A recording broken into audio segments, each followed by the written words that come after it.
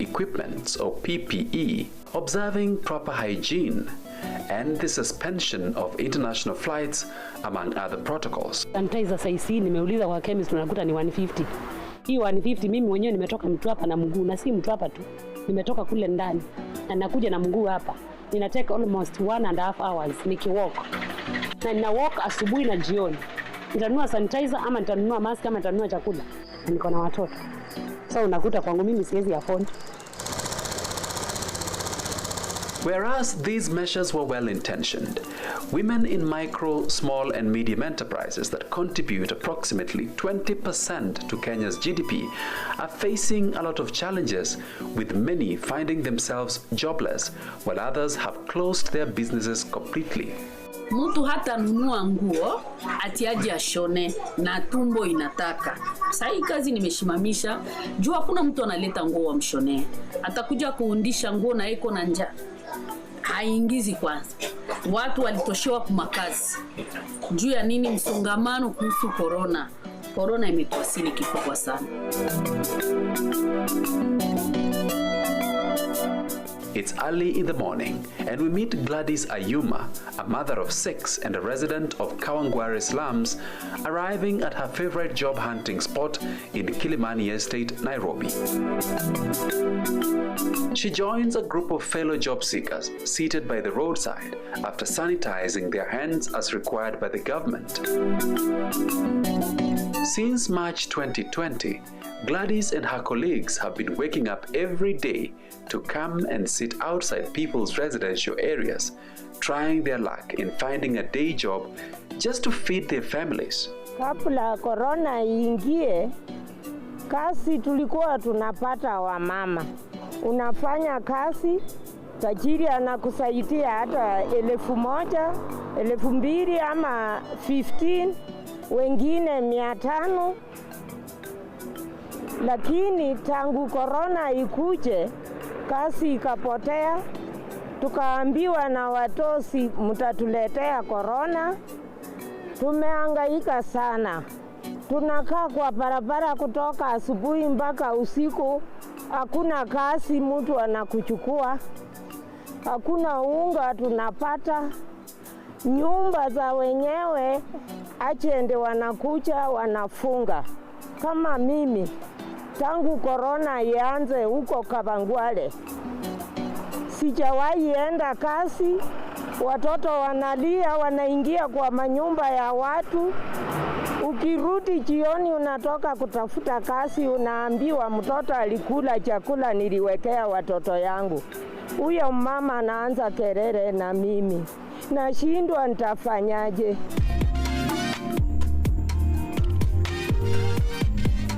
And in Majengo slums, commercial sex workers have not been spared either by this pandemic. As a way of maintaining social distancing measures, the government closed all social joints or bars. This has left many commercial sex workers like Rita Wanjiru, not her real name, and her colleagues struggling to make ends meet as their clients have disappeared for fear of contracting the virus. Wateja hawakuji, watu tunawaokopa, wanatuokopa. Hali ikiendelea hivi itatudhuru sana. Na sisi tunaumia kwa sababu tuko na watoto wako primary, wako wengine wako secondary na sina hela. Approximately 152 kilometers northwest of Nairobi, we meet Grace Mumbi, a 30-year-old horticultural farmer and trader. She's busy tending to the crop on her 3-hectare farm in Olkalau constituency, where she grows fresh cowpeas, which she supplies in Nairobi. Grace says her farm used to hire about 10 workers in a week, but since COVID-19 started in Kenya, she has witnessed huge losses as transportation of produce and access to markets became a challenge due to the restrictions of movement in and out of Nairobi. Vile serikali iliweka curfew, ndivyo mambo yalibadilika, kwa sababu wakiweka curfew hakuna kuenda kupeleka hii mishiri because inaenda wakati wa jioni. Nilikuwa naitwa Aisha Bairi, ni vune mishiri na kupalilia.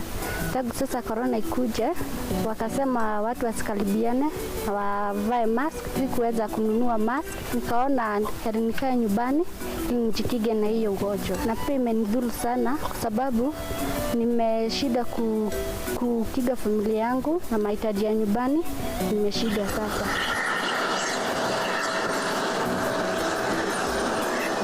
With the suspension of international flights, enterprises involved in the export markets are reported to have experienced huge logistical challenges. With fewer flights available and an increase in the cost of freight, many businesses were forced to operate below 30% of their capacity and losing up to 50% of their projected income. This led to a mass staff layoffs and a complete change of business strategy. COVID came as a surprise to most of us. We were at the peak of our production and in fact waiting to sell our Valentine and Easter product. But of course, COVID disrupted everything. We could not export, neither could we remove the produce which was in the field. So we had to have a drastic loss, trying to destroy whatever crop was in the field and just wait for a better day. But the better day never came. So we had to lay off the workers to tell them to go because unless you are selling, you can't pay the workers. With no international markets to sell her flowers, Elizabeth turned to the local market and started growing vegetables, hoping to generate some little money to keep her business going. But she was shocked to find out that the local market had already been invaded. When COVID came, everybody, even those people who were kicked out of work, they thought they would go and do agriculture. They would go and start selling bogas on the street, selling vegetables, everything on the street. So the market was so congested. So even what you had in the farm could not get a market. It ended up being a very frustrating issue.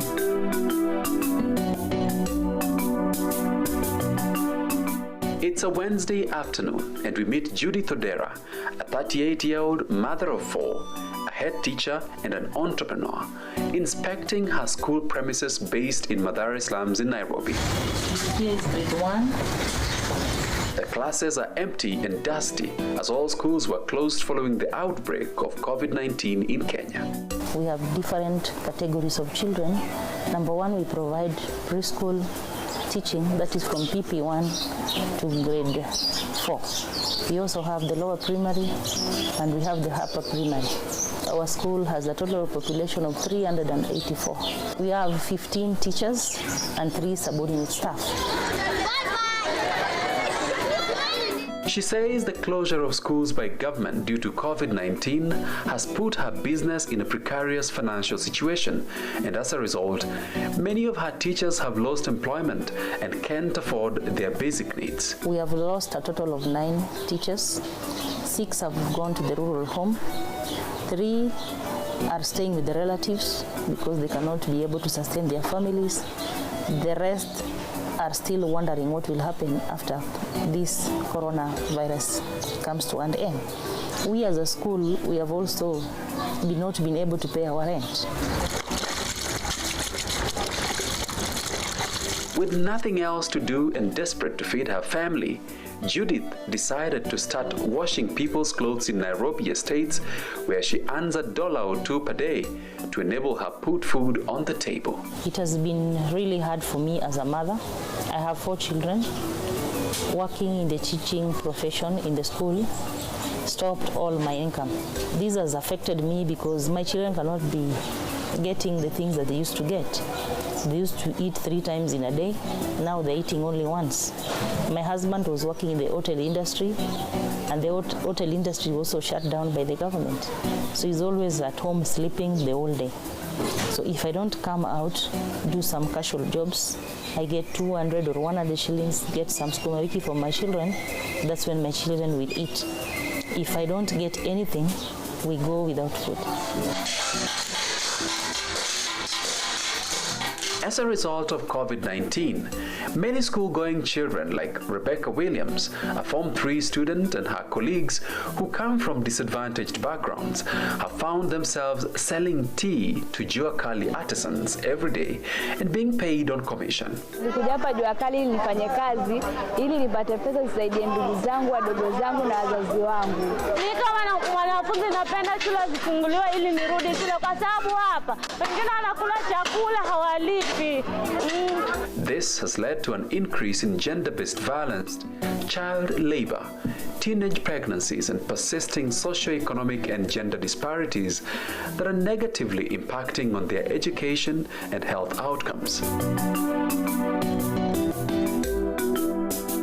And in Kisumu County at Dunga Beach, we meet a group of women cleaning fish that they have just bought from fishermen early in the morning. Pauline Auma, one of the traders with over 11 years of experience in doing this business, says COVID-19 has not only spoiled her business, but has also brought people from other professions, especially teachers, into the business. Gina kaka jok mane ticho weyo tichi, yani jok ma ticho rumonegi, tiere kata manani jok mane puonjo e privates, koro giduogo, jok moko ne loko hala, moko matindo tindo, koro giduogo, koro nyalre, kecho hala ok dhi. Koro gineno ni business mitimo mar omena ni ema nyalo dhi piyo nikech koro chiemo ne ema nyalre. This has led to an increase in the price of fish per tin from 150 shillings to 300 shillings as demand is now higher than the supply. With international and local travel restrictions put in place to contain the spread of the virus, women businesses in the tourism and the hospitality sector, which accounts for approximately 70% of the sector labor force, have also been hit hard by the pandemic. Nimechona shanga kwa miaka 10. Imenisaidia sana. Nimesomesha watoto wangu na matumizi ya nyumbani.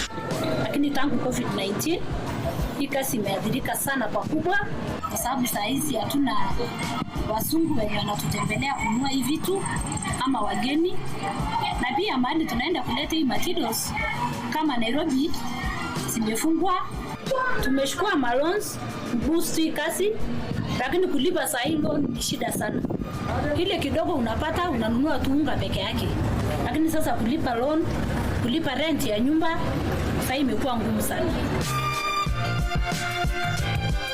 While in Mombasa County, we meet Victoria Nziza in her shop based in Shanzu. She's an international trader who has been running an African art and craft business in the tourism sector for many years. Nziza says COVID-19 has turned her into a beggar, and as all the investment she had made just before coronavirus was confirmed in Kenya is stuck in Brazil due to travel restrictions and market shutdown. On the 13th, the same day Uhuru announced that we have the first case in COVID-19, the same day I got my visa to Brazil. I was to attend a fair that was starting on the 2nd of April. So I was supposed to travel on the 28th of March.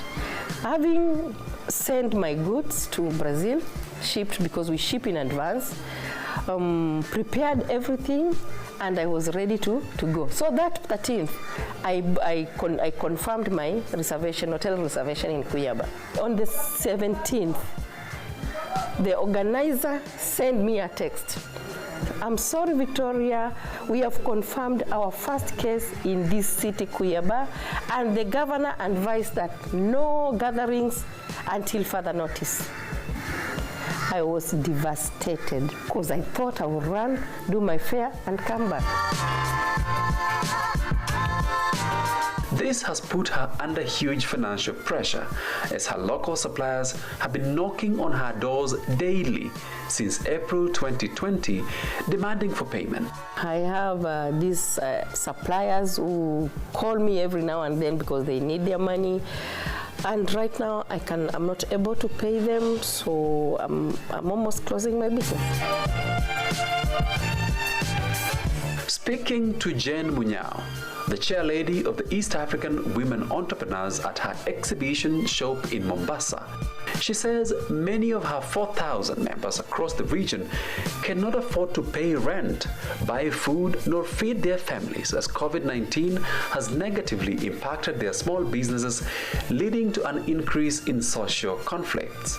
COVID-19 has really affected our family lives and social lives really so much. We have about 3 families who are left without parents because their parents killed themselves, like in Changamwe. There is a family which the husband killed the wife and killed himself because of frustration of COVID. Around here there is a lady who things were stolen, and then instead of taking that crap, she killed herself. There is another one. She was doing very well in business. When the business came down like that, after 5-4 months, she decided to hang herself. So cases have been so many.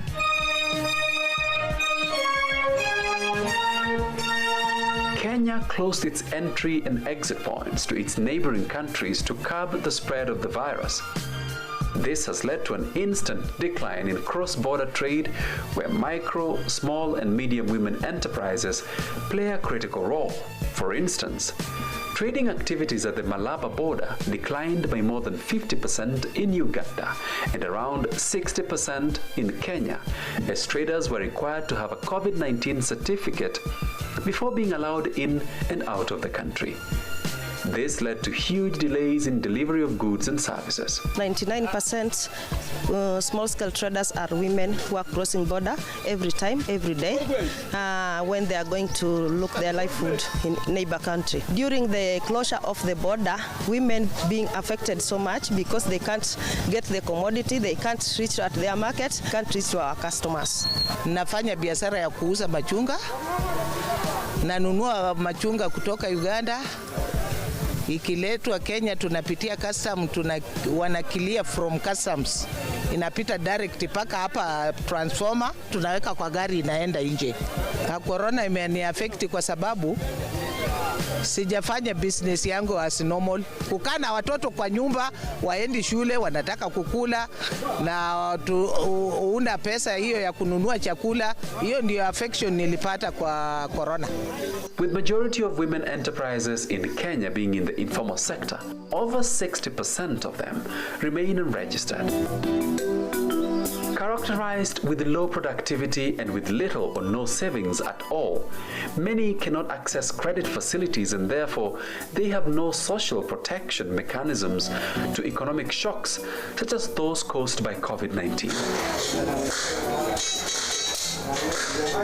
According to a survey done by the Kenya Association of Manufacturers on micro, small and medium enterprises in the manufacturing sector,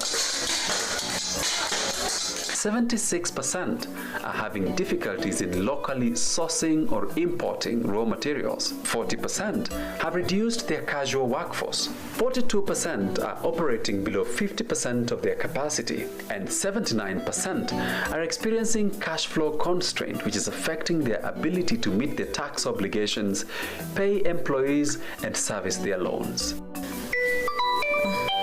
Hello? Yes, it's Dami Joy. Terry Wangeshi, the co-founder of Damijoy skincare company based in Nairobi, shares her experiences of the pandemic. Being a natural skincare company, we source for some of our raw materials, like the body butters, the shea butters, the cocoa butters from neighboring countries. So during this pandemic, you find the border restrictions that really lengthened the clearing process at the ports affected us, because you find ordinarily when you order for something, a butter, let's say, for instance, it takes 3 days maximum. But now, during the COVID pandemic, the process would take like a week and a half.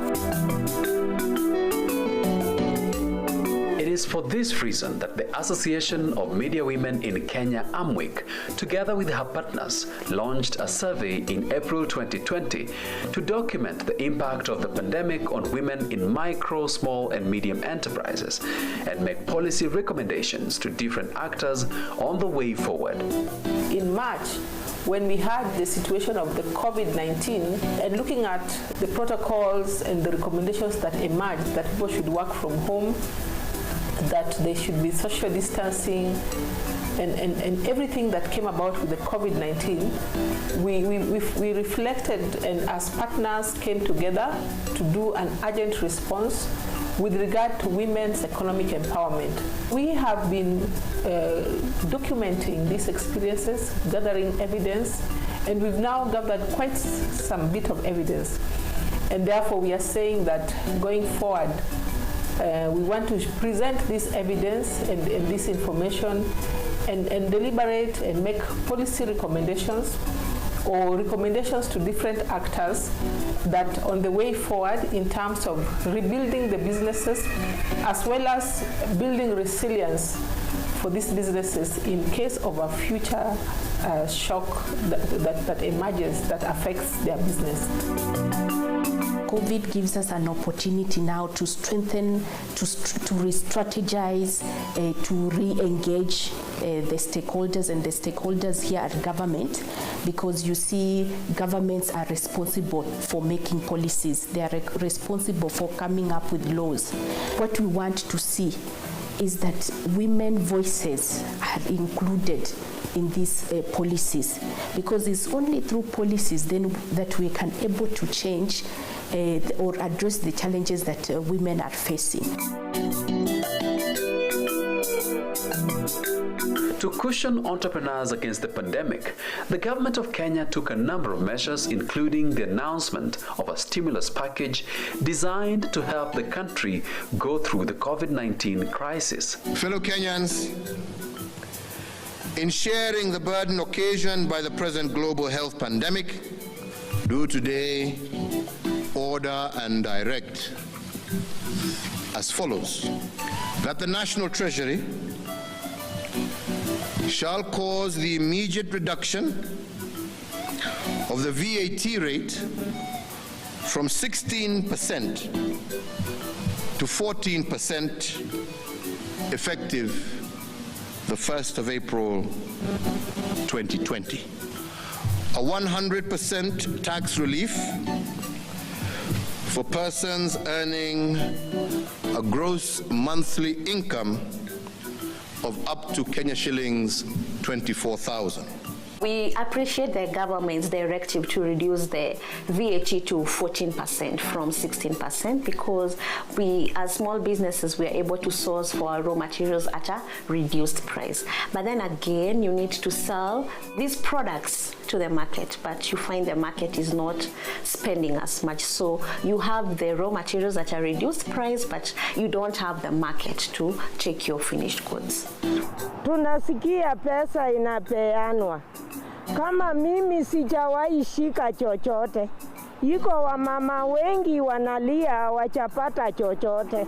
Despite the many challenges presented by the pandemic, opportunities have also been realized. We were able to take advantage of these opportunities to launch our detergents, to launch our hand washes, our sanitizers, and we're still producing it. We will not stop even after COVID. We feel there is longevity in these new products we managed to launch during the COVID pandemic.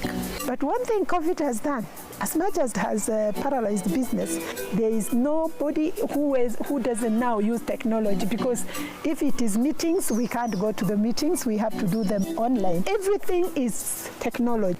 Like this WhatsApp thing, we thought it was just a gadget of piga mdomo, but it has become a marketing tool. So we sell a lot, we send our assortment on the groups we have, because we have WhatsApp groups, and you get the orders. So online has become, and I think now that will be the mode of marketing in future. And what does the future hold for women in micro, small, and medium enterprises in Kenya? When women are given equal opportunity to resources, to access markets, to access opportunities, to access innovations, then they are able to increase or leverage their social, political, and economic capital, so that they can actually gain or get that financial independence.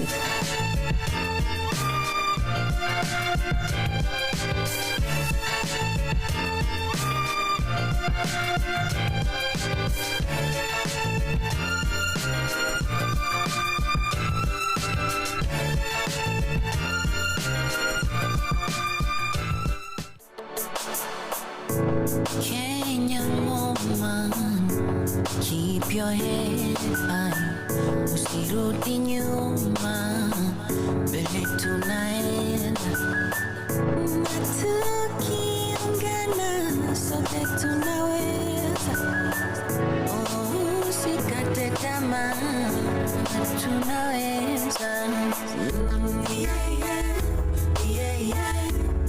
We can make it if we try. Yeah, yeah. Spread your wings, yes we can fly. Yeah, yeah. Wipe the tears from your eyes. Yeah, yeah.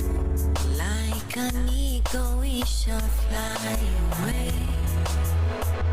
No, we're not sleeping, we are wide awake. If we stumble, we shall rise again. Conquer everything that stands in our way.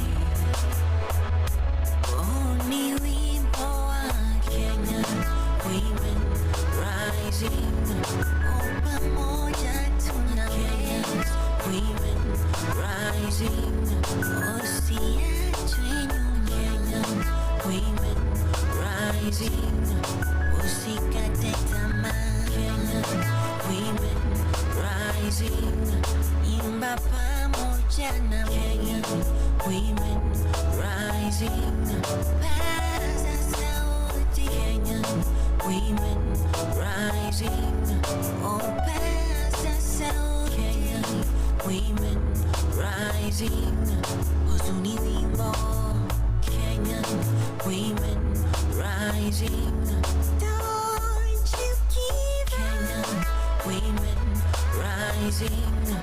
Usikate tamaa, Kenyan women rising. Usikate, Kenyan women rising. Don't you give up, Kenyan women rising. Sio kesho ni sasa, wakati wa kujiunga na siasa. Sio kesho ni sasa, hii elimu kuinasa. Sio kesho ni sasa, maana tunayo mamlaka na tunayo nguvu ya Mwenyezi Mungu. Yeah, yeah, yeah, yeah. We can make it if we try. Yeah, yeah, yeah. Spread your wings, yes. Kenyan woman, keep your head high, usirudi nyuma, mbele tunaenda. A very good morning to all of you. Welcome to our second day of the annual Women's Convention, and we are pleased to welcome all of you. This is our second day, and those who have been here with us for a very long time. You were here with us yesterday. Those who have kept the conversation going, I can see you on Twitter, Kenyan Women Rising. Before we go on, I would like to appreciate everybody who has made this thing come together. The Contrast and Daisy Amdan's team who have gathered us all here together. I would like to thank CIO Africa who have streamed this live event and made sure that we are connected even though we are not able to gather together physically. Today, the purpose of this theme, as we mentioned yesterday, is to have conversations to talk about how women can occupy their rightful places in economic and political spaces. Before we go on, I would like us to just give a moment to have the national anthem and the regional anthem. O God of all creation,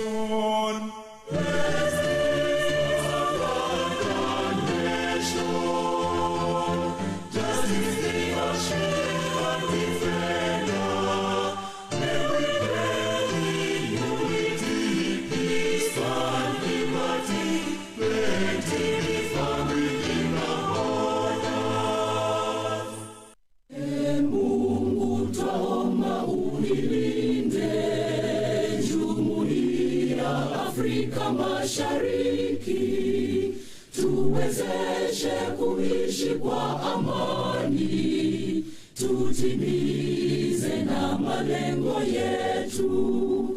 Jumuiya yetu sote tuilinde, tuajibike, tuimarike, umoja wetu ni nguzo yetu, idumu jumuiya yetu.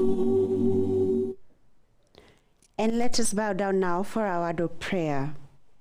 Our dear Heavenly Father Yahweh, Elohim, we thank you and exalt your holy name. We thank you for your faithfulness and goodness towards us, and we want to appreciate the success of yesterday when we started this event. We thank you for all the panelists and participants and commit today into your able hands. We ask for your Holy Spirit to guide us on this final day. Glorify yourself in our midst. In Yeshua Messiah's name, we pray, and everybody say, Amen. I don't know how yesterday went, but I was happy that we had all of our guests come in. We were happy to have the CS for Gender, Youth, and why am I forgetting the name of the... Yes, she was here and she encouraged us, and we had panelists like Patience Nyange who took us through event, and today we are going to have a wrap-up. Just in case you're not able to join us live, we are going to have Eunice Oyule who is going to wrap us up and remind us of what we talked through. Just keep the conversation going on Twitter, and don't forget to keep the conversation going. The hashtag is Kenyan Women Rising. If you can, please tag Contrast, C-R-A-W-N, Kenya, Contrast Kenya, and keep the conversation going and send in their questions. We'd like to have a wrap-up of what happened yesterday, and we have a lovely lady here, Eunice, who took all the notes for us, and she's going to talk us through. So Eunice is a professional voiceover artist, so she's definitely not going to make us sleep today. She's a civic educator and a women's rights advocate. She's currently the coordinator for the Emerging Leaders Foundation Alumni Network, as well as the county coordinator for the National Women Steering Committee. As a coordinator in Nairobi County, she led the youth in formulating strategies for unemployment through the Youth Voices Roundtable initiative. She has a vast policy advocacy track, including being a civic educator at Contrast, the people who have organized this event. So today, Eunice, you're going to take us through yesterday. For those of us who are not able to come through, over to you. Good morning, everyone. Thank you so much for joining us once more. And so, as you've heard, my name is Eunice Oyule, and I'm just going to do a brief recap of how yesterday went.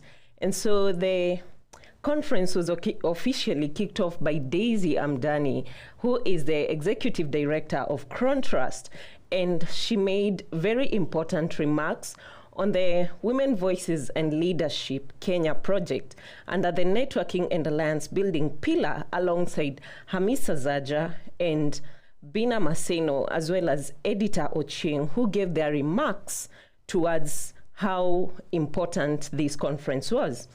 Thereafter, we had a very beautiful spoken word from Shiki and solidarity messages from Ambassador Mary Kimulu and Dr. Rukaya Mohammed, who is the Deputy Director for the UN Women.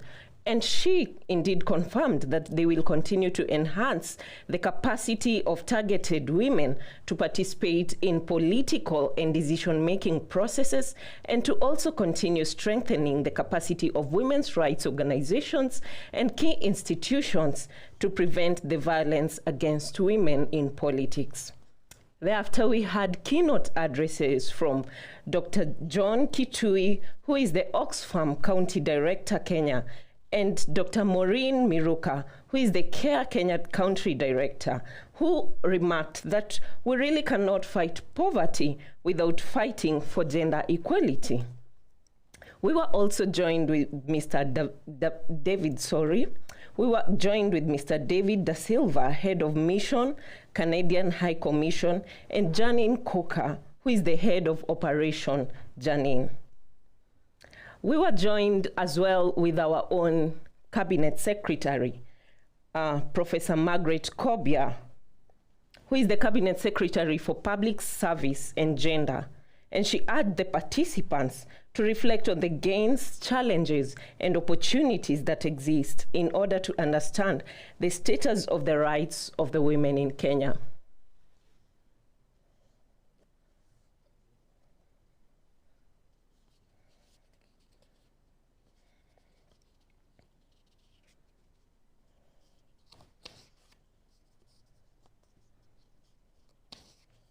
So she highlighted the main areas to address, which include eradication of gender-based violence.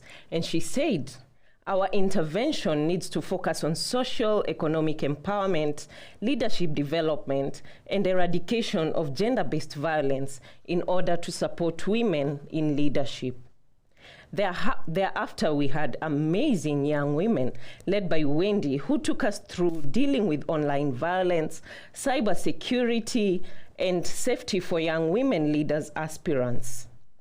The Head of Youth and Women in Banking, and that is SBM Bank, Margaret Kimani, on her power talk, insisted on investing in women and emphasized the impact it creates to the society when women are empowered.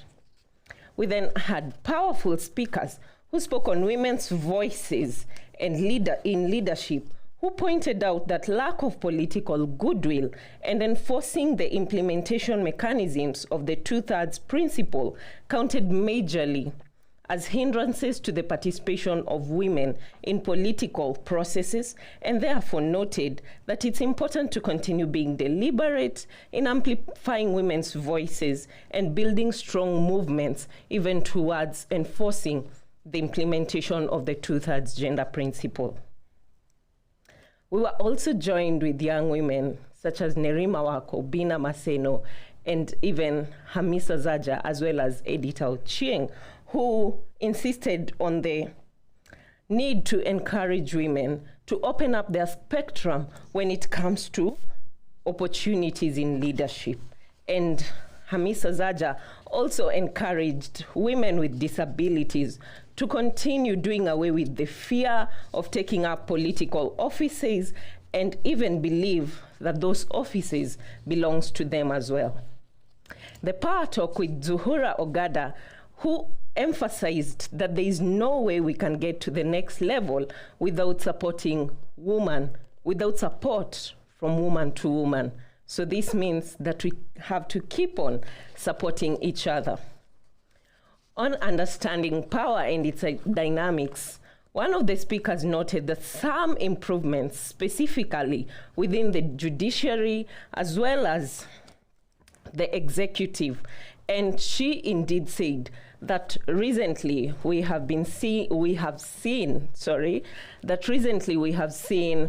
people like our CJ, who is a woman, taking up the office, as well as some offices that used to be occupied with men in the executive, and now it's women who have those positions, as well as the Ministry of Defense.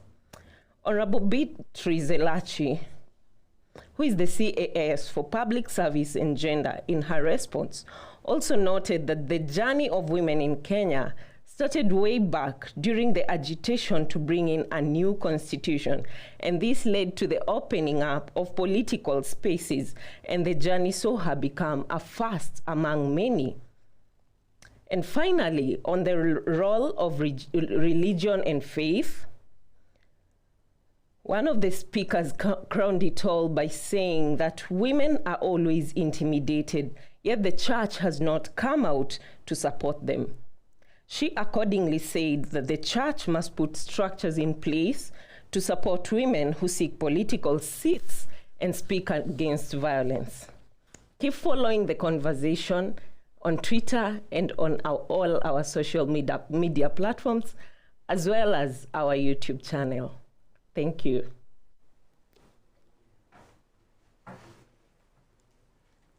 Thank you very much. Thank you very much, Eunice, for all that you've done and reminding us of what we were supposed to be talking about yesterday. And it is indeed important for us to keep the conversation going on how women can occupy the spaces that they're being locked out because of gendered hierarchies. We're just going to listen to a small little video here of one of our partners to remind us of the commitments that we had from Pathfinder organization. So let's just watch a video and keep the conversation going on Twitter. Hashtag Kenyan Women Rising.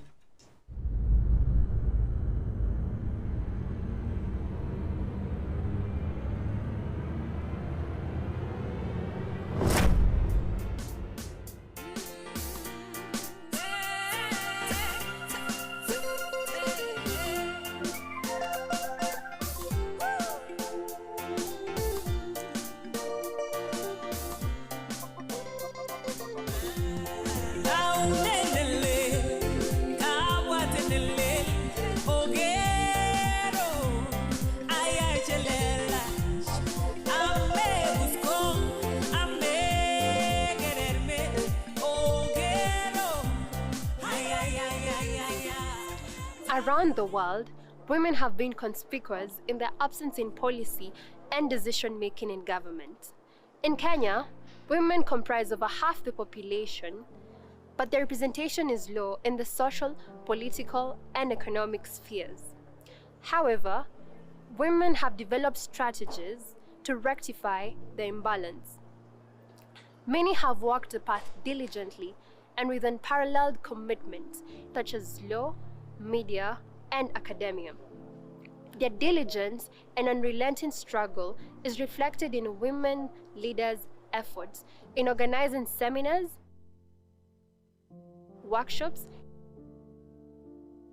education tours, and public workshops to educate women on their rights. Movements such as Maendeleo ya Wanawake, Federation of Women Lawyers, Association of African Women Research and Development, African Women Communication and Development Network, among others, have been at the forefront in raising women's interests to the highest levels of leadership. They have also provided platforms for women to express their desires, needs, and concerns, as well as develop structures, values, and a form of resistant ideology to push their agenda. In this series, we focus on Alice Yano, Dr. Eda Gashukia, Honorable Phoebe Asio, and Dr. Ida Odinga, who have fought and negotiated for women's agenda. Alice Yano is a lawyer, member of the Federation of Women Lawyers, former commissioner at the now defunct Constitution of Kenya Review Commission, CKRC. She joined the women's movement through the Maendeleo ya Wanawake to offer pro bono services to women who could not raise legal fees. She was recommended to become commissioner of Rift Valley at the CKRC by Maendeleo ya Wanawake, a position which she won amidst gender-based opposition. Maendeleo ya Wanawake, which was strong in those very particular days, came looking for me and asked me if I could join them in terms of doing legal services for them, in terms of advising them on issues women. And that is where my point of women representation, that is where my mind turned and said, yes, it is me who can be able to assist our women. That is way back in 1996, and I'm not tired working for women. Thereafter, around 1999, when they called for commissioners, people to apply to be commissioners to do the Constitution of Kenya, I was one of the first applicants, and I was recommended by Maendeleo ya Wanawake organization. And from North Rift branch, we had a very strong woman then called Professor Margaret Kamar. And she told me, yes, Alice, you can be able to stand with us and work with us. And I applied, I came for the interview. Nothing to say that at that particular time, issues gender were very particular. And a woman applying to be a commissioner to do a constitution was almost unheard of. And the first thing that I heard, issues touching on gender and it became personal, was when I was personally told off. I was told, you woman, you cannot represent Rift Valley to do a constitution. Politicians stood up against me. And I did not relent. I said, since I've known by virtue of practicing with the women, what the women go through, let me try my hardest best. And Wamboy, I want you to laugh. Because at one particular time, after I had done a very successful interview, that is under Yashpal Guy group, some of our politicians from Rift Valley went to Mzee Moi. Akasema, hey, mzee, hii ni nini umetuletea? Mzee anasema ni nini? Ati kwani Rift Valley tutarepresentiwa na mwanamke? But that gentleman stood his ground. He said, kama walifanya interview, mimi sitaki kujua. Amepita, akaambiwa she was #1 in the interview. And Amos Wako confirmed that I was the best in the interview. So I was taken. And that's where we now struggled. We started by going to the ground. We were 15 in number, but before that, issues came that, of course, there was another group, the civil society, that was left out. Despite all these struggles, women like Dr. Edda Gashukia did not give up. Dr. Edda Gashukia is a Kenyan educationist, entrepreneur, and co-founder of the Riara group of schools that includes Riara University. She narrates how she kept the faith and fought for women's representation despite the hurdles, and even led a women's delegation to Mexico. Today I can say I'm happy I didn't resign. Yeah, that's when you subject yourself to being called names and who are you fighting for and all that kind of thing. You know how men feel offended, especially if they didn't get on with their wives. They take it out on you. Yeah, that is the only time I felt disadvantaged in Parliament. But we had other women. We had Honorable Dr. Julia Ojambo, who was an assistant minister. She was my classmate in high school. There was Phoebe Asio. There was Grace Onyango, of course. She was a veteran. She was deputy speaker and very authoritative and a woman to admire any day of the week. I think there was another one because we were the fourth. And that you know, with a few more, more of us, I think I felt a little more comfortable because these are people I could call together. I was no longer too young to convene anything. I was also happy to work with them because then they would help me with their constituency issues affecting women and children. As mentioned by Dr. Edda Gashukia, women like Honorable Phoebe Asio have been firm and defiant in voicing women's issues in Parliament. For instance, in the presentation of the affirmative action in 1997, she used the analogy growing horns to refer to horns of development rather than backing off. She recalls, I remember one of them saying, oh you woman, you want these women to grow horns. And I said, yes, horns of peace and development, that's not a bad idea. But it didn't work. My emotion was very badly defeated. As young women, we need to take part in building each other's individual capacity to to push the agenda for women economic empowerment and increase women political representation, as Dr. Ida Odinga envisions. We want to see more women coming for these seats, particularly the young women. Like if you look at the members of parliament, it's composed of very many young men. Now, I would like to see the young women also venturing in that position. Because otherwise, in future, we'll still have this imbalance of more men versus women. Dr. Ida Odinga is a Kenyan educator, businesswoman, and activist. She's the wife to the Right Honorable Raila Odinga, the former Prime Minister of Kenya. Political parties should go and identify every political party we know in this country.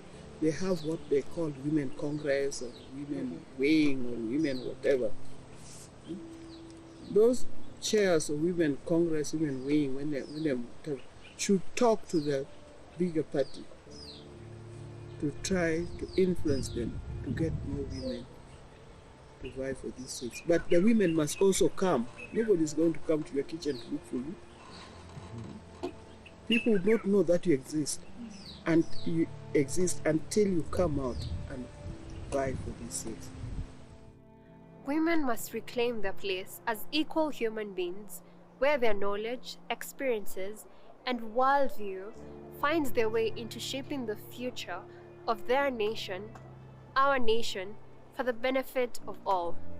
This can be achieved when they come together, set aside their differences, and work together as one.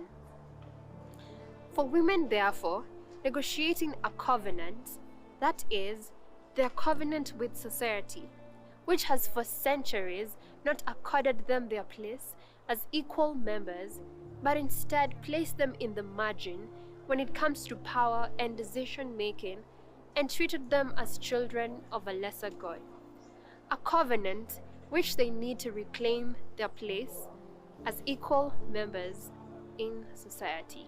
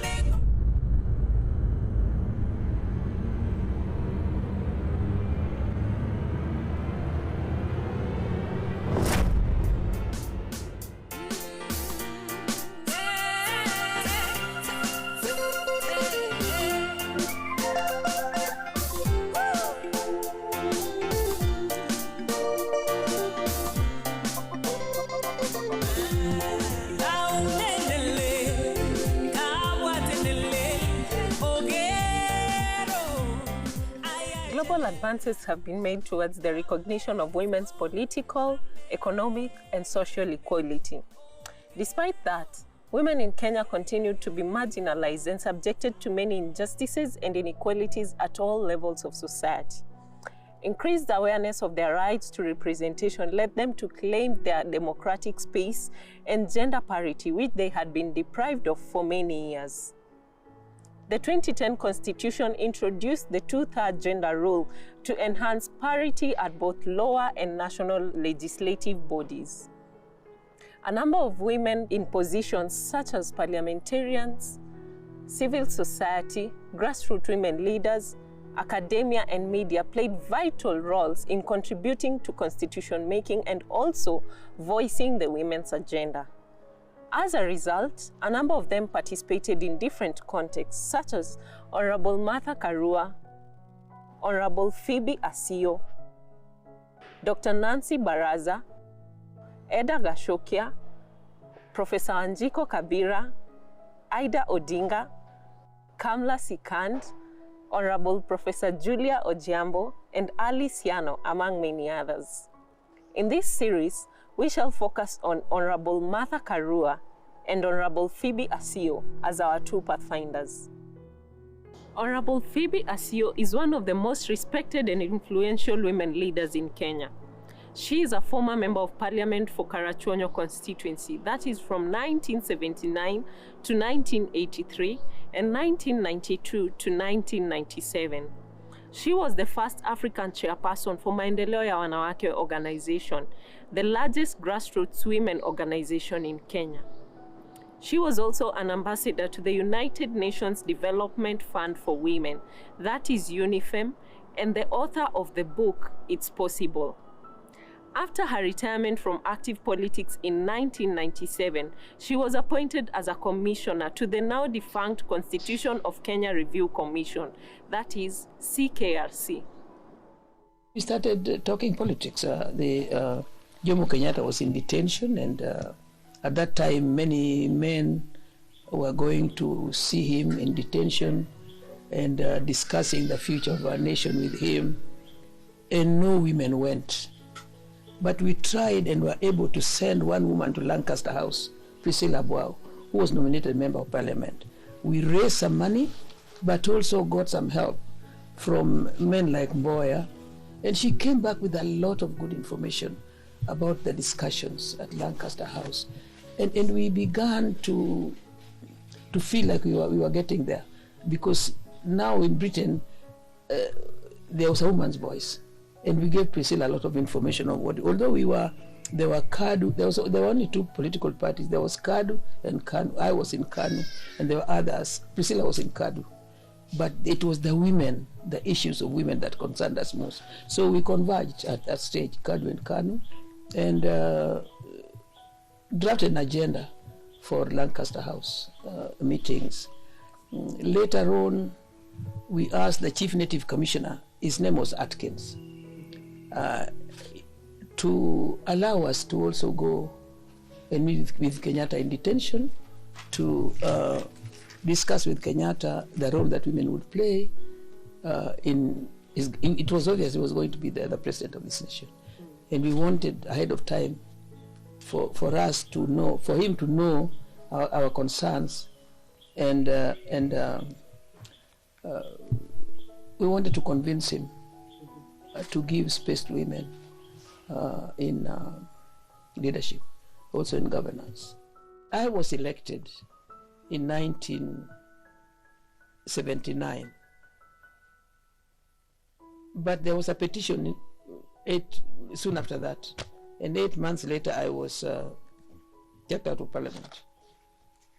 But they did not disqualify me from contesting the seat again. Honorable Martha Karua is a social justice advocate and politics and governance expert with a career of over 30 years rooted in law and spanning across social activism, judicial, constitutional, and political arenas. The role of women in Kenyan politics has greatly benefited from Honorable Martha Karua's efforts and exemplary career. She is a founder of organizations such as the League of Kenya Women Voters and the leading women's advocacy organization, the Federation of Women Lawyers, that is FIDA. Throughout her prestigious career, Honorable Martha Karua actively lobbied for the increased representation of women in political positions. Her 20-year career in public service saw her serve as the Member of Parliament for Geshogo constituency, as Minister for Water and Public Works, and Minister for Justice and Constitutional Affairs, under whom Kenya promulgated the new constitution. She is also a founder of a political party, the National Rainbow Coalition, that is NAC Kenya. The year 1991 was a turning point for Kenya's political history. This is the year that Section 2A of the former constitution was repealed to return the country to multi-party politics. It also marked the beginning of Honorable Martha Karua's active political career. When the country returned to multi-party democracy in December of 1991, it was only a natural progression that I get interested in political office, and I sought to vie for the Gishogo parliamentary seat.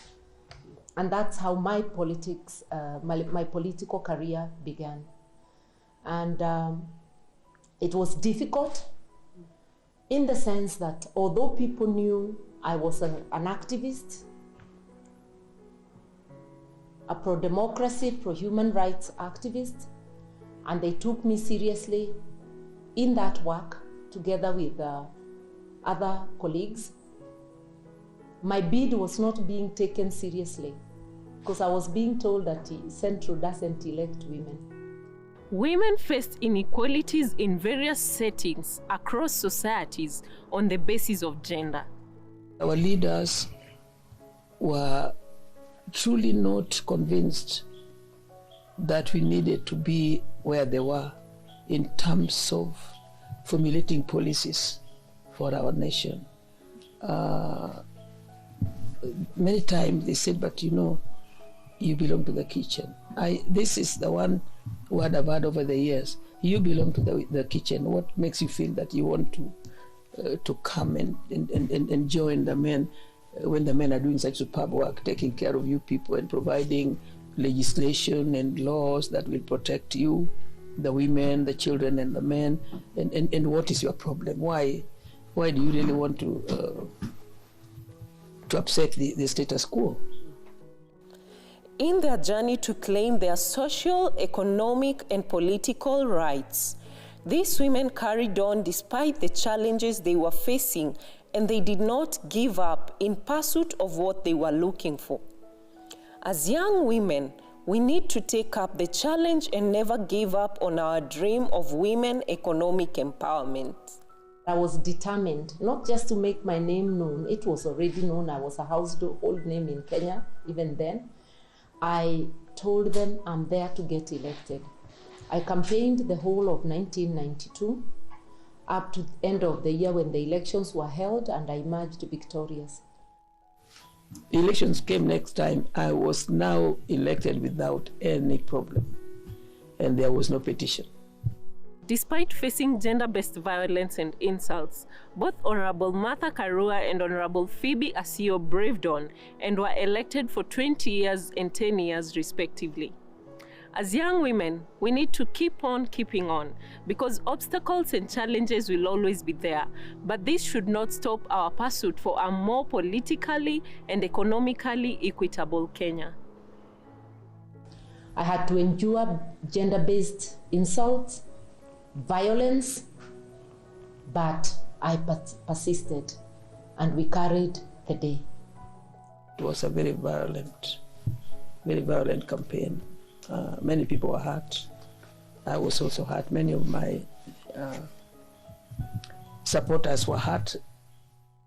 And from then on, having worked for my people in a satisfactory manner, I suppose, because being re-elected is a vote of confidence. I was re-elected 3 other times, in succession. So for 20 years, I was the member of parliament for Gishogo. The people got to know me for who I was and really supported me. They worked with me very, very closely, and we were able to win 4 times. Then I retired.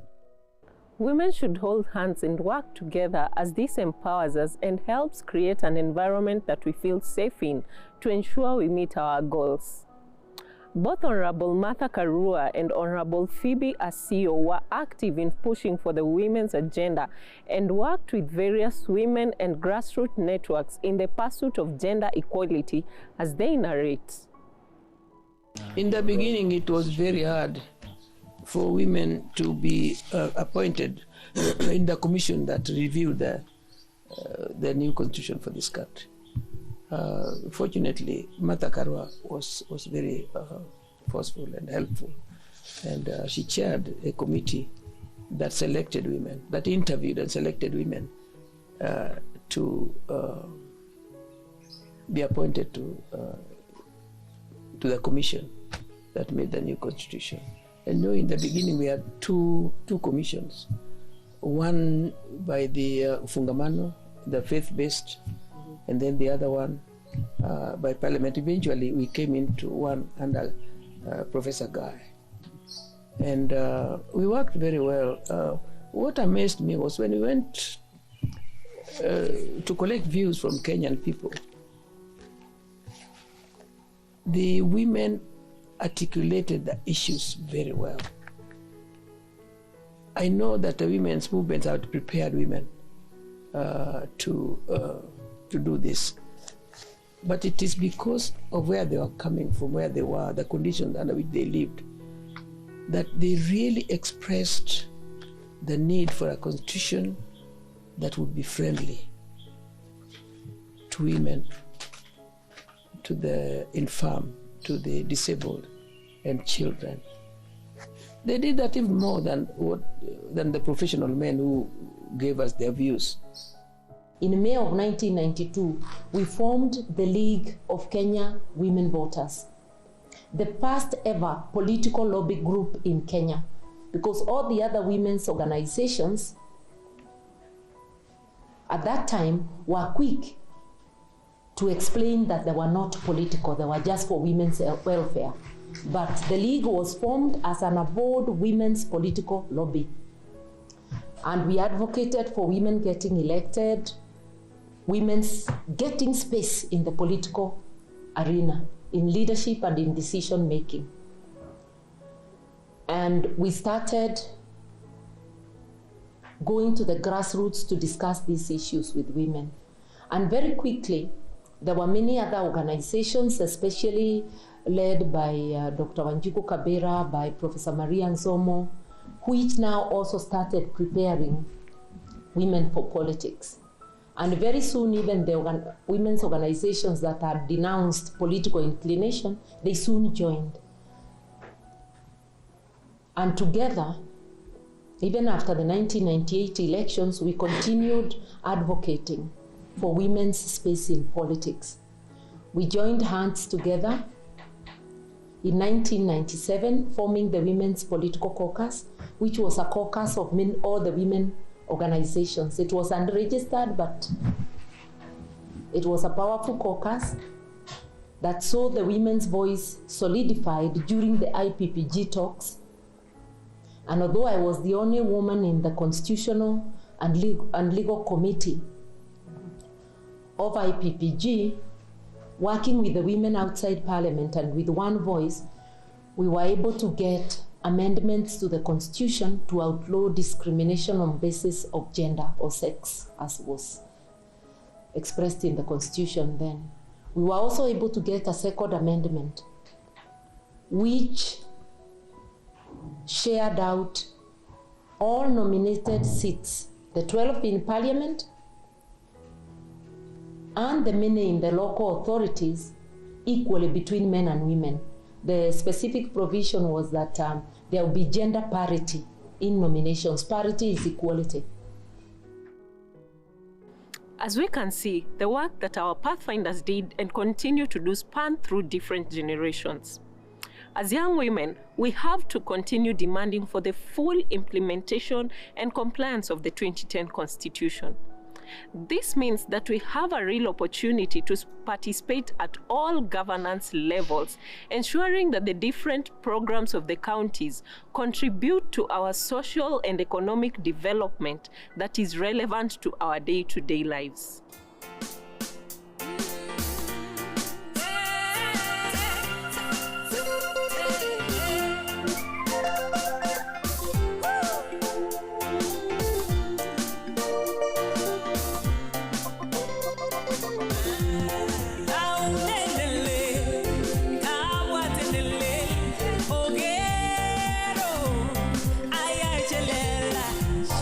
Ame buscó, ame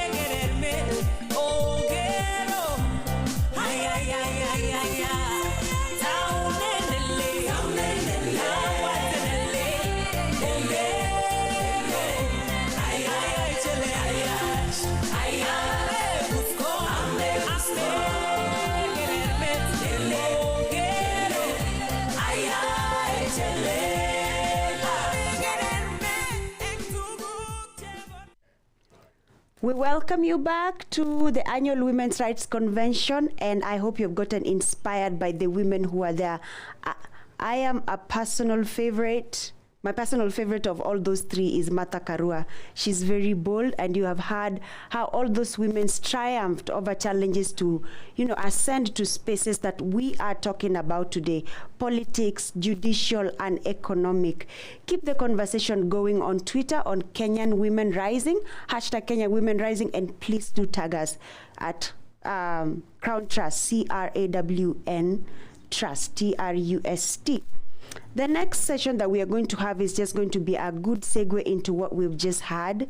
Normally, women in rural areas are the biggest voters for everybody. Apparently, 70% of all of us live in rural areas, and the majority of women also come from those rural areas and grassroots levels. So today we're going to have a conversation about what is it that women in rural areas can do to take over their political spaces and take over their economic activities as well. And we have a lovely lady here who is going to keep the conversation going with us. Are you ready? All right.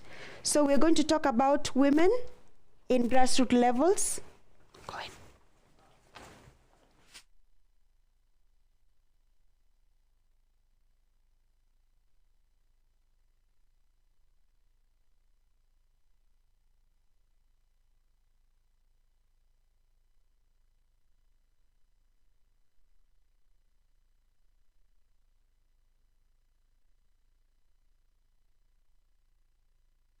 Over to you, Jackie. Thank you very much, Vera. Good morning, our participants. Good morning, everybody, and thank you very much for joining us again today.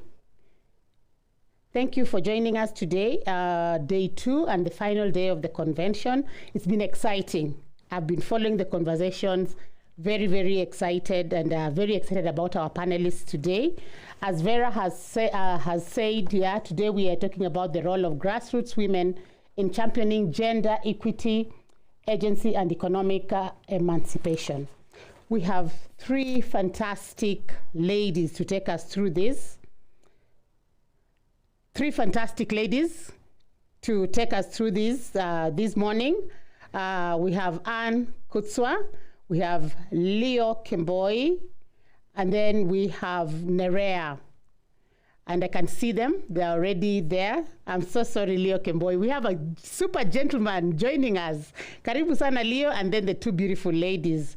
So thank you very much. We'll move straight ahead, seeing that we are behind time. Yeah, so we have Anne Kutswa.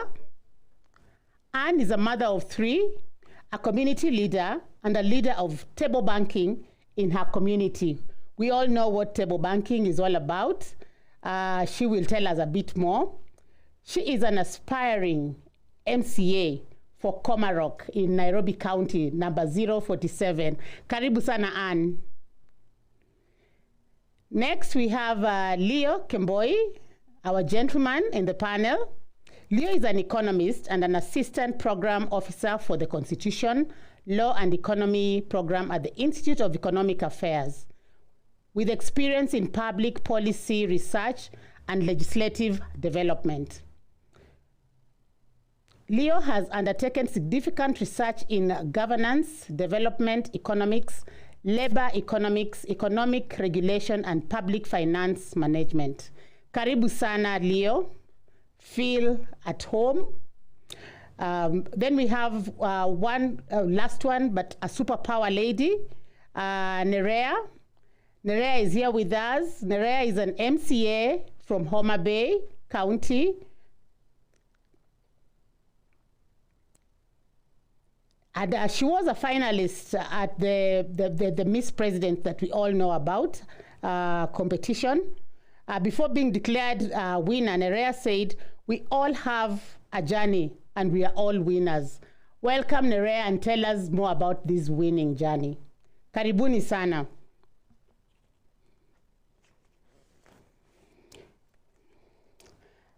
So now we'll move straight to the panel, and I'll ask the panelists, starting with Nerea, whom I introduced last. Just take a few minutes to tell us about yourself. Well, good morning. I'm joining you from the lovely city of Homa Bay. The sun is up. It's cool of Nairobi.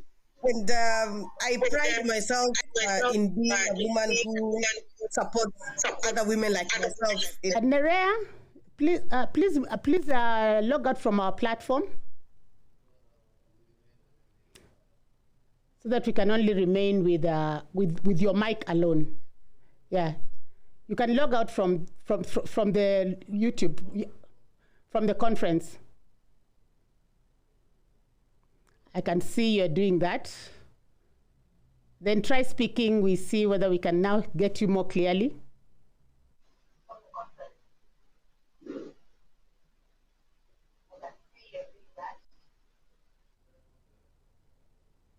Okay, as Nerea is sorting that out, let's go to Leo Kemboi. Leo, come in and just give us a brief about yourself and what you do.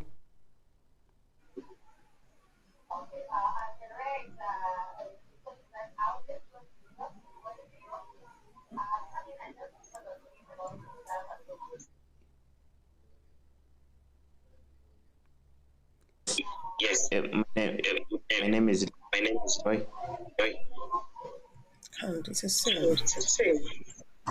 So, my panelists, please log out of the platform so that we can hear you. Just leave your Zoom on alone. Please log out from the platform. Yeah, just only use our link, the one we are using, and log out of the platform so that we can be able to hear you clearly. Okay, then Anne Kutswa. Anne Kutswa. I'm here. Karibu sana, Anne. Thank you so much. Can you hear me? Can hear you. Please go ahead and tell us a little bit about yourself. Yeah. All right. Good morning, everybody in the room. I am Anne Kutswa. I am a chairlady of a political party. I am a community leader in Nyumba Kumi, and I'm an aspiring MCA for Komarok Ward in Embakasi Central. Thank you so much. Asante sana, karibu sana. Yeah, then are you ready, Nerea? Yes, I think the connection has been sorted out. Sorry about that. Not yet. It's not yet sorted out. There's still an echo.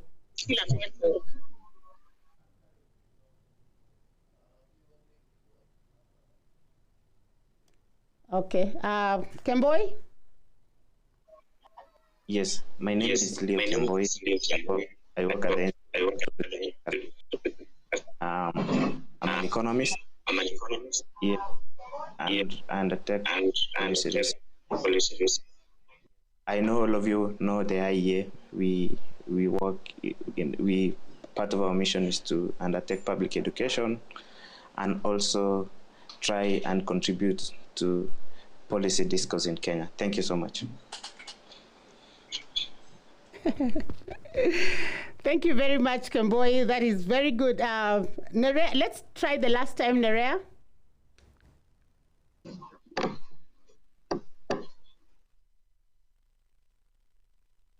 Nerea? I think it should be better now. Yeah, that is good now. All right, excellent. Well, I'm a woman who has devolved back to grassroots, and so I learned all this accounting and all this management, but I realized at some point that if it doesn't benefit a woman who was like me, because I was a housewife for 6 years, I had to struggle to go back to school and make a life for my children. So I was left behind. But because I managed to pull myself up, I realized I have to come back into the grassroots so that I can work with other women who run the risk of being left behind and figure out together how to be, to uplift ourselves. And so I consistently educate women in business, education because of my accounting background. I consistently work with women to respond to gender-based violence at grassroots, and I consistently train women in governance. And now we have a rallying call for women to take up leadership. And the tough nature of the political environment is what we are working on. And I, in particular, have a project that I've worked on and mobilized women in my constituency, that is Karachonyo, which is also Phoebe Asio's constituency. And I hope to galvanize this support from women so that they see that I'm not coming to them as a woman, but I'm coming to them as a leader, so that we can work together and solve our problems collectively. Because I don't believe that a leader should be the one telling people what to do, but rather getting opinions and input from everybody so that we can succeed together, because there's no monopoly of intelligence when it comes to leadership. Thank you. Thank you. Thank you very much, Nerea. That's a very good intro. So our session is going to cover these specific areas: harnessing women's potential for building agency in leadership from the grassroots. It's about the grassroots women this morning. The effects of COVID-19 on grassroots women. And then we are going to look at inadequate gender response policies to address the economic needs of women, access to credit, access local and international markets, access to procurement opportunities for women. So my first question goes to Nerea, who just last spoke. So Nerea, what challenges are women at the grassroots most dealing with currently? What is the current situation when it comes to the challenges of women at the grassroots level? Well, currently, I can tell you that we are going through, a political environment that is charged. And and I have a lot of women even in my county. And what we are struggling to do now is to get the other women who have made it into leadership to simply listen and work with everybody. So I say this with a lot of passion, and I say this with a lot of, anger and hunger, because, once we pick women to represent us at national level, then quote unquote, they have made it. But the experience that I've had with a lot of grassroots women is every woman only wants to keep a circle that will listen to whatever she says and not question. And therefore, the women who want to have a different opinion to how they should be led end up getting disenfranchised. And so, even if a woman brings all the best programs, a woman, passes laws, and I would like, to challenge a lot of the women who are in our county assemblies and national assemblies, how they have influenced laws at grassroots level, which is county assembly. How do we bring on board women who disagree with us? So we lack a woman who is selfless. I think the nature of politics currently is that everybody wants to operate with quote unquote their people. But the minute you say that these are my people, then you are leaving a whole lot of women that will not access the bursaries that as a woman leader you have trusteeship over. These women will not access the programs that you're implementing to uplift their girls and other young people. These women will not get the benefit of opportunities that you have at county or national level that gives them training opportunities. And these women also will not have access to the monies that you provide in terms of business access and opportunities for capital so that they grow business. We are talking about our 2/3 gender rule, and women in grassroots are saying, the minute we elect a woman to represent us, they really become a woman who is above us. Those who understand Luo, I will quote and say, they become Jomaleng, that is women who have who are now using lotion that is making them shine brighter than the women they have left behind. So we are lacking the selfless nature of the women who preceded us, women like Phoebe Asio, who went there and said, I want to open this space for all women. In my programs, I prefer to work with every woman, whether or not they support my cause of leadership, and that is elective leadership. In fact, the first people I want to see and get in touch with when I have a program for governance is the women who have a differing opinion to what I stand for. And that means I want to be able, to be that woman that does not figure out if a woman doesn't sing my praises, then that woman is not good enough to sit at my table. We lack that in Kenya. Unapologetically, I will say that we do lack that. And then the second thing women in grassroots lack is a lot of education on literacy, because we leave it to the business institutions like Equity Bank, that like Women Enterprise Fund, and we also leave it to people like Kenya Women to do financial literacy that is geared towards getting women to be their clients. I do financial literacy that is geared to get women to manage their resources differently and better, as opposed to just pushing them towards somebody who is looking at them as a client. We lack that as women in the grassroots. And unfortunately, even when we lobby for resources to come and implement these programs, and I have done that, unfortunately, the funding streams, because of compliance, and I say that confidently because I am a grants manager, because of compliance issues, these resources have to go through larger organizations that then become the big brother or the big sister. Once again, subjecting these women, to all these rigorous processes and making sure that they do everything as a package to the women. So we end up not transferring skills that the women need at the grassroots. We need to listen. We are not making a difference. We are not making a difference. My suggestion and way forward is,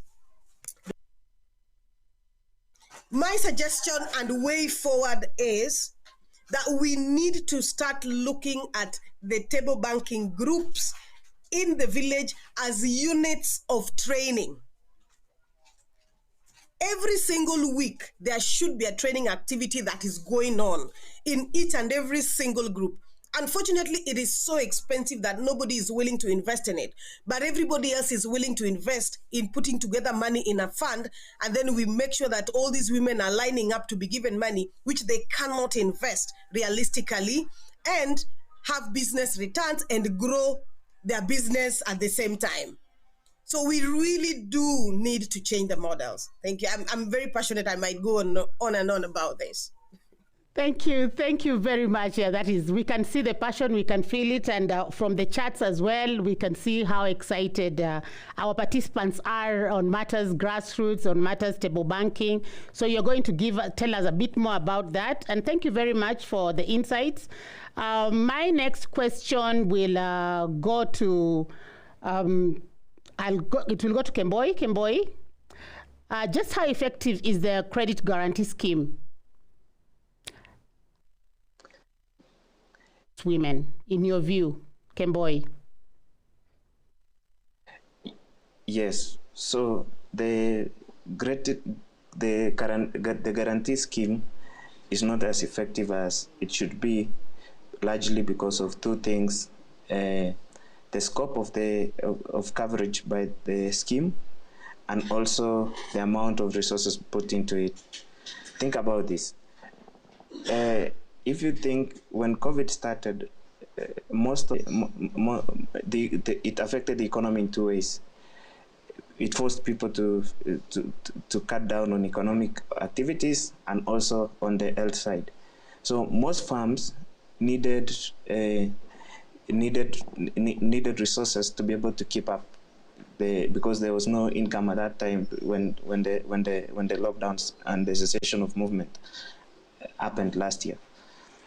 Generally, this required a scheme of of most economists called it Lifeline Fund, others called it a credit guarantee scheme, required close to 50 to 100 billion. But if you see what was put there, what was read in the presidential directive was 5 billion with a promise to increase another 5 billion in this financial year. So you see the scope of that. If your economists, like Devin D estimated, 50 to 100 billion, and now on this other side you're putting a public credit guarantee scheme of 5 to 10 billion within those 2 years. So it was smaller. I think largely the reason why that it was smaller is because there was no connected thinking on how to respond to the pandemic.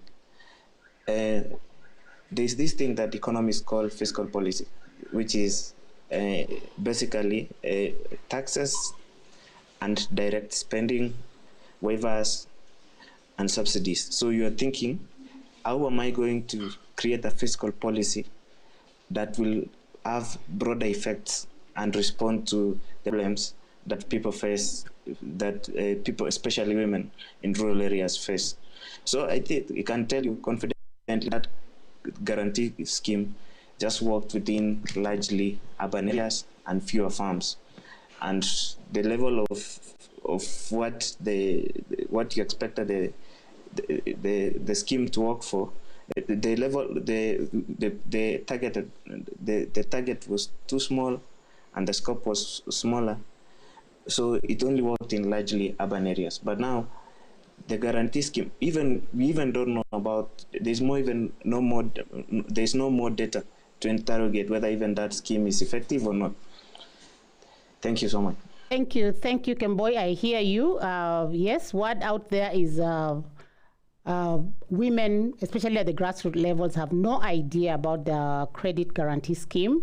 So scope of coverage is one of the challenges that you've mentioned, and the amount being floated, 5 billion versus projected 50 billion, definitely that is a huge gap. But yeah, maybe we'll come back to you later and just find out even this 5 billion, has it been accessed, and how much of it has been accessed by grassroots women? I know you've cited challenges around data, availability of data, but let's see how it goes. So thank you very much. And yes, now my next question will... Okay, thank you. So my next question is, what has been done to resolve some of the challenges women are facing, including any COVID-19 adaptive measures you are currently applying? Nerea.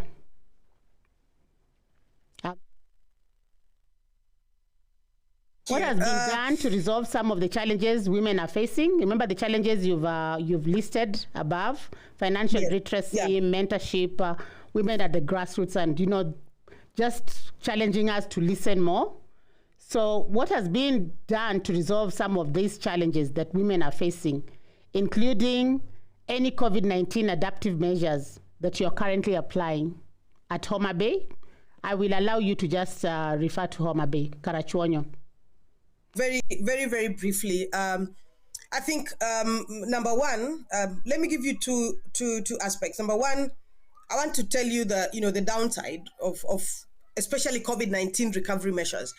I have not seen enough women at the table having conversation and discussion and decision-making ability to be able to determine how we do the business recovery, post-COVID, especially what affects women. And I say this because, if you look at the spaces that are in leadership and they are majorly occupied males, essentially they have to go beyond and above, the call of duty to be able to include the people that are more affected. If you look at, COVID, we experienced a surge in gender-based violence. That is number one. And that was one of the people that was grateful and honored and humbled to have received resources from Agenda Action Africa Fund, to respond to gender-based violence. That was very good. But the next port of call, institutions is to be able to resolve, the business recovery. Because when where I sit from and thinking about, an economy and looking at, how to affect the national economy starting from the household economy, it means every household has to be generating enough resources that feeds into, the ward or the village, and feeds into the constituency, and ultimately feeds into the county and the national, GDP, so to speak. So if we have even one area or one section that is not optimally functioning, it means that the country cannot recover the way it should. And coming back now to the measures that have been done, I can tell you for free that we do not have a dedicated approach, especially touching on the matter of how women are recovering from the loss of business, and women are also having to bear the brunt of taking care of their children, who have also lost their jobs and come back home into the villages and have become once again dependent on their mothers. And I cannot overemphasize the fact that we have up to 60 or 70% households currently that are entirely dependent on the work of women, whether it's going to the shamba to look for food, whether it's going to quote unquote ansakra, which is small business. These women they have become the income earners, and especially post-COVID, where if you look at the people who have become seriously ill, and men have become seriously ill because of, number one, the health-seeking behavior. Women run to the hospital very fast. So you'll have your man down for 2-3 months, and because they did not get to the hospital faster than they should. All these things are falling onto women. And the way we have responded is number one, look at in terms of the markets. We have appealed directly to the leadership of our county to be able to look at payment of fines for people who don't meet the deadlines of making payment for their licenses. We have directly for us to revive the fund, the trade fund that caters for both men and women, because I think when you are trying to revive the economy, it's not just about women only. So I will not say that I am 100% convinced that we have been able, to rally all the resources to handle, post-COVID recovery. And I think I want to challenge as well, President Uhuru. Look at how every county is responding, and look at the roles of devolution and which components of it are devolved. And the third thing, look at conditional grants that you can be able to extend to counties like Homa Bay, and I advocate for my county only at this time, so that, whatever conditional grants that you can bring to build business, conditional grants that you can build to bridge that gap of income that is lost, because we cannot recover possibly from, 2 years of lost business. But that being said, women in my county are resilient. Right now, we are still working to support, the grassroots movement of ensuring that women are involved in decision making, despite all the things that we have gone through because of COVID. We do not have enough resources. That is my fight. We do not have enough resources. People say I keep fighting NGOs that are working in Nairobi, but I am simply telling you that by the time you bring your resources, it is only 25% that comes to the grassroots. You need to change your model. You need to reduce your administrative costs. You need to bring down the money to Nerea so that I can use my experience to manage those resources to ensure that every woman can access money to build back their business. Make sure their children are back on course. That's the only way the country can possibly grow and recover from, COVID has been a terrible thing. I have recovered from it. Surely donors are not doing us justice. We are not seeing the money. I cannot overemphasize that. Thank you so much. Liking the passion, very, very good, yes. Building back better. Women need to build back their businesses. Donors are not giving enough money. And yet, word out there is that there's oversupply of donor funding for women. We are hearing about so many programs, but maybe if we get time, I have less than 7 minutes to go. If we get time, then we can talk about that, maybe on chat why there's so much money, but yet the uptake is less. We have programs being floated for funding, and they go back without our women actually applying for them. So we need to know what exactly is happening. Thank you very much, Nerea. So Ann Kuto, I haven't forgotten you, and I'm bringing you in now. Ann Kuto, you heard in her introduction, she's a community leader. She's very big on table banking.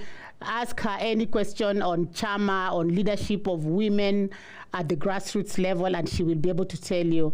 So Ann, my question to you, you'll tell us, of course, a little bit about table banking, and very briefly, please, because we've run out of time, and my apologies for that.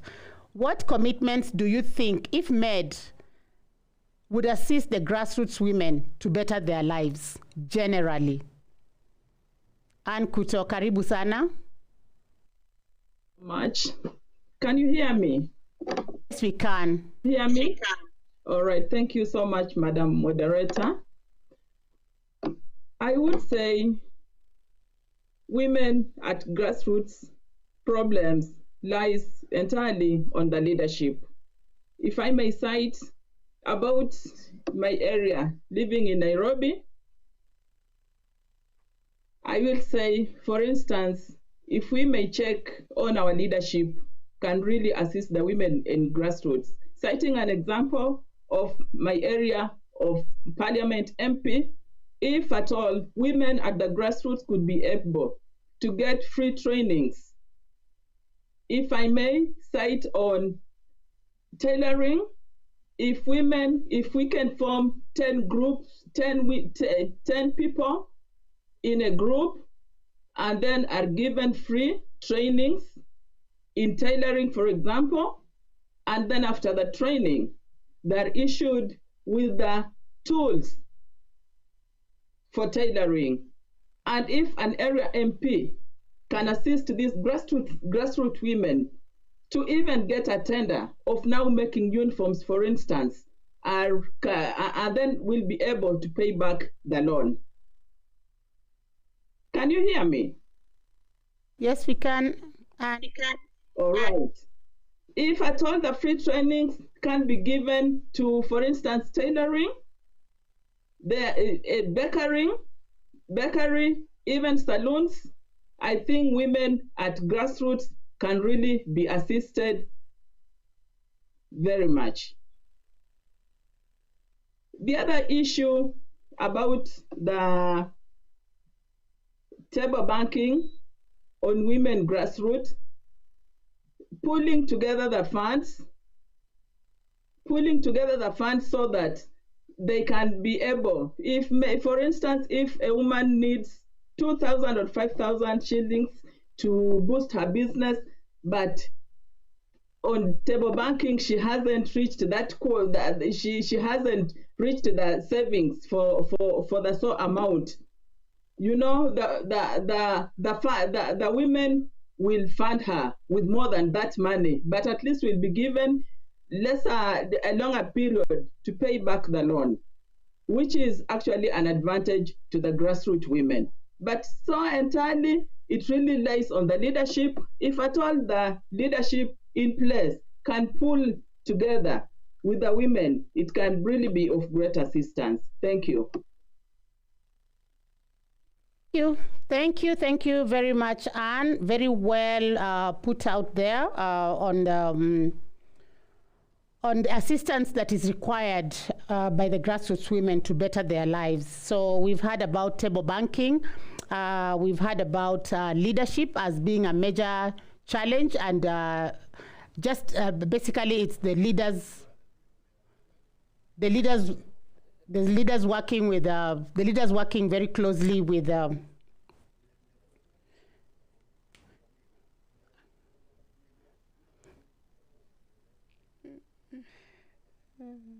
I wish he knew. Okay. Okay. So there's a question on our chat for Leo, for Kemboi. Kemboi, can you see the question? What is the impact of the government 20% tax on loan products to economic recovery and the cost of these credits. Kemboi, please.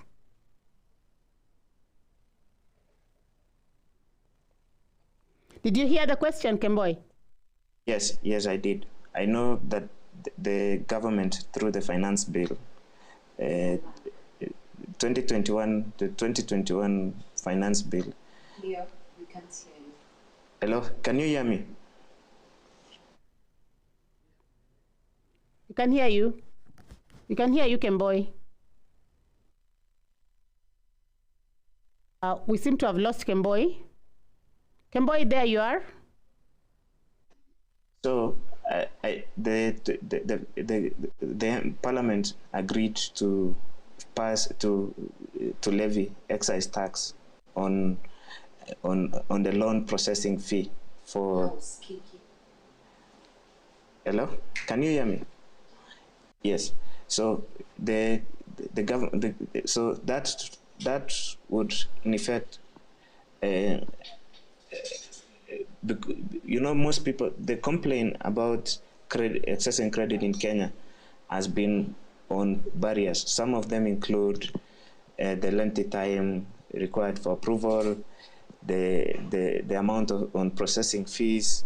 So this one is the excise tax on processing fees is going to increase generally the amount of processing fees, and this will hamper the recovery effort and generally the uptake of credit, because from the National Treasury in the 2017 Public Expenditure Review report outlined that credit uptake has been a major problem contributing to growth, and especially what the economists call the capital factor accumulation, where you are looking for capital to either expand your business or just. So this loan processing is one of the things that is a setback to the recovery effort. Yeah, I hope that is, yeah. Thank you so much. Thank you, Kemboi, for that response. So we are now closing the session. You've been an amazing panel. Thank you so much. I know we needed more time. There's so much even from the chat that we need to talk about. Financial resources seems to be coming up repeatedly. Training, that is capacity building for women at the grassroots level, and coverage of any support that is coming at the grassroots level in terms of awareness, in terms of the scope of coverage, as Kemboi told us. That's a major issue that we need to look at. And then, yes, the women at the grassroots keep on saying that all the goodies are given at the urban centers, and then by the time they reach them, there's nothing. So yeah, so time is not on our side, and we have to wind up. I don't know whether the producer will give me 1 second for everybody. Yes, so thank you very much. Yeah, so I've been granted that. So I'll start with Nerea. Just 2 seconds for you to wrap up the session. Something that our participants will remember you for. Already they remember you, and they are very liking your passion. So just 2 seconds to wrap up. I am welcoming all these organizations that want to reach the real woman that needs you. Because I have been there, picked myself up, and made myself into a woman of note. There are thousands, if not millions, of women that we can do the same for. Forget about the boardroom, come back into the villages. We have them. Critical mass. Thank you. Have direct impact where we came from. Even if you didn't come from there, can you plant yourself there and do it? Yes, we can. Thank you very much. So it's the ladies first. We move on to Anne. Anne, your final word, please. I want to say this as I close up my remarks, and I quote the Japanese writer and feminist Ryacho Hirashuka once famously wrote, "In the beginning, truly woman was sun." And we can know, we can see that indeed woman is sun. As we wake up, as we rise up as women in Kenya, kindly let us work together as sisters to bring Kenya to a better place that it belongs. For the women who are not, for the women who have been affected, especially I will talk about my place I live. For instance, the women who used to share one stall during the day and then another one goes to work at night are now shattered. We say that indeed you are strong women and we can look for other alternatives to do. I want to say, moderator, as we finish, me and you and the rest have woken up this morning to a shower, and our fellow women in Kibera slums are lining up for water since morning up to now. For our fellow women who are in Turkana are trailing for water from morning to evening, knowing nothing else in their life other than just fetching water, because they have to fend for their cattle, they have to cook, and they have to do cleaning. I want to say this, that it is my belief that we are going to rise up as women in this country to reach better heights and to make this country a better place for everybody to live in. Thank you so much, and God bless you. Thank you very much, and strength of a woman. Thank you very much. And last but not least, our super gentleman in studio, on set, Kemboi, please wrap up.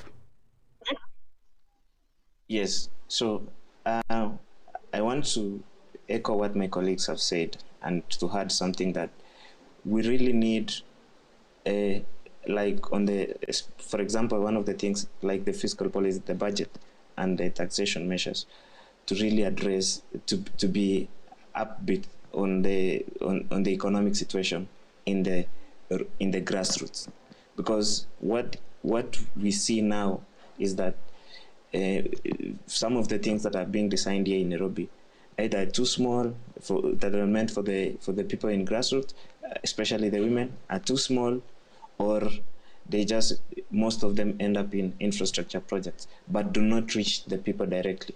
So I think the women of Kenya, this is a good move, and this is what you should be doing, especially as we go to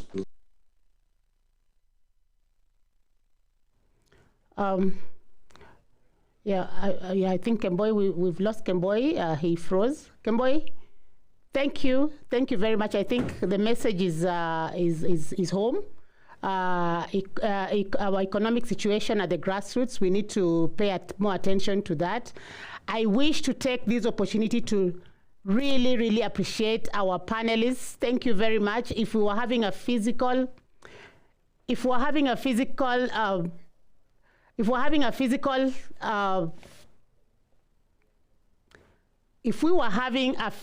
meeting, then we would have really applauded our panelists. They've done a super job.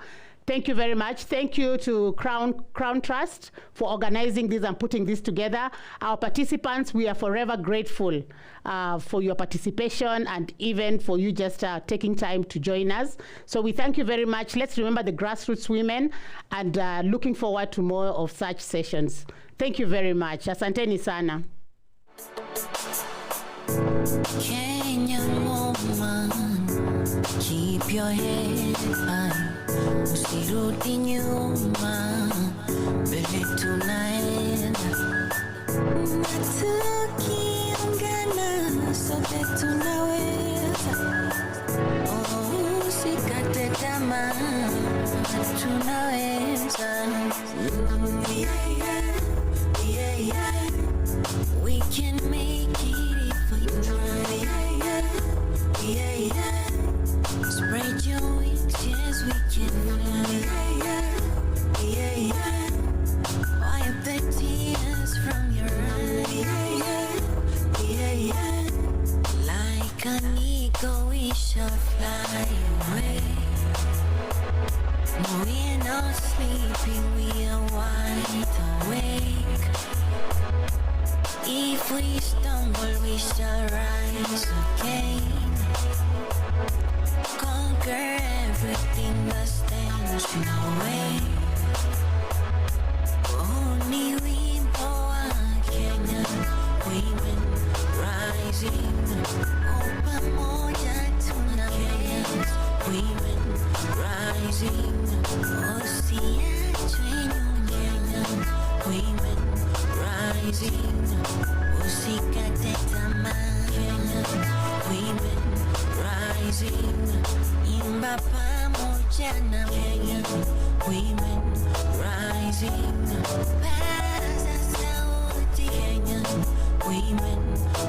rising. Oh, past ourselves, Kenyan women rising. Huzuni wimbo, Kenyan women rising. Don't you give Kenyan women rising. Kenyan women rising. Kenyan women rising. Kenyan women rising. Sio kesho ni sasa, wakati wa kujiunga na siasa. Sio kesho ni sasa, hii elimu kuinasa. Sio kesho ni sasa, maana tunayo mamlaka na tunayo nguvu ya Mwenyezi Mungu.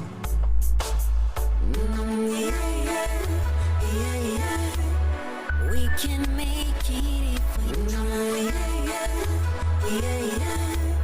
Spread your wings, yes we can fly. Wipe the tears from your eyes.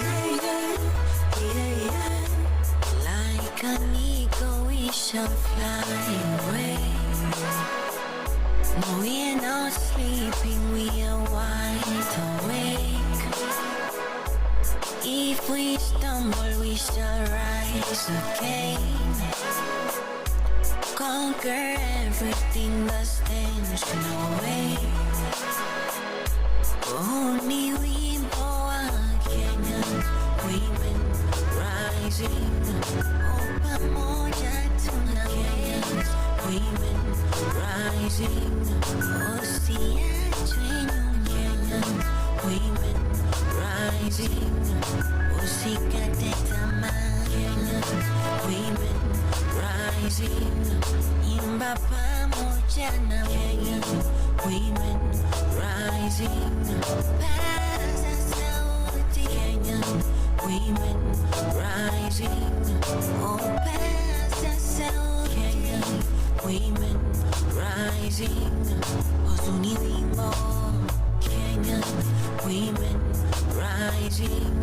Don't you give Kenyan women rising. Usikate tamaa, Kenyan women rising.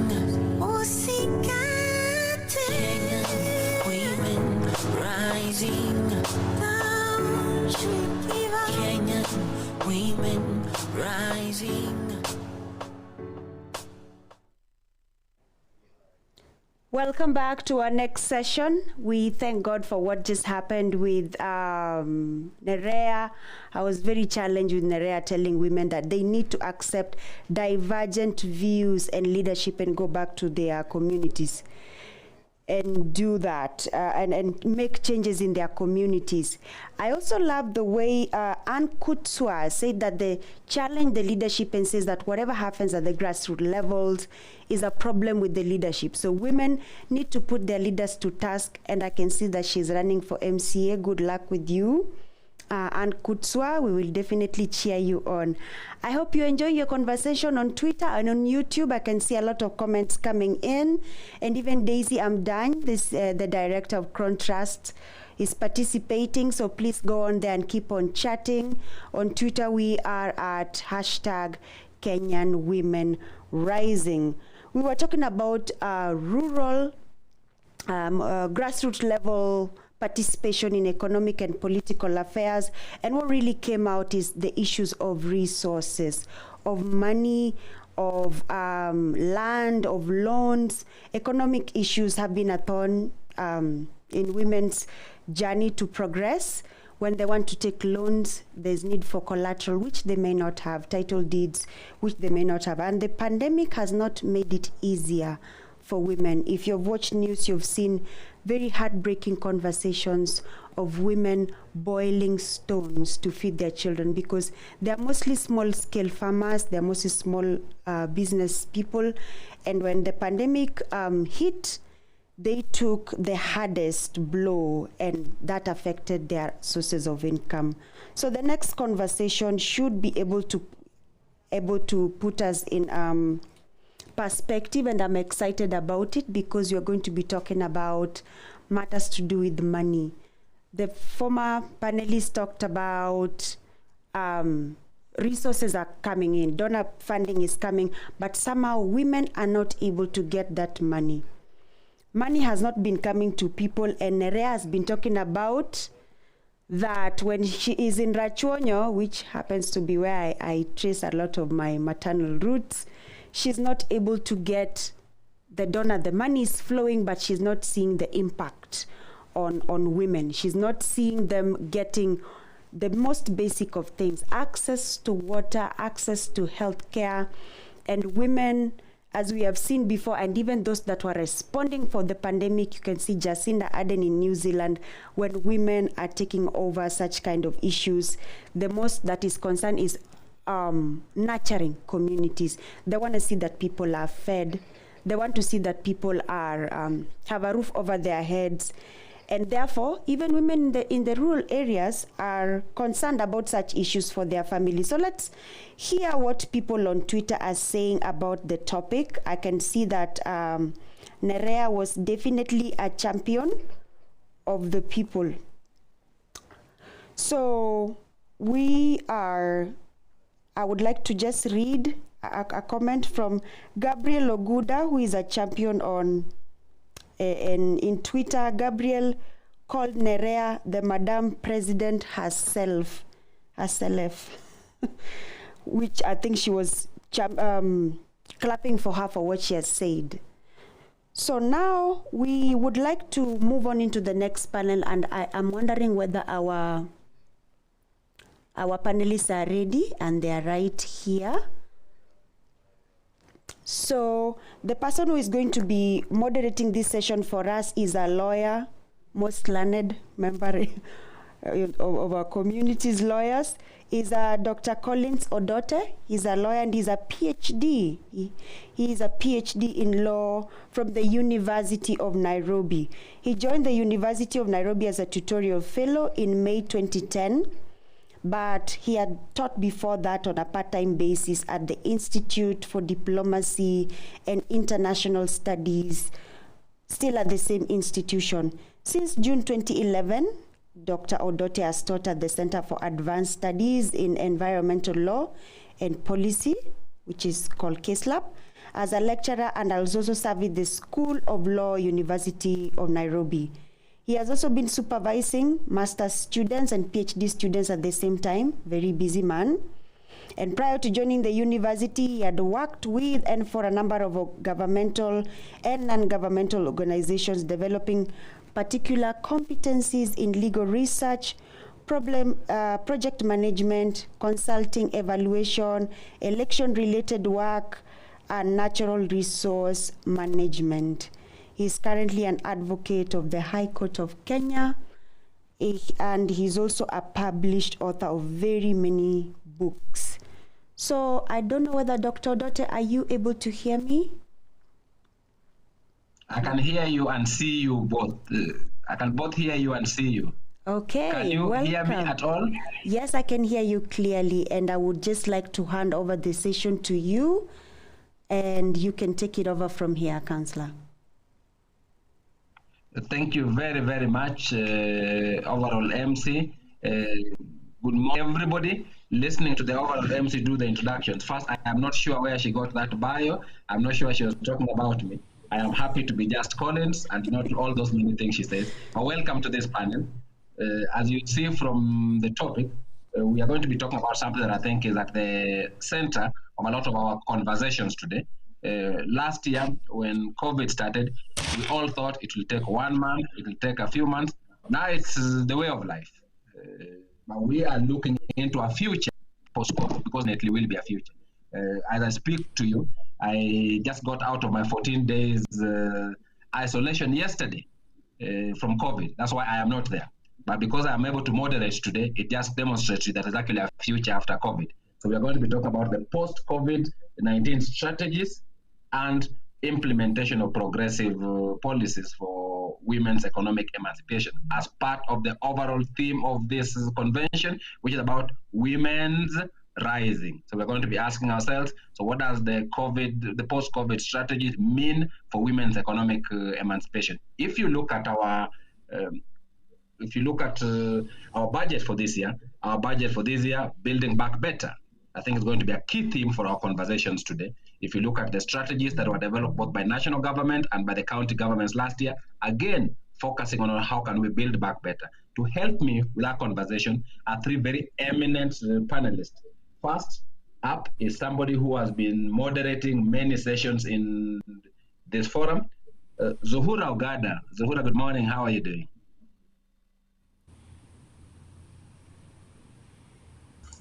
Good morning. Very nice to see you and welcome to the panel. Zuhura is the CEO of the New Revenue Solutions Africa. If I try reading Zuhura's bio, I will take 10 out of the 45 minutes because she's done many things. All I can tell you is she's an expert on business management organization. She's also a media expert. She has 15 years marketing, and she's done many other things in East Africa. She's done things in Kenya, she's done things in Uganda, she's done things in Tanzania. She's co-founded other things. She's been engaged a lot. So we'll really benefit from Zuhura's experience in terms of, so what does it mean for us after COVID? How do we get back to ensuring that women are the center of economic empowerment efforts and economic development in this country? So welcome, Zuhura, to the panel. The second person Thank you. Is my good friend, at least because we've met before. Liz, good morning. Morning. Good morning. Elizabeth Adongo is the Senior Policy Advisor, Office of the Cabinet Secretary for Gender, Public Service, Youth, and I could go on and on.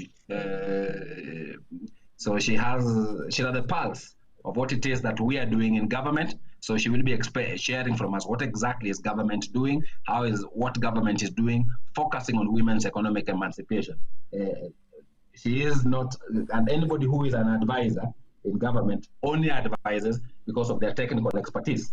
So Elizabeth has done a lot of work on issues that are relevant to our conversations, issues around monitoring.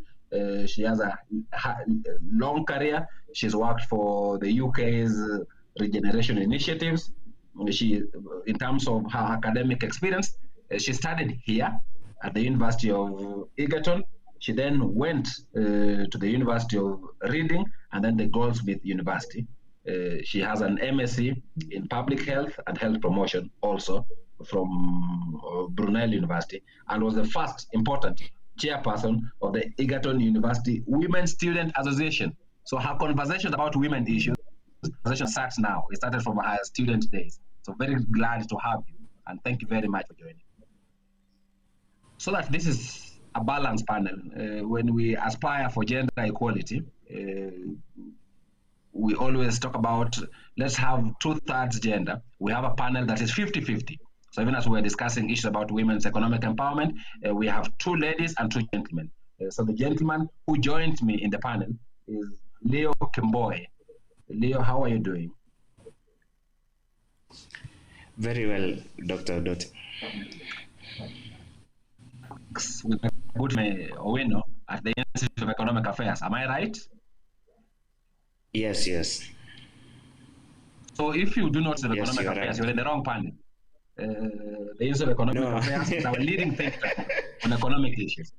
So that shows you that Leo is competent to come here. So I don't need to give you the rest of the conversations around Leo. So the conversation we're going to have today is to look at how do we build back better? How do we ensure that as we do so, we are helping to ensure that women are economically empowered, women are emancipated post-COVID. And I want to have, I think, just around 2 rounds of questions to all of you. So question number 1 definitely goes to government. Elizabeth Adongo, the CS for Treasury, Ukuri Atani, in the last budget, they told us that we are going to be building back better. This is our opportunity of looking post-COVID. When he did so, we were assuming that we will be actually getting out of the COVID pandemic. We are now in the 4th wave. So I want to ask you, number 1, what are the policies and strategies that government has put in place post-COVID to ensure that the economy recovers, and how do those policies address issues of women's economic emancipation? Elizabeth, that's the question for you. Thank you very much. I hope you can hear me clearly. Let me start very well, by... my dear. Thank you. Let me just start by acknowledging and recognizing the organizers of this conference and the very apt conversation that we are having. More importantly, I'm also very happy that the panel that I participate now is on a very progressive topic, so I'm quite happy. Like you rightfully acknowledged, this is a live and evolving situation in terms of COVID. And whereas there was COVID and post-COVID, we are finding that we are actually having a parallel journey where we are dealing with the situation, but also looking at moving forward. So I will take it from that approach. I will also ask that you allow me to approach this maybe from a macro level, because I think COVID has taught us how wide it is in terms of its reach, how it affects particularly the vulnerable, including the women. So I think if I take a programmatic approach, maybe I will not do it as much justice. I'll also draw my conversation on the experiences that we've had since the beginning of the pandemic. So I will be responding more about what approach is the government taking in terms of policy intervention. And I have 7 points, and they address both the questions that you have raised. So in the first instance, I want to draw us to attention that when COVID first approached, everybody thought, and this is a global experience, that it was going to be a health crisis.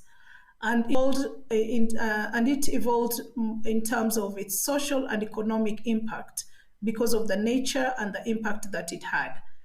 And one of the things, which brings my first point, is that what it showed us is that actually government has the muscles and capacity to mobilize resources within its own domestic boundaries.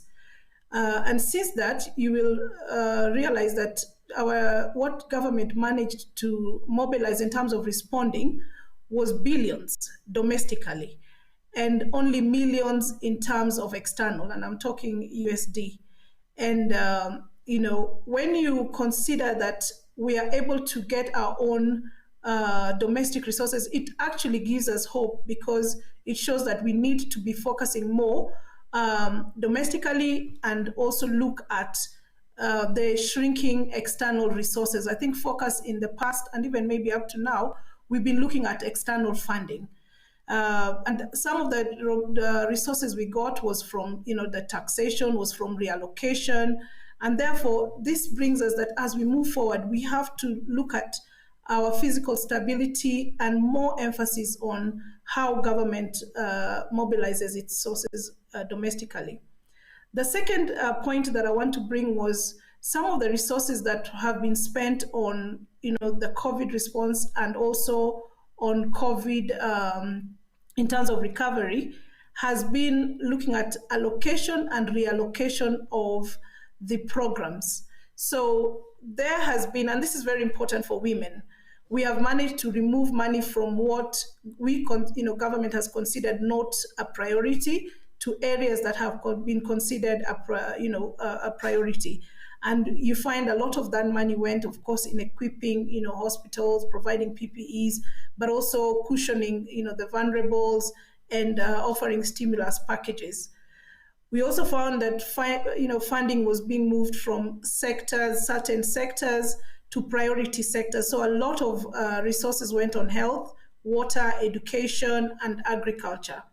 For women, there are certain sectors that are quite priority. And as even we move forward, I think what the pandemic has brought to fore is how much is government going to spend in health, how much is it going to spend in education, in agriculture, and even in the previous panel, we were told about water. So we have to look at what are the percentage of spending per GDP. And when you analyze the current budget, you can actually see that, that has taken priority in terms of which sectors we look forward. But I think it's not just looking forward, because we mentioned some of this funding could be going to, broader projects that don't impact women. So it's very important, even as we're looking, to be able to look at and drill down to, what is this funding going to spend? And even when we talk about reallocations of programs, is it also taking away from some of the important areas? The third area that COVID has taught, and that is where government also has, put more emphasis in terms of approach, is the need for robust coordination and partnership. And I just want to bring some of the things that emerged. We found that, we have never fully taken advantage of the relationship that we have with the private sector. And when you talk about now domestic response, we had a special COVID fund. We've had the private sector take a lot of what government would have done or would have sought external partners. And therefore, private sector is going to be a key player when we are coming to post-COVID, because through the private sector, we are able to do a lot of things, PPE, extend, even in terms of the service delivery. And I think that has come out. I mean, it's always been, government has always had a good relationship with private sector. But I think in this instance, we have seen that being bolstered. We've seen a lot of, the training being done for women, offering some of the credit guarantee scheme that, we were talking about, was that partnership with government. And in terms of even being able to, improve our supply chain, we've had the private sector play a very important role. The fourth thing was, this whole issue of COVID, and even as we move forward, is the whole dialogue on fiscal sustainability. What we found is that, the fiscal space has shrunk, so there's little public money, whether it's, domestic or outside. And therefore, anything that we are spending, the citizen particularly, and especially, the women, are keeping an eye on what is it being spent on. Particularly certain kids, we're looking at the budget, we're looking at, the taxes that are coming in. And we saw that even with, the parliament being able to bring, put government to account and say, look, you can only tax, certain areas so that you don't hurt, the vulnerable groups. But also taxation is, about bringing more people into the bracket so that as a country, we are able to be, resource sufficient, and we don't have to borrow a lot and then increase our public debt. But then also there's been more focus on what we're borrowing, or what we are using, the public resources, does it have the necessary impact? So some of the questions that, government itself and, the women, spaces are asking is, what are the gaps in resources? Particularly in the vis-a-vis our priorities. So what gaps do we have in the health place? There's also a lot of talks on public, in debt servicing. What are we borrowing? What are the terms? So we are very, very sensitive to, the debt situation. What are the immediate needs? Are we protecting people as much as we can? And I think from a policy perspective is looking at all the fiscal instruments that are available to us to help kind of make ourselves sufficient. So this has been very healthy, and I think it's a conversation that will continue. And that brings me to my fifth point, is that even as we go within government and even within the public space, we are looking more at resource mapping. What resources do we have?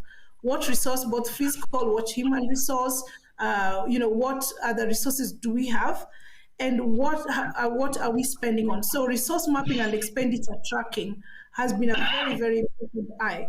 And if you follow, in terms of the money that has been used or resources that have been used at COVID-19, everybody's looking at it.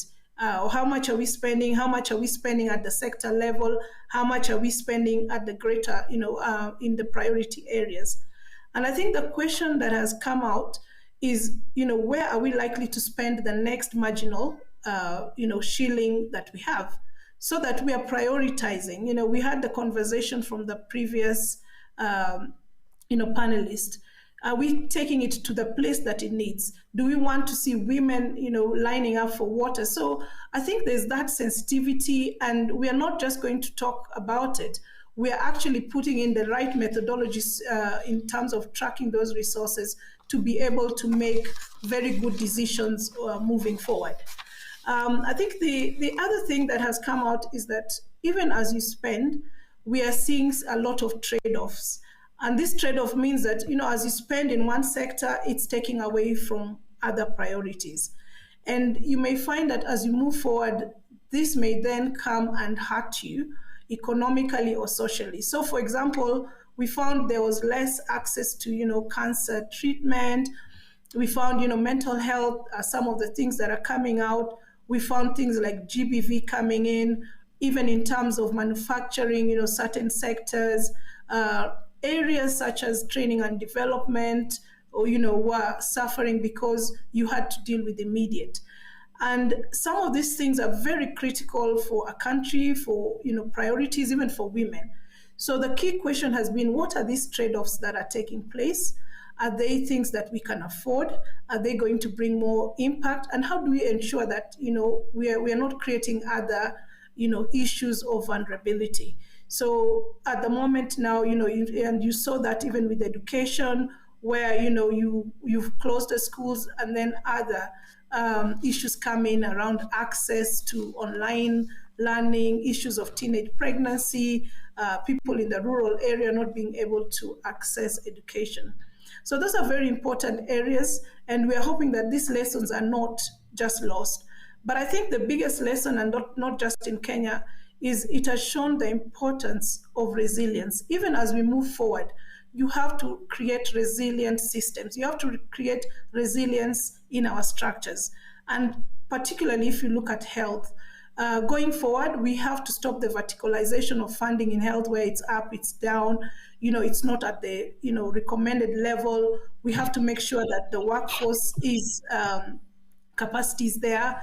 And we have to ensure that, research and development is done, coordination. And I think we must commend government, and I'm not saying this because I'm in government, but I think our coordination has been, commendable, where, within government, between levels of government, across sectors, there's been a lot of, structure. And my last point is that, moving forward, and maybe I'll not so much on this, maybe towards the end, is that we must not lose sight of the most important things, particularly that mean a lot to women. So even as we are delivering, we're not forgetting our global goals on the SDGs. We are not forgetting our Agenda 2030, the Africa we want. We are not forgetting, the fundamental rights, peace, security, and justice. And overall, we are making sure that no one is left behind. I'm not saying we're achieving all this, 100%, but even within this context, we are ensuring that, all this within the context of COVID, within the context of what we are doing, we are still keeping our eye on the big picture. Elizabeth, I just wanted to thank you so much for that contribution. I've just been informed by a producer, Dr. Odote, that we have 20 minutes. I was wondering whether our conversation could be a little bit more chatty so that we could hear the others. But I am taking note, Elizabeth. I am probably going to write a little blog about everything you've said. Thank you so much. Thank you. So it means that the next people who are speaking, I will actually give you, Elizabeth, because of this government, spent 10 minutes. So the rest of you will spend shorter time. So Leo, one of the things that Elizabeth said is we must commend government, and listed 7 lessons that government has learned, all the way from physical sustainability, the place of private sector. I was listening to her. I'm sure slightly music to your ears, because some of the things that IE has been saying for a very long time. But at the same time I was listening to her, I remember we have COVID billionaires. Yes. I remember that we have challenges around budget allocations. I remember we still have increasing debt burden. So my question to you, do you think that these lessons that Elizabeth is very elaborately itemizing, is being applied by government in terms of allocations, in terms of dealing with our debt burden, in terms of critically the role of women in the economy and the impact of COVID on women. If your answer is yes, demonstrate to us why. If your answer is no, what is it that you think government should do differently or more, especially in terms of ensuring that we address the specific concerns of women? Leo, over to you in the 2.5 minutes. Yes. So there are only two things that we can commend government if that would have happened. One is that they had gotten Johnson & Johnson to get, I think, around 11 million vaccines.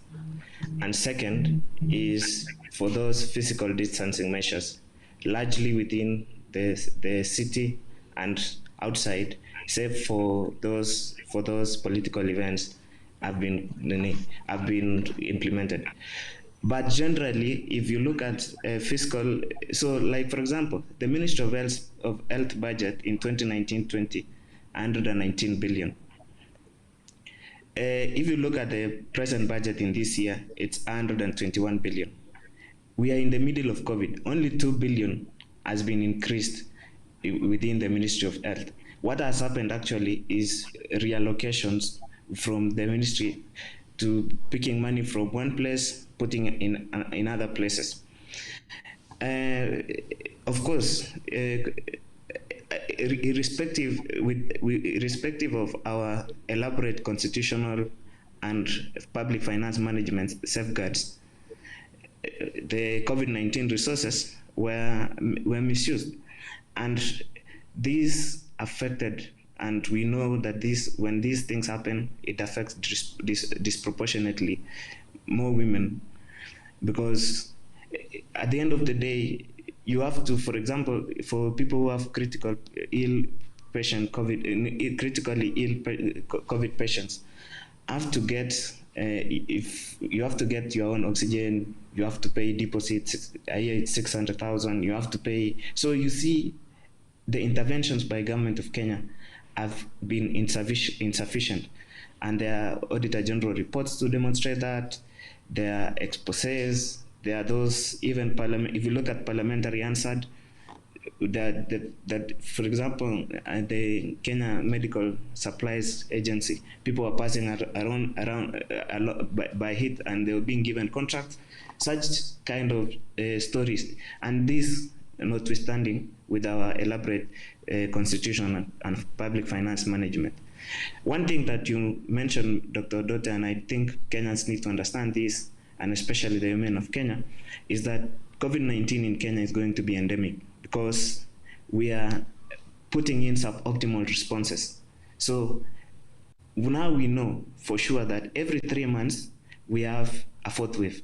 We have another wave. We are now in the fourth wave, and we know sometimes in October or November we'll also get another fourth wave. We need that kind of response that is that is optimal. For example, if the president had mentioned, like the 11 million vaccines, if that one and those vaccinations had been done by end of the year, I think the economy would be more reopened, and these fatalities and this economic hardship that we'll be seeing, we will not be seeing. So I need to mention something also, that one thing that helped Kenya is that much of our economy is informal, and so it's decoupled from the global economy. So the kind of recession that we're seeing in other economies like the United States and other places is not here for us, because most of our people are farmers, small-scale traders, with the exception of a few of us, the 3 million of us against the 22 million in the labor market who are in the formal sector. Job losses are largely in the formal sector, which is more smaller. But in the larger economy, the economy was resilient, and Kenyans would be able to with that. So the only thing is the opportunity cost of spending that kind of resources that are being misused is so huge that if those resources had been spent correctly in areas like responding to the economy directly, whether establishing a lifeline fund or expanding the credit guarantee scheme to 50 or 100 billion, the economy would be better. And you know that because Kenya went into the IMF program in the middle of COVID-19, there are new taxes that have been put in place, like the digital service tax, the minimum tax. There are exemptions that have been removed, even though others people have proceeded to court over these issues. But the government's performance, as usual, the Kenyan way, suboptimal. And I don't think that the women of Kenya are being done more proud by the government response. And for us, we are not just saying this because we've looked at the data, what the National Treasury presented. We've looked at the Auditor General reports. We've looked at the reports, other reports like the IMF program. We've looked at evaluations by even other scholars and think tanks. So we are not saying this just as I sit here to spite government, but we are saying this can be done better. Thank you.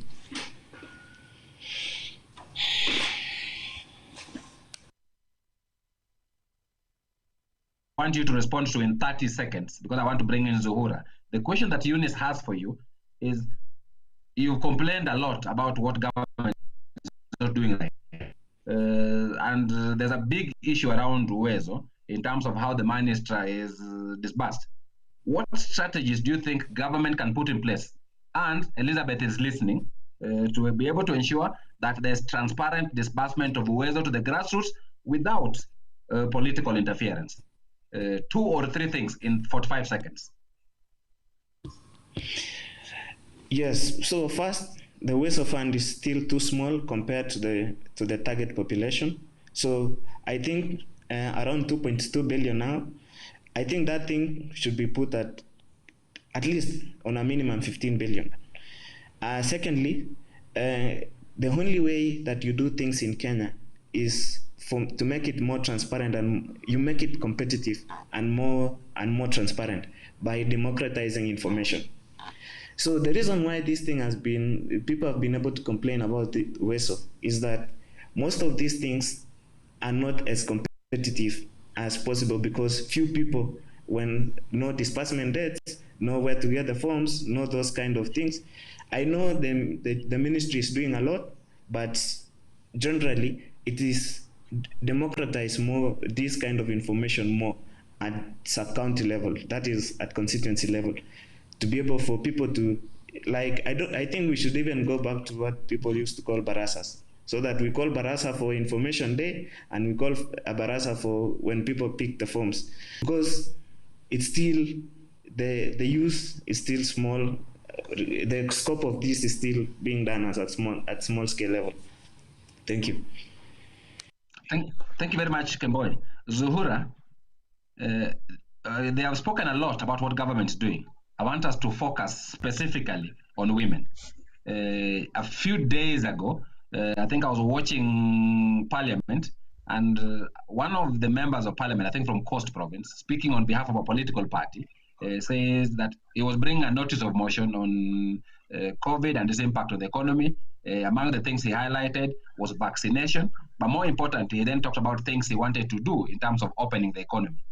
But when I looked at the things he said, I didn't see anything that focused on women.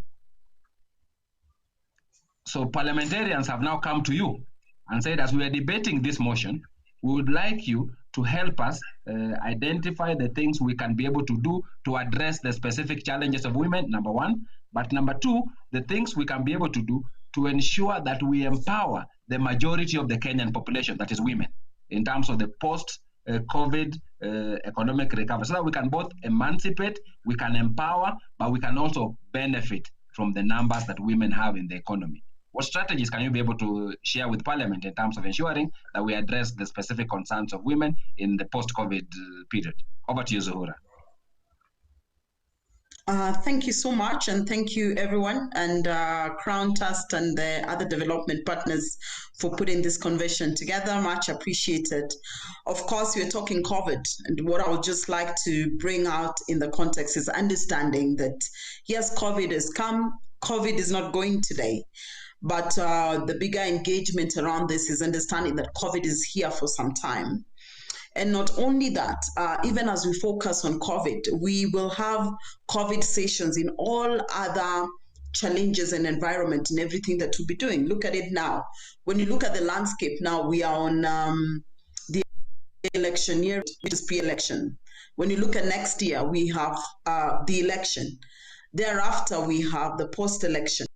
Of course, what happens is we have a whole 3 year, and considering with the last year, we are the 4 years. 4 years in the aspect of the SMEs, the MSMEs, this woman every day who's up and trying to, be able to make $1 a day. We are talking about being ready to think that her produce would actually be taken at the market, and all of a sudden the restaurants have been closed. There have been very many instances, other than the vaccine. We're thanking the government on the approval for the Johnson. But the other part of it also is the matter of even and going back to hostel. I know and heading chair Event Managers Association of Kenya that's regulated under the Tourism Regulatory Authority. We had our own cabinet secretary, Najib Balala, who helped us ensure that all the people in the hospitality sector got their first vaccine and encouraged that. We had a problem with Mombasa because everybody has got this thought around COVID, and you can imagine how the event sector that I chair has really been affected, that you cannot be able to have meetings. It's the first place that the government goes ahead to say that this will now, if you look at it, the value who's bringing the food to the caterers, to the hotel industry, to the transportation, to the branding companies that are branding various things, to the creative economy, the musicians, the artists. I mean, amazing. And at the same time, we have had very many women that are affected around this. So if you ask me about the challenge still going to be there even post COVID, because these women are there, but we need to engage. The ease of doing business from grassroots all the way. We need to ensure that we are enabling an environment. We talk about Kenya being ready, ease of doing business, but the woman there was a case of Homa Bay. They had planted a lot of watermelons and they were all rotting. They didn't know where to take them. Somebody went to them and told them that, oh, this is a good initiative. Immediately they're out, there was no market to take them to. How would you talk to that woman on the ground that has actually been doing that? So the opportunities, how do we ease the particular business that's available and have market linkages for these women, the women who are making kiondos, being able to take these kiondos even to Nigeria. We now have the Africa Free Trade that is now available and for us to take advantage of it. But we have a lot of people that are doing a lot of things across the country and women, but they do not know. We have the AGPO that has been enabled. But again, the opportunity and the understanding and being able to elevate, let them know about it, let them avail, because even sometimes you find sometimes even the systems are not going through, yet you're being told, then there's AGPO. But also women are saying, we not only are there for decorative flowers, we can also do things in energy. We can also do things in livestock. We can also do things in the fishery. I mean, there's so much opportunity that is there. What we need is an enabler and even the financial access. And I thank Treasury have done the credit guarantee scheme that's available now with only 7 banks in the country. Of course, it's the beginning of that. But we also have the bigger part of the government thinking about what is the risk factor. That is a bigger thought around it. We've seen with the digital lending what is happening, but it's to show you those are symptoms of what's happening to our people. When people think it's easier to have 20 mobile SIM cards just for lending and borrowing money, then there's a problem. What is that we can do? And these are people borrowing 1,000, 10,000, 5,000.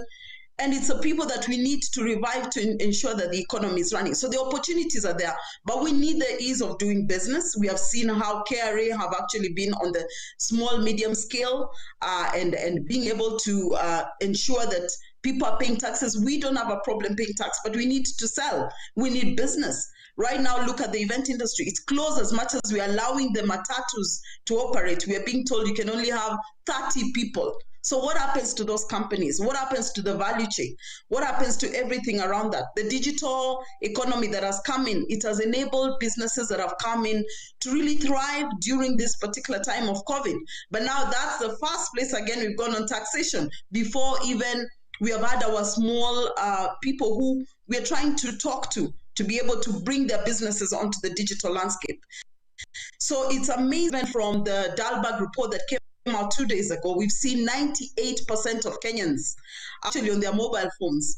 It's been one of those, but then now there's also taxation that is called. Now, tell me about reviving the economy with this woman who cannot be able to get her produce to the market.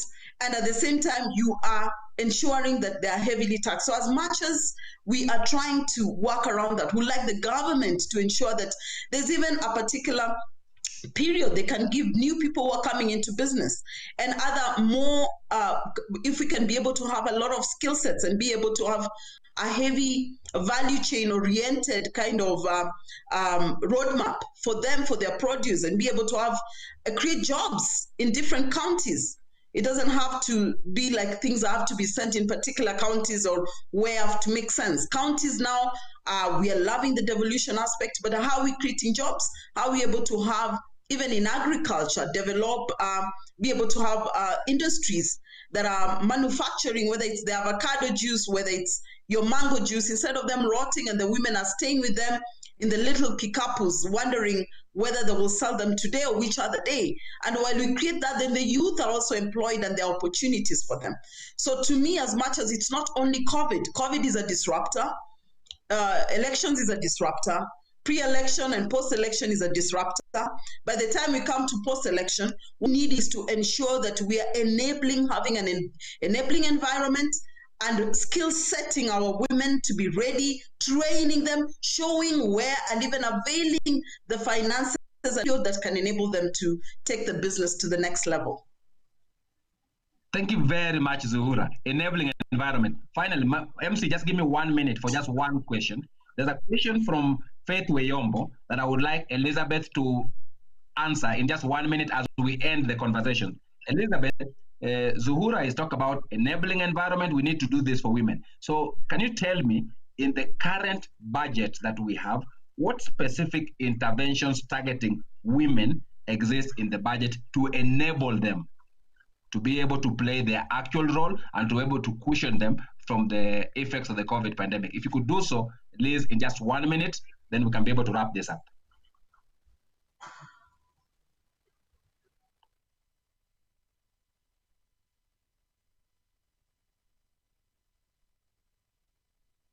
Just me? I can't hear Elizabeth.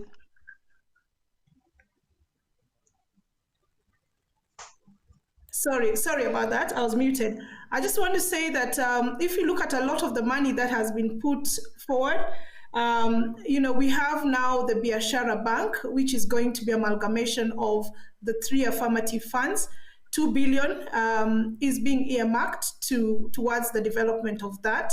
We have the small credit guarantee scheme, and I think the figure that government is putting is not what the other private banks are going to expand. So if you understand how the credit guarantee scheme works, the guarantee is only a small part of that. There is more robustness and strengthening of the AGPO, which is quite a lot. There is more money that has been put on TVET. We also have now markets, the African continental markets being opened up. And I want to also say that a lot of the work, the PPP has been strengthened, and we know that from that, that's going to create a lot of other things.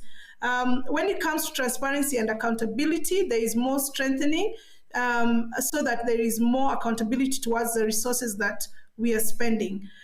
In terms of women economic empowerment, the State Department for Gender is reviewing its economic empowerment policy. So we will look at that. There's a lot happening in manufacturing with CS Betty Maina. So we are seeing a lot of strengthening of industry, industrialization, and other service industry. There's been a lot of money put on tourism, and these are industries or sectors where we are seeing a lot of women being there. We also have a lot of programs on agriculture and especially value addition. So the Big Four agenda is still on the table. A lot is being done. But particularly, I also want to mention that there are certain things for women which are very important, which we are pushing to make sure their rights are done. A lot of things around 2/3, the decision making, and also in elective posts. So that will ensure that women have that right foundation. We are also looking at, in terms of ensuring a good reach, the other day, the CS for Gender, Public Service and Gender launched the Thamini Fund, which is a specific fund for widows. So I could go on and on, but I want to say that government You could go on and on, but we don't have the time. So thank you very much, Elizabeth. Thank you very much, Elizabeth. Thank you, Zuhura. And thank you, Kemboi. As Elizabeth says, we could go on, but on our side, I think the message that is coming out of this process is something government is doing, but the bottle is actually half full. In Kemboi's world, it is half empty. But I think, as Zuhura says, there's a lot of work for us to do to engage the women, to empower them, and to ensure we're not the actions that we give them, not involving them in a few sectors. If we realize they are the majority of this population, we need to involve them in all sectors, from agriculture to mining, from industrialization to aviation, so that they are at the center of our post-recovery strategy. With that, I want to thank my panelists very, very much, and thank you all audience for being very good people. Over back to you, moderator, and do all have a very good day. Thank you very much. Thank you, Daktari, for all that you have done. And I would like to thank you, Zuhura, for coming. Kemboi, you're on another one. I don't even think you've had a little break to have a cup of water. Thank you for coming up. And Elizabeth, it was good to hear what the government is doing. People don't think the government is doing something, but it is good that you've come here to speak with us. So thank you all, and I wish you all a lovely day, and please tune in. We are going for a health break right now, and we're going to have our lovely Wendy here to have a conversation. I hope you enjoyed the conversation that she had yesterday. Please do not forget to keep our chat going on Twitter, Kenya Women Rising. I wish you all a lovely break. See you here in about 15 minutes. Kenyan woman, keep your head high. Usirudi nyuma, mbele tunaenda. Na tukiungana, sote tunaweza. Oh, usikate tamaa, tunaweza. Yeah, yeah. We can make it if we try. Yeah, yeah. Spread your wings, yes we can fly. Yeah, yeah. Wipe the tears from your eyes. Yeah, yeah. Like an eagle we shall fly away. No, we're not sleeping, we are wide awake. If we stumble, we shall rise again. Conquer everything that stands in our way. Only we Kenyan women rising. Pamoja tuna Kenyan women rising. Usiachwe nyuma, women rising. Usikate tamaa, Kenyan women rising. Imba pamoja na Kenyan women rising. Paza sauti, Kenyan women rising. Oh, paza sauti, Kenyan women rising. Huzuni wimbo, Kenyan women rising. Don't you give up, Kenyan women rising. Kenyan women rising. Kenyan women rising. Kenyan women rising. Sio kesho ni sasa, wakati wa kujiunga na siasa. Sio kesho ni sasa, hii elimu kuinasa. Sio kesho ni sasa, maana tunayo mamlaka na tunayo nguvu ya Mwenyezi Mungu.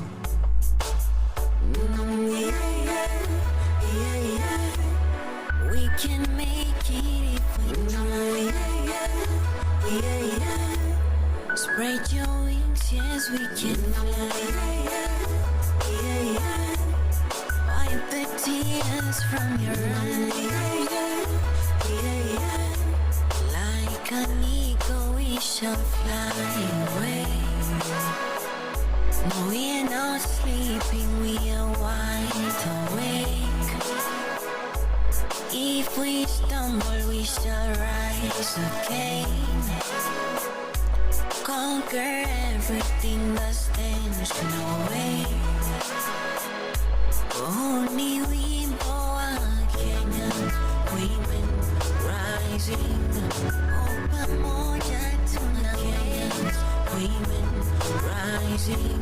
Oh, siachwe nyuma Kenyan women rising. Usikate tamaa Kenyan women rising. Imba pamoja na Kenyan women rising. Paza sauti Kenyan women rising. Oh, paza sauti Kenyan women rising. Huzuni wimbo Kenyan women rising. Don't you give Kenyan women rising. Usikate tamaa Kenyan women rising. Usikate Kenyan women rising. Don't you give up Kenyan women rising.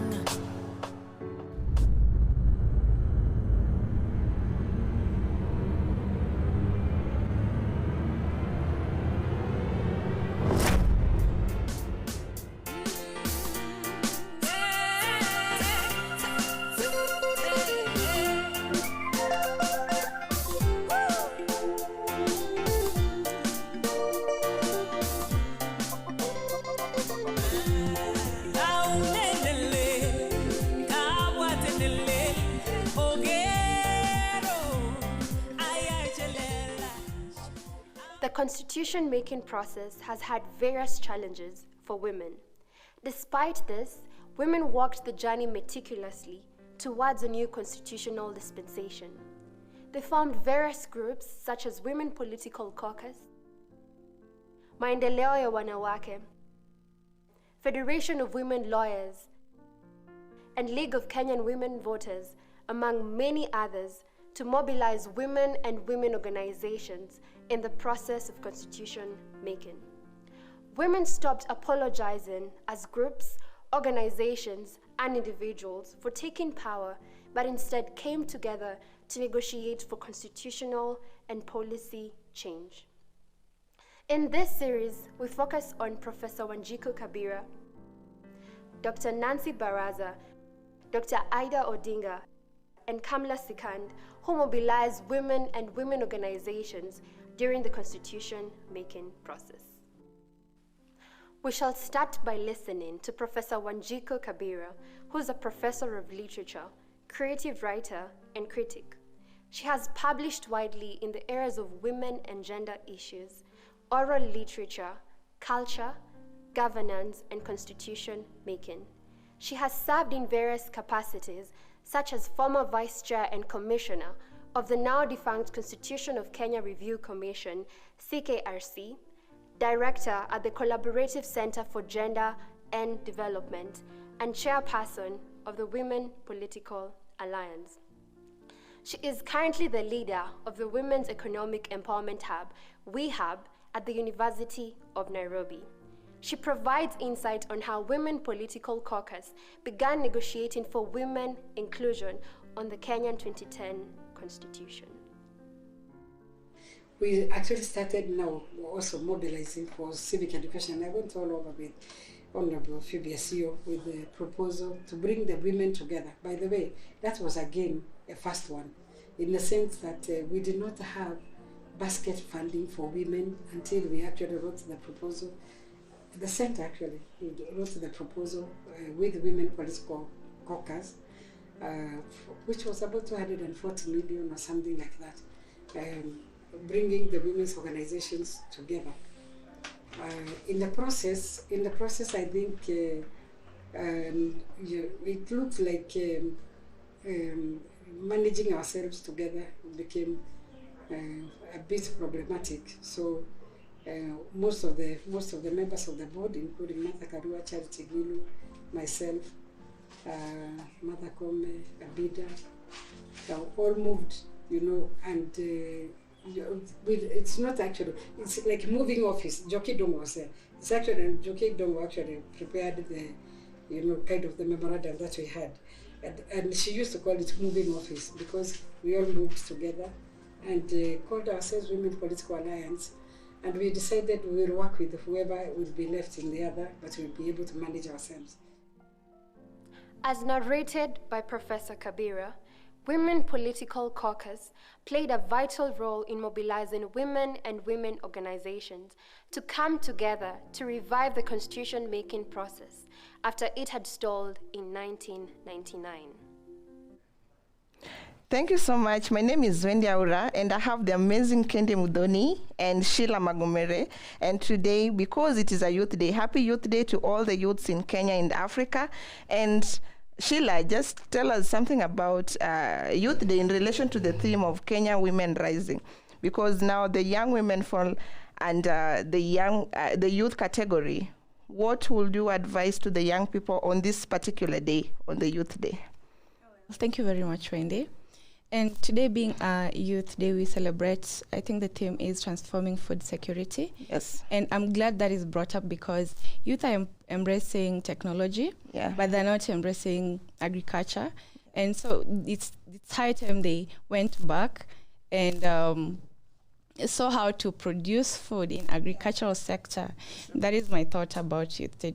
The youth has a major role to play in developing the economic system, and that is through the food system. And because one of the themes of this convention, apart from the political emancipation of women, we are talking about the economic empowerment. We cannot talk about politics without economy.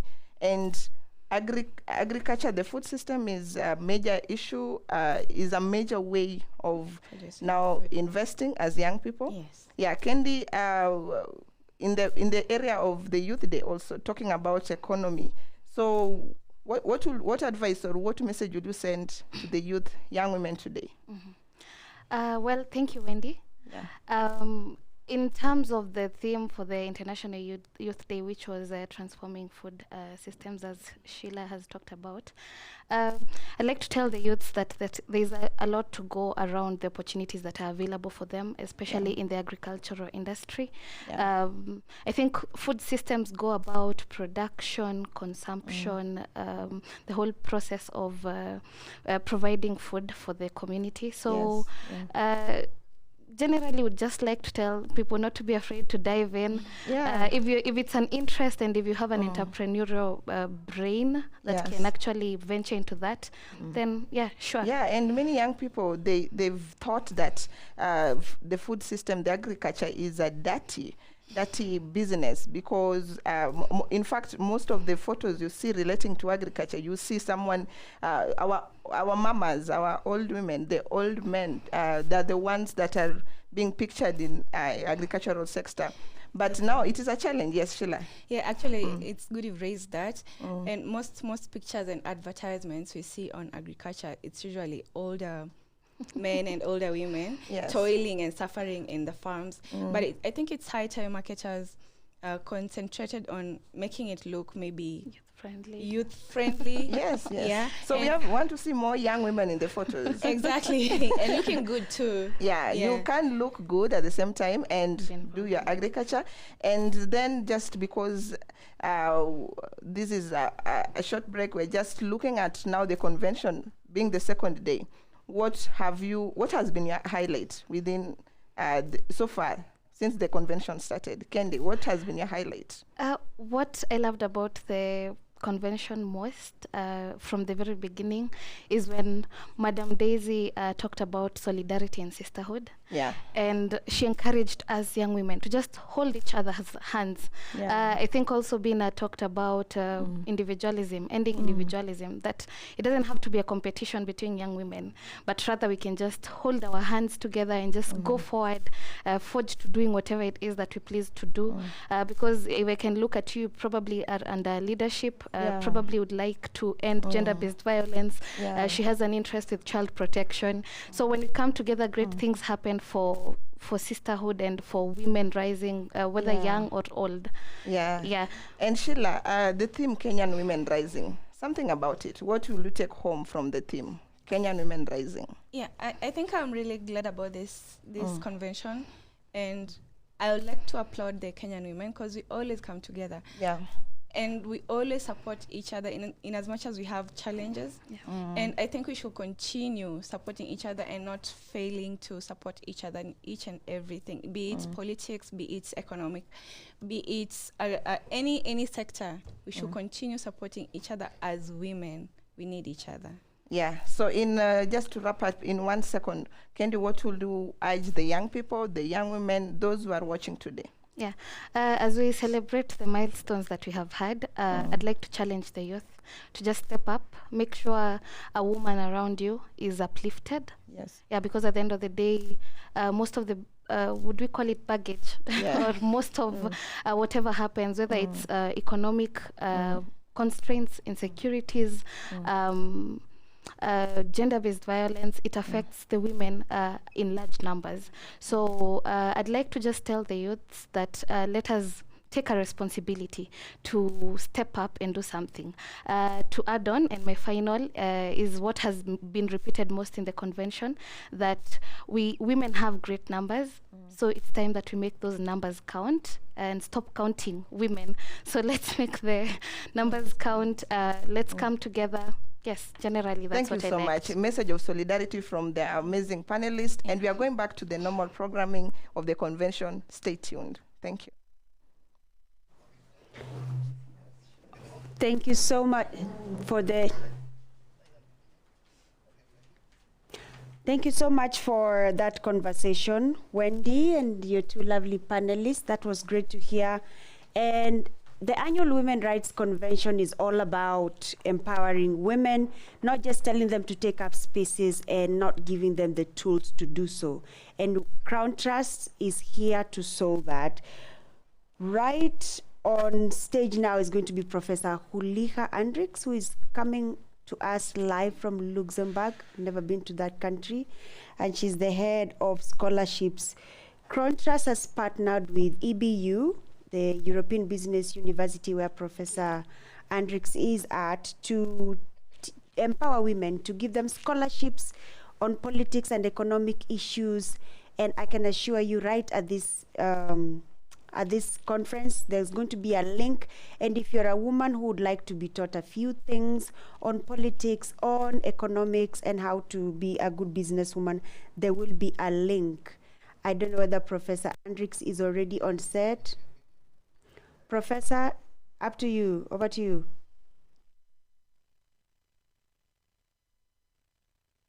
She's frozen. Prof, can you hear us?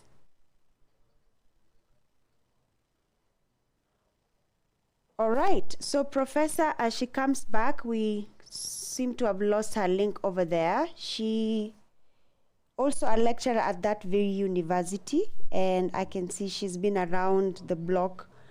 I'm being informed that Professor is here. Professor, are you there? Over to you. I'm back. Hello, everyone. I'm sorry. I had a small Wi-Fi connection issue. Thank you so much for having me. It is such an honor to be part of this large event and this convention. I want to take this moment to briefly tell you a little bit more about the EBU scholarship program and European Business University. But I really want to start off with telling you about how I was thinking what to say at this convention. When I looked at all the speakers and everyone, and I thought to myself, Julia, what are you going to tell these young women? And so I sat down with myself, I brainstormed about the different things that happened in my life as a young woman, the different challenges I've had living in different cultures. I am originally from Croatia, grew up in Germany, lived quite the amount of time in the United States.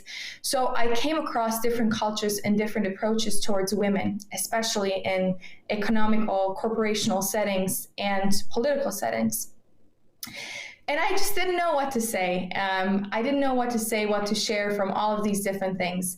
And so I came back to my grandma and I knocked on her door and I asked her, Grandma, if you were to change something in your community, how would you do it?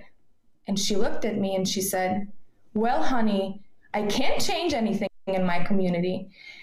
And I was devastated because I thought, I was going to get the right answer from my grandma. She's going to give me this amazing advice and I'll know what I will talk about at this convention.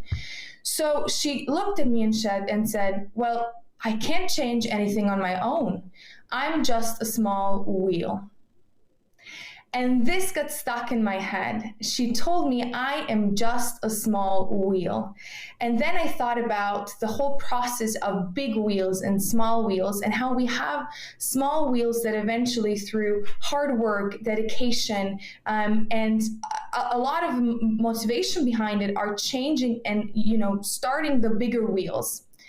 So I want to take this moment and to all the young women out there, you can be a small wheel first.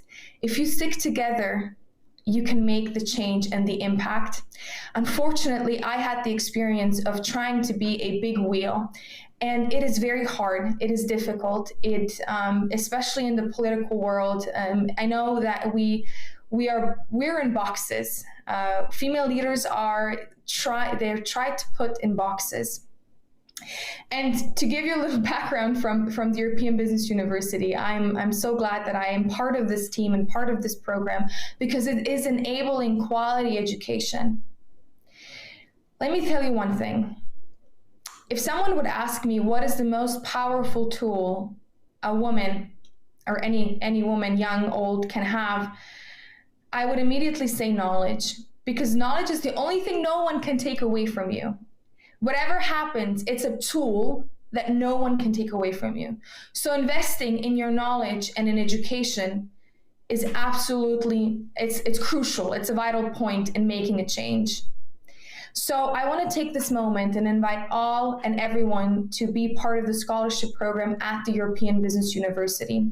This is a certificate program exclusively designed to be for young people coming from developing countries. And I'll tell you why. Because what we see in the world today is that if we want to have quality education, we have to spend X amount of money to get to this education. Well, the European Business University is guaranteeing quality education for an affordable price. One certificate course usually costs in Luxembourg 750 euros per course per student. And so what we are able to do is we're able to offer the same scholarship certificate course for only 10 euros per course. So paying this commitment registration fee, you're enabling yourself a certificate that will help you in knowledge, because unfortunately in today's world, not all education is giving us the necessary uplifting confidence that we need, especially young women need in today's world. So our certificate courses, we have different ones. As you mentioned, Crown Trust and EBU have been partners, and so we have issued 500 scholarships for the Women in Leadership course. The Women in Leadership course will be a course that lasts, well, all our courses last 13 weeks. So in those 13 weeks, you have one online webinar with a professor, and you have discussion forums, quizzes, and so on, different assessments. But the whole idea behind the certificate course is to not just give you concepts and definitions and go through some data that you can find online. It's about empowerment. So in the Women in Leadership course, we will have different speakers coming in. So the speakers that will be coming in, 1 week there will be a lecturing, 1 week there will be different female leaders from corporational settings, from political backgrounds that are the big wheels, and they have been supported by the small wheels. So everyone who is listening to me today here, I want to take this moment again, and please don't stop fighting. Don't stop fighting, and take small portions at a time. Because if you're the small wheel, eventually with time and dedicated work, you will become and be impactful in your community. And this is what is crucial, and this is what is changing the world. So again, in the scholarship certificate program, we have different courses like marketing management, business finance. If you're coming from an entrepreneurial background and you want to learn more about opening your business, about how to create a financial plan, how to market your company, this is a perfect certificate for you, and I'm sure it will help you, not just in this as a paper, but really the knowledge that you're gaining and the confidence that you're gaining with it. Not to mention the network. The scholarship program has 1,600 students enrolled from all over the world, from developing countries, Central America, South America, Asia, and most of the African countries as well, especially Kenya. So I want to take this moment and invite everyone to use the link and to take this opportunity and enroll into the certificate program. Thank you again for having me, and keep up doing the amazing work that you do. As we proceed, let's listen to Dr. Nancy Baraza, a Kenyan former judge, the first Deputy Chief Justice of Kenya, and a member of Kenya's first Supreme Court after the promulgation of the 2010 Constitution. She served in the courtroom from June 2011 to her suspension in January 2012 and subsequent resignation on the 18th of October 2012. She was appointed to the Kenya Law Reform Commission in 2008 for a term of 3 years, serving as Vice Chairperson to her appointment as Deputy Chief Justice. In 2010, she was elected chairperson of the Media Council of Kenya's Ethics and Complaints Commission. She gives insight on how FIDA was influential. Thank you very much for updating us on the scholarship, Professor. I have never seen so young a professor. And as I mentioned before, guys, there is a link that will be sent on or if you're following this thing live on YouTube, there'll be a link for you to apply. And we are going on a commercial break after this, and then we will come. Professor, are you still here with us? Yes,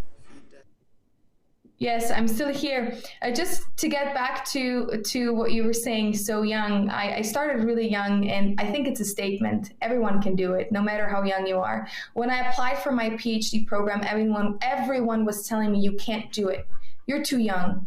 You're a woman. You're too young. And I said, I can do it. I'll apply to 30, 40 places, and someone will take me, someone who will see what I'm carrying with me, the experiences and the hard work that I've put into my education. So please never think you're too young. Never think it's too late to enroll into education. And thank you for having me again. Much, Professor. I think we're going to get the inspiration from you to apply so that we can have such amazing stories of, being I would like to know, are there any, in the application of the when I'm applying, are there some things that would rule me out? What are some of the things that you're looking for in the candidates?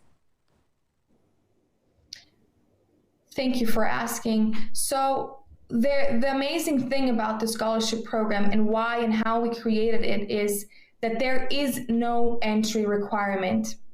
We have organizations that we work with women who are literally coming from the streets, have never had the opportunities for any kind of education, have not finished high schools. All of these courses are introductory courses, and everyone can join. It is available and equitable to all. So there is no entry requirement in terms of previous knowledge or previous certificates. The only thing that matters is adequate English level skills because of the just of the materials and being able to follow along the course, and also just having an ICT device. So it doesn't need to be a computer or a laptop, because we have an application that students can download on their ICT devices. And so they basically use the app and follow along the week by week by the course. It's a weekly paced course. Thank you, Prof. And in these extraordinary times, it's in the middle of the pandemic, so people are making plans like every day on an everyday basis.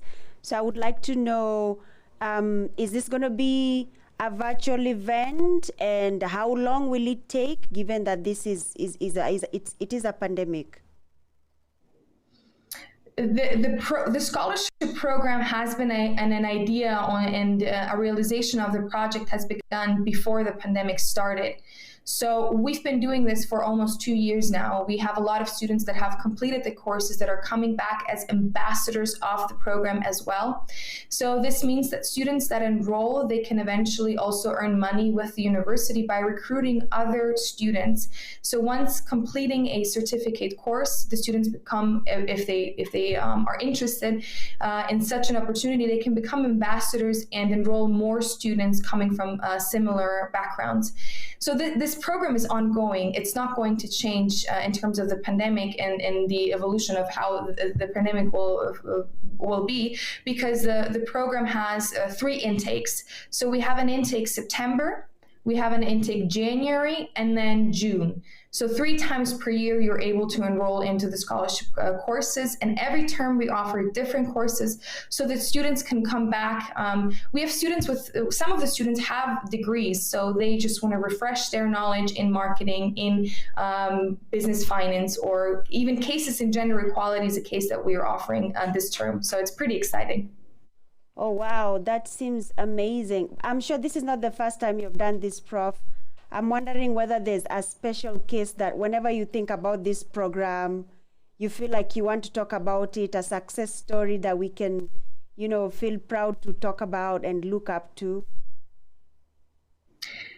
Well, I really did not want to cry live on camera, but there is a story I always think of. It's one of my students that was in my marketing management course, and she was a young woman from Armenia. And she was always in all of the classes on time. She was always listening. She was very active in every discussion. And I felt like there was some kind of a background story. So one day I told everyone, if anyone wants to, have a private session or talk about some business ideas, business plans, they can book a meeting and we can have a one-to-one talk. So she booked the meeting. And I didn't expect anything. I was just thinking this is going to be some usual talk about marketing planning and target audience and financing. But it ended up being a life story about this woman coming from Armenia, coming from a very difficult background, a lot of gender harassment, different harassment really in any way. And so what she was saying me that this course, those 13 weeks, has changed her life completely. Not because of the knowledge in the sense of the marketing concepts, but it was just the community that she had in this course. And I never thought about it before. As a professor, I always think about giving the students, the knowledge and the concept and everything. And then I realized, she said, every week I look forward to this 1 hour with you so I can just kind of tune out of my life and be here with you and just be the woman that I want to be and who I am and who I can be, without judgment, without being able to ask questions, to ask my comments. And so she said that this changed her life completely, that she's gained confidence in pursuing her business ideas.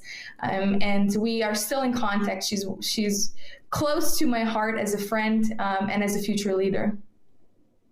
That sounds amazing. You've mentioned Romania, so this tells me this is a very global project. I wonder what statistics you've had with applications from Africa and all that. What is it like? Have we had a lot of applications from Africa before? I think it is important to mention that our academic dean, Dr. James Simoli, is originally, so the founder of the university is originally from Kenya. So we have a lot of organizations in Kenya that we work with, and a lot of Kenyan students especially. Most of our students are coming from Africa. But again, we've opened just recently a Spanish campus so a Spanish campus for Spanish courses, but most of our students are coming from Africa and especially Kenya. So I have a couple of visits that I would need to, a couple of students that I need to visit when I come. Thank you so much, Prof. I wish I had time, but I'm even thinking of going to applying for that myself. And thank you so much for making time to come with us.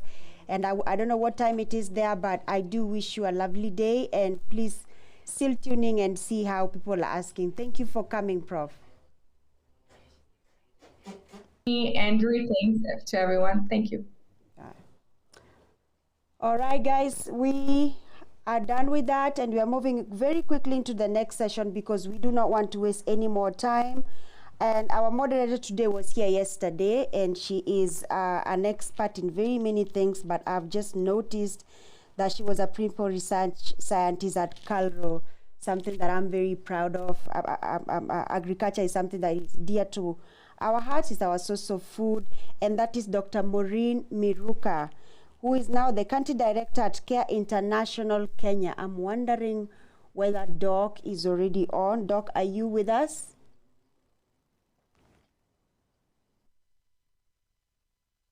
Oh, Doc, you are on mute, unfortunately. Have you unmuted yourself? Doc, you're still on mute.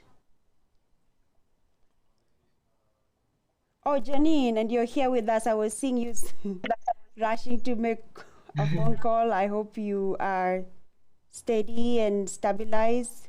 How is everything where you are? You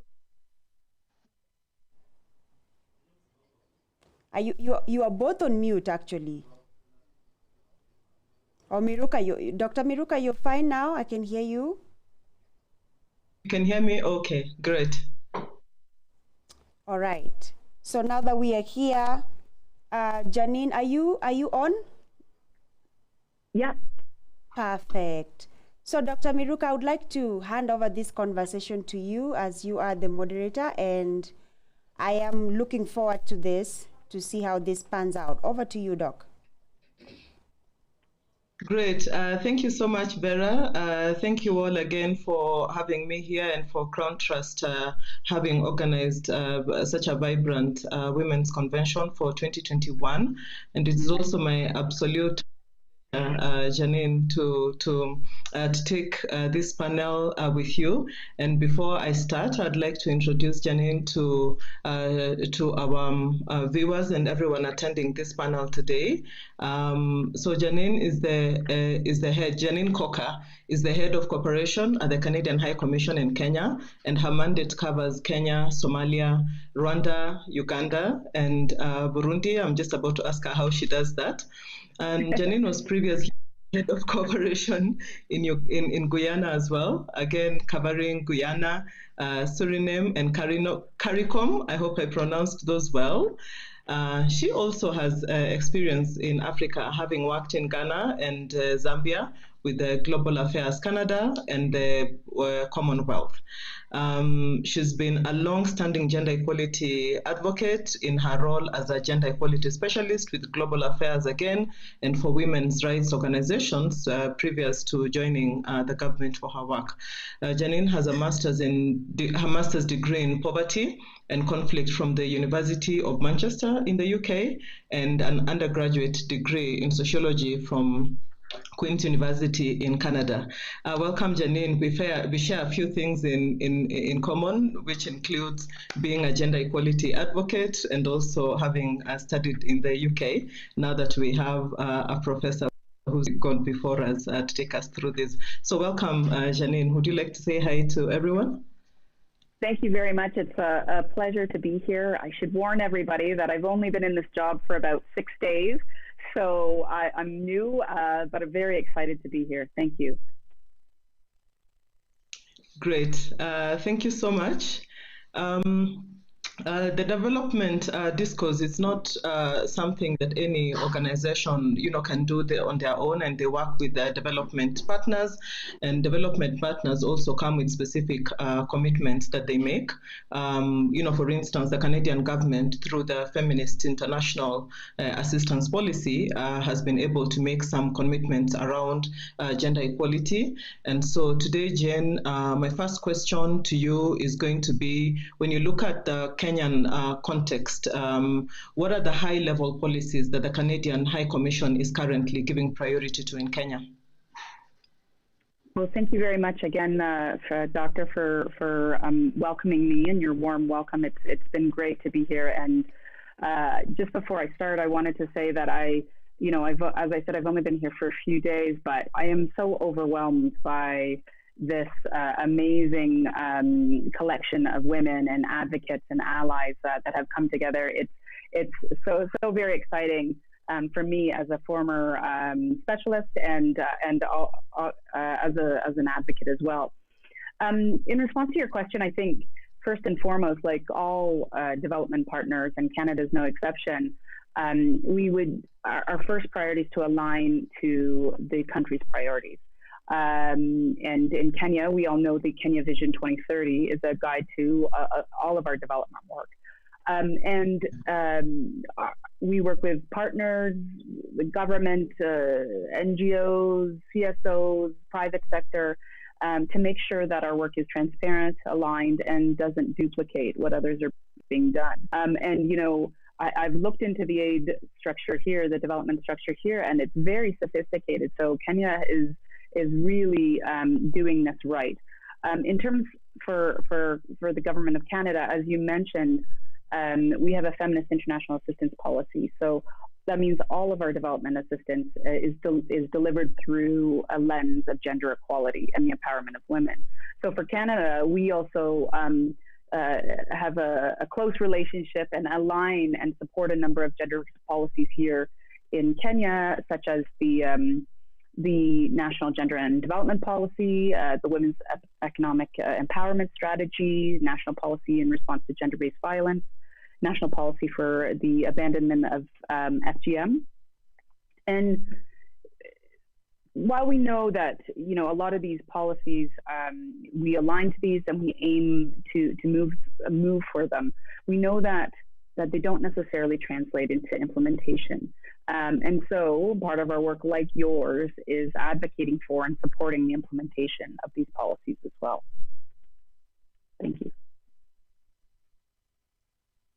Great, thank you so much, Janine. So specifically, I'd like to ask what strategies and resourcing plans the Canadian High Commission is currently rolling out or planning to roll out in support of the Common Women's Agenda in Kenya, including post-COVID recovery. And for this question, I'm going to be selfish a bit and also ask you to speak a bit into the Women's Voice and Leadership Program, which is the one that is supporting this entire initiative that puts us here today.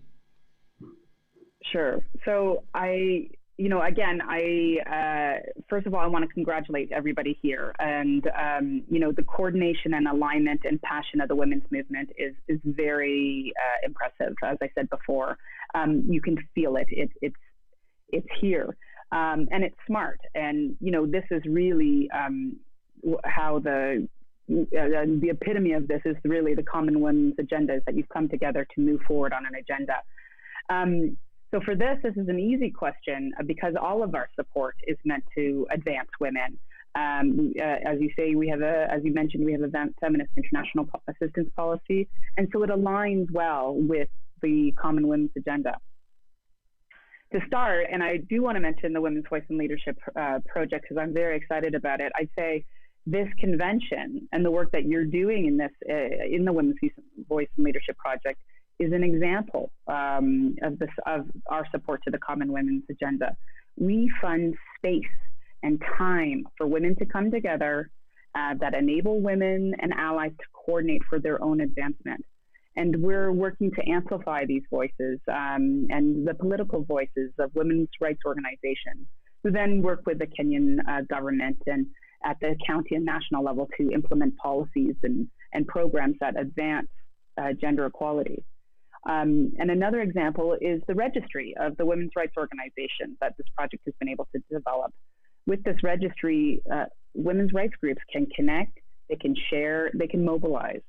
And I find we underestimate the need for this type of work, forgetting that women's rights groups are often formed not by fully paid, dedicated, salaried employees with benefits, but they're by mothers and aunties and friends and sisters who volunteer their precious time for the movement and who are paid very little. So this underfunding leaves no space for groups to connect and plan and strategize, which leaves the movement fragmented and inefficient. And so we're really proud to support things like the Common Women's Movement to bring people and to women together and allies together for alliance building to make this a reality. We've also worked with a number of organizations to reduce gender-based violence, which I know is a key issue within the Common Women's Movement. In particular, we've worked with schools to train teachers and work with boys and girls in the classroom. And on the topic of education, we're also supporting women to advance in education in STEM fields, TVET fields. I know one of the other panelists had mentioned that before. Fields that are typically dominated by men. And we're also pointing to the last panel. We are investing in women entrepreneurs who get left out of the investment cycle, male-dominated private sector as well, especially in poor regions of the country. And a good example of this actually is some of the work by Trademark East Africa, and to reduce some of the harassment at borders and create gender-friendly spaces. So that for women traders who are actually trying to do their business, these entrepreneurs that are trying to do their business cross-trade. And again, perhaps more relevant for the Women's Common Agenda is our support to the promotion of women in politics through advocacy programs and capacity building programs that encourage and support women into this underrepresented field. We've done this in the past and will continue to do so, especially as 2022 approaches. And similarly, related to that, we're also active in our advocacy, particularly in development partner working groups in our discussions with governments, political figures that push for the full implementation of the two-thirds gender rule, passing for more representation in decision making. And I think you all heard our Acting High Commissioner yesterday speak of this. This is something that we are fighting for alongside women's rights groups like yours. Thank you so much, Janine, and I completely agree with you with the ability for women to women's rights organizations and women to convene together, that convening power, the solidarity that brings, and what that means then for amplifying voice, just on behalf of our own selves and on behalf of those that might not be in those spaces, to be able to amplify their voices. And of course, this kind of work does not come with its own challenges. As a gender expert yourself, and as I am, it's a conversation that you're always wanting to rally people, push for and then fight for. And so it with its own specific challenges, which are some challenges that you might point about as we, seek to support this, discourse. And what recommendations would you make for us to enhance more support and partnerships across the sector from the Canadian High Commission? Well, I think, one of the big challenges is what I had discussed before or mentioned before, which is this issue of implementation. So the lack of the implementation of the Constitution 2010 and its provisions to support gender equality. So, implementing policies and goals is much more difficult than actually creating them. And that's where we are now. And the focus needs to be on making sure that we don't lose any of these clawbacks. We don't lose any of these important gains that you work so hard while continuing to advocate for their implementation. And I would say, this presents an opportunity as well for us because we are rallying around it, and I think that's what we're doing now, and that's what this convention is about, and the Women's Common Agenda is about. It's an opportunity for us to come together and really, have a voice in this. And I think that's what's happening right now, and that's what's really exciting.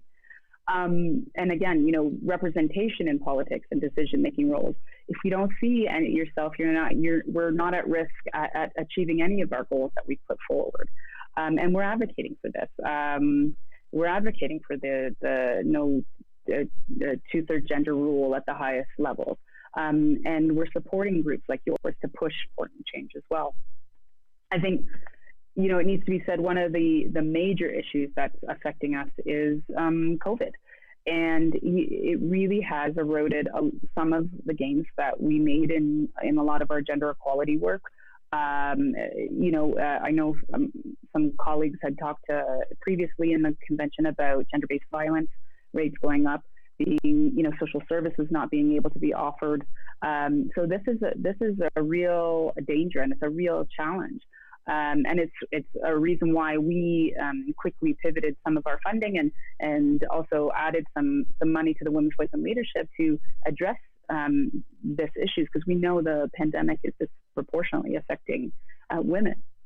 So, but I would say, again, we have an opportunity here. Look what we're doing now, and look how many women and allies and people we're meeting right now, because we've been forced to go virtual. And so we're accessing more people, and more people are participating, and it's being done efficiently.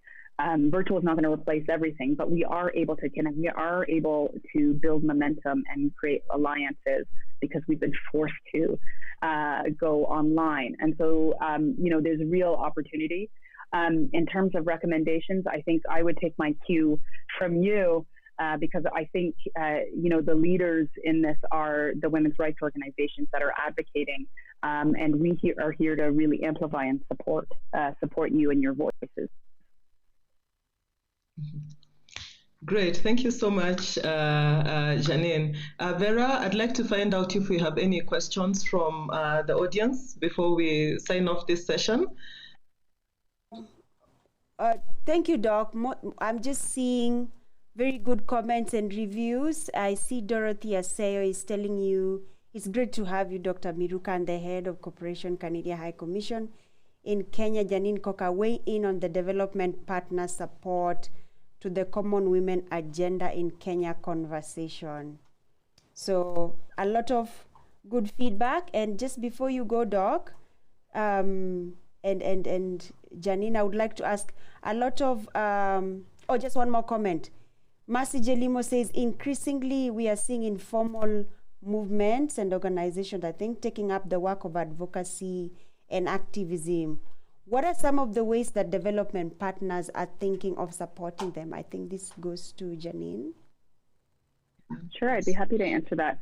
I think this, and Dr. Marie would know more than me, but this is, has more experience with this, because this is what Women's Voice and Leadership is about. It's about those informal movements and the ground, the real women and allies on the ground who understand what is happening and understand what change needs to happen, hearing their voices. And so organizations like Dr. Marie's is one that is able to amplify those voices. And that's what we want to fund in this program. We want to make sure that those informal networks have space and have a structure to advocate, so that it becomes a real force. And because these are the people that know what change needs to happen and what is right for them and for their communities.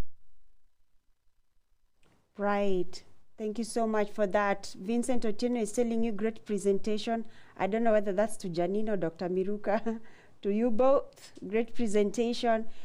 Still on Janine, I would like to find out, I see a lot of partners are moving towards journey to self-reliance. I've had that with the American organization. So I'm wondering whether that's the same thing that's going to affect the kind of work that you do to support women. Are you moving to local organizations, just to build up on the questions that the other asked?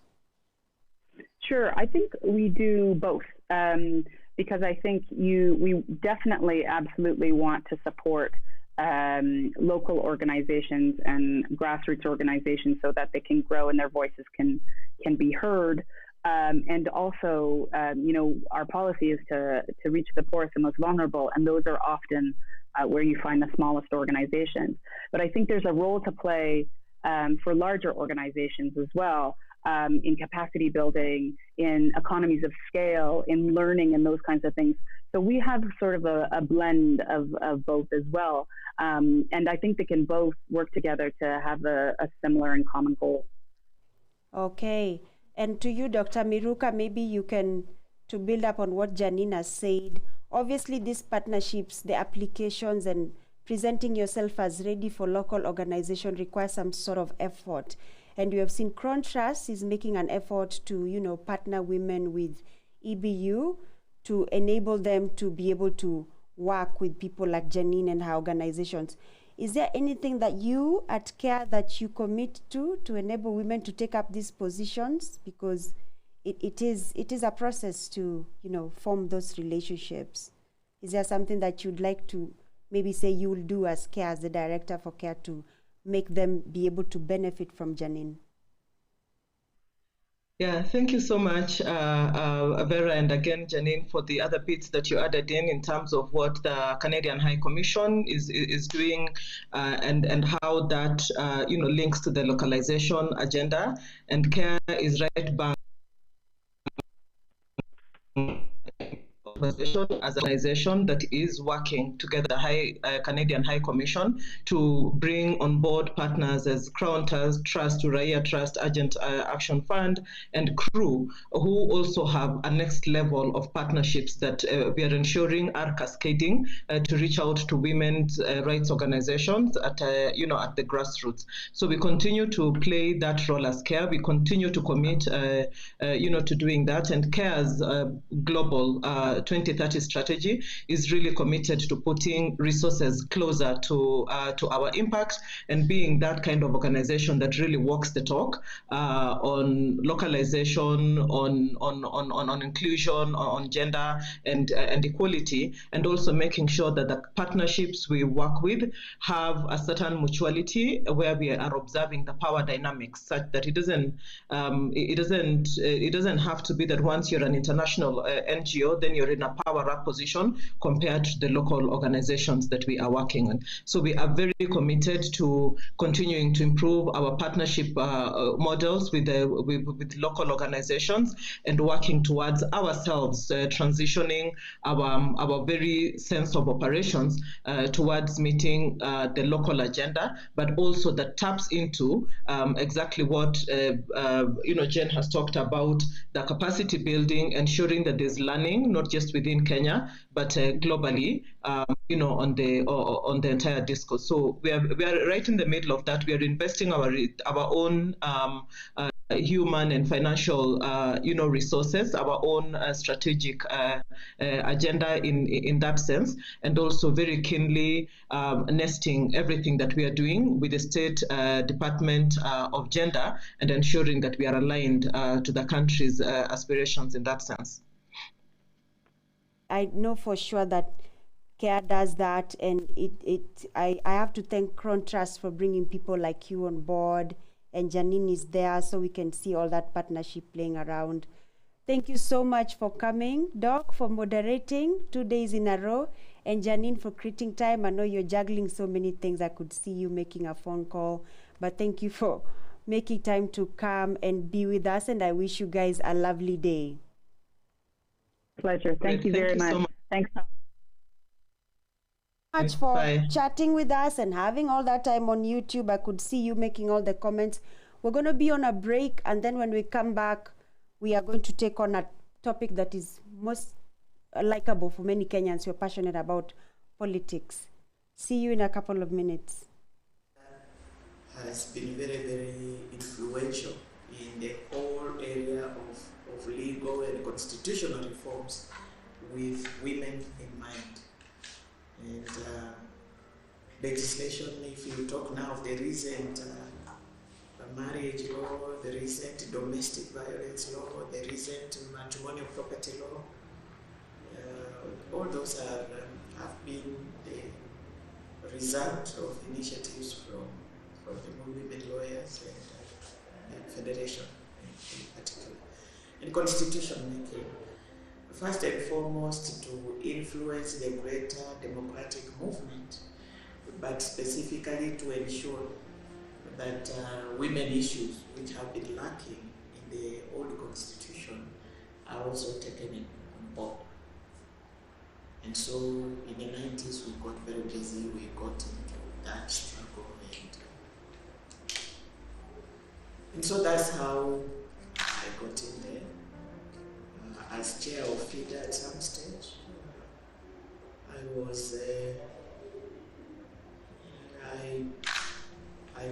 was on the Ufungamano process, the People's Commission, that had been formed in 1998 to counter the government move to form a commission that would undertake constitutional reforms at that time. And people didn't trust the government at all. They did not trust the government. They didn't think the government which had oppressed them for that long is the same government which can give them an equitable people's constitution. So the opposition, the civil society, the religious people opposed that unilateral move on the part of the government, which had formed its own constitution, parliamentary committee to oversee constitution making. It was chaired by the Honorable Raila Odinga. To add to that, Dr. Ida Odinga, a Kenyan educator, businesswoman, and activist, shows how the League of Kenyan Women Voters worked closely with other women organizations such as FIDA by identifying and training women to conduct interviews on issues to be drafted in the new constitution during the constitution-making process at Bomas. She recounts. I moved to start the League of Kenyan Women Voters, and I devoted my time to the League to establish that organization. Hey, women started coming. Then we opened the membership, and actually we had a lot of people, many women joined us. And that is the time when I told you that Maendeleo became KANU Maendeleo. So those of us, those women who are in the opposition, could not join Maendeleo, or could not feel like they are part of Maendeleo, because Maendeleo had become KANU. If you are not supporting KANU, how do you become that? You go to the League of Kenyan Women Voters. Most of the women who became MPs actually came from that membership drive, that League of Women Voters. Of course, we also worked very closely with other women organizations like National Council of Women of Kenya. I wanted to ask you about that. Like FIDA. Yeah. Political caucus. Political caucus started after us also. During those days of the constitution making at the Bomas of Kenya, we used our organization to identify the women who could go and participate. We used to identify and train women on interviews, go and carry out the interviews, so that we know these are the issues. We met as a group, as women ourselves in our organization, and we wrote down issues that we wanted to be included in the constitution, and then we sent representatives to go and represent us in the constitution making. It was a very dangerous undertaking, but we were there because we thought we were standing in for the people of Kenya, so it involved a lot of sacrifice. But eventually, in 2001, the two parallel processes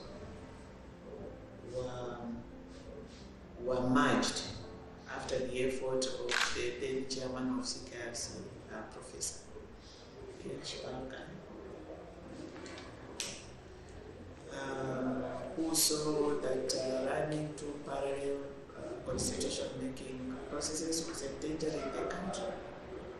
So he engaged the Fungamano Initiative, the religious people, the opposition, the civil society, and a merger was brokered between the two. And so the People's Commission of Fungamano was merged with the Parliamentary Commission, and the CKRC was born. And I served on that commission as a commission. And that is the commission that produced the constitutional draft of 2002, which was eventually debated at the National Constitutional Conference called the BOMAS, and it produced the BOMAS draft, which was a very negotiated document. But the political intrigues led to the alteration of that BOMAS draft.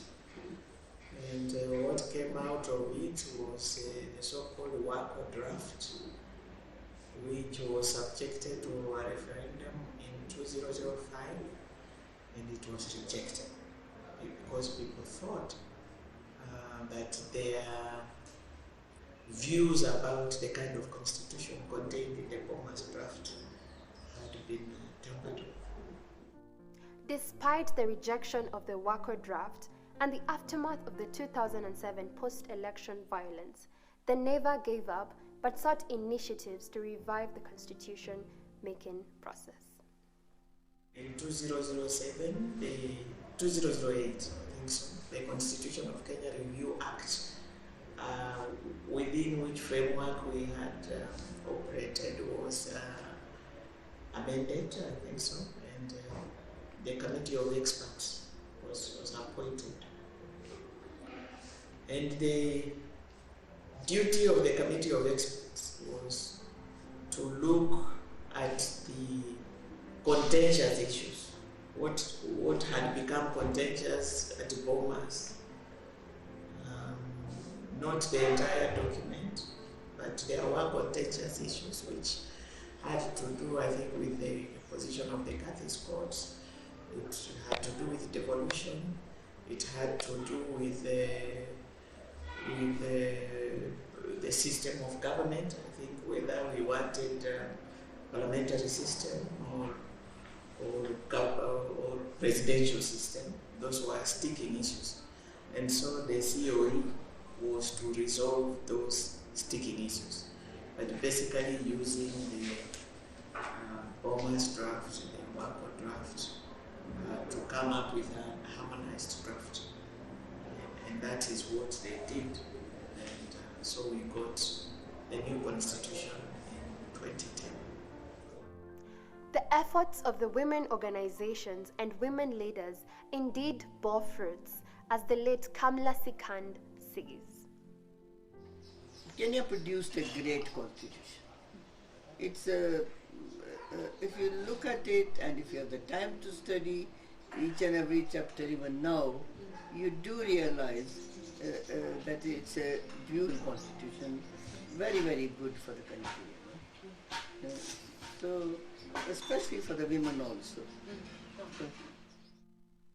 The constitution-making process was long, frustrating, and tedious for women and women organizations, but the enactment of the 2010 Constitution brought celebration. As we continue the journey, we need to reflect and tell those who are new in the journey that even those who have exited from this world still continue to water the seeds of that freedom. As we harvest, we must also pour some of that drink to celebrate those who have gone before us, those who have planted, cultivated, and nurtured the crops and are not here to harvest the fruits of their hard work, their constitution.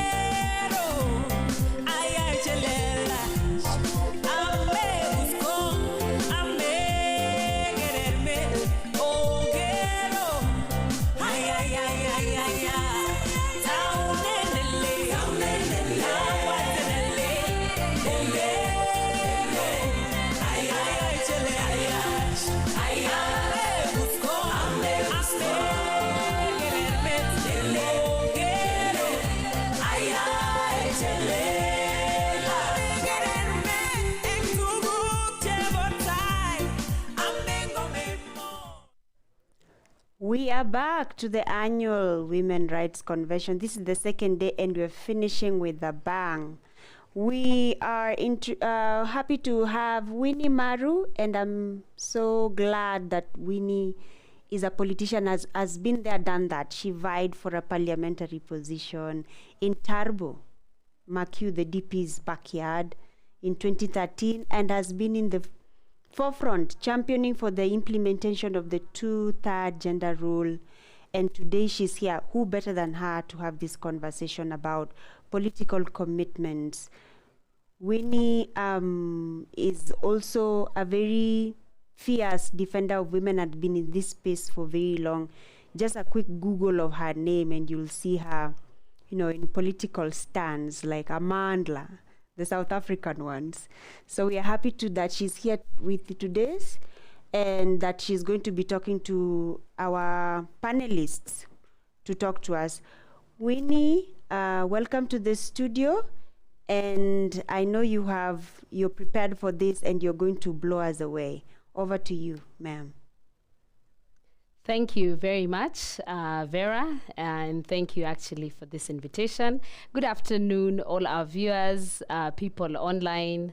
We really thank you for being with us here today and sticking on until this moment. Just as Vera has said, politics is really what drives many Kenyans, and we're really glad that you could join us for this session. We have a very distinguished panel of speakers today, and we really look forward to hearing from them.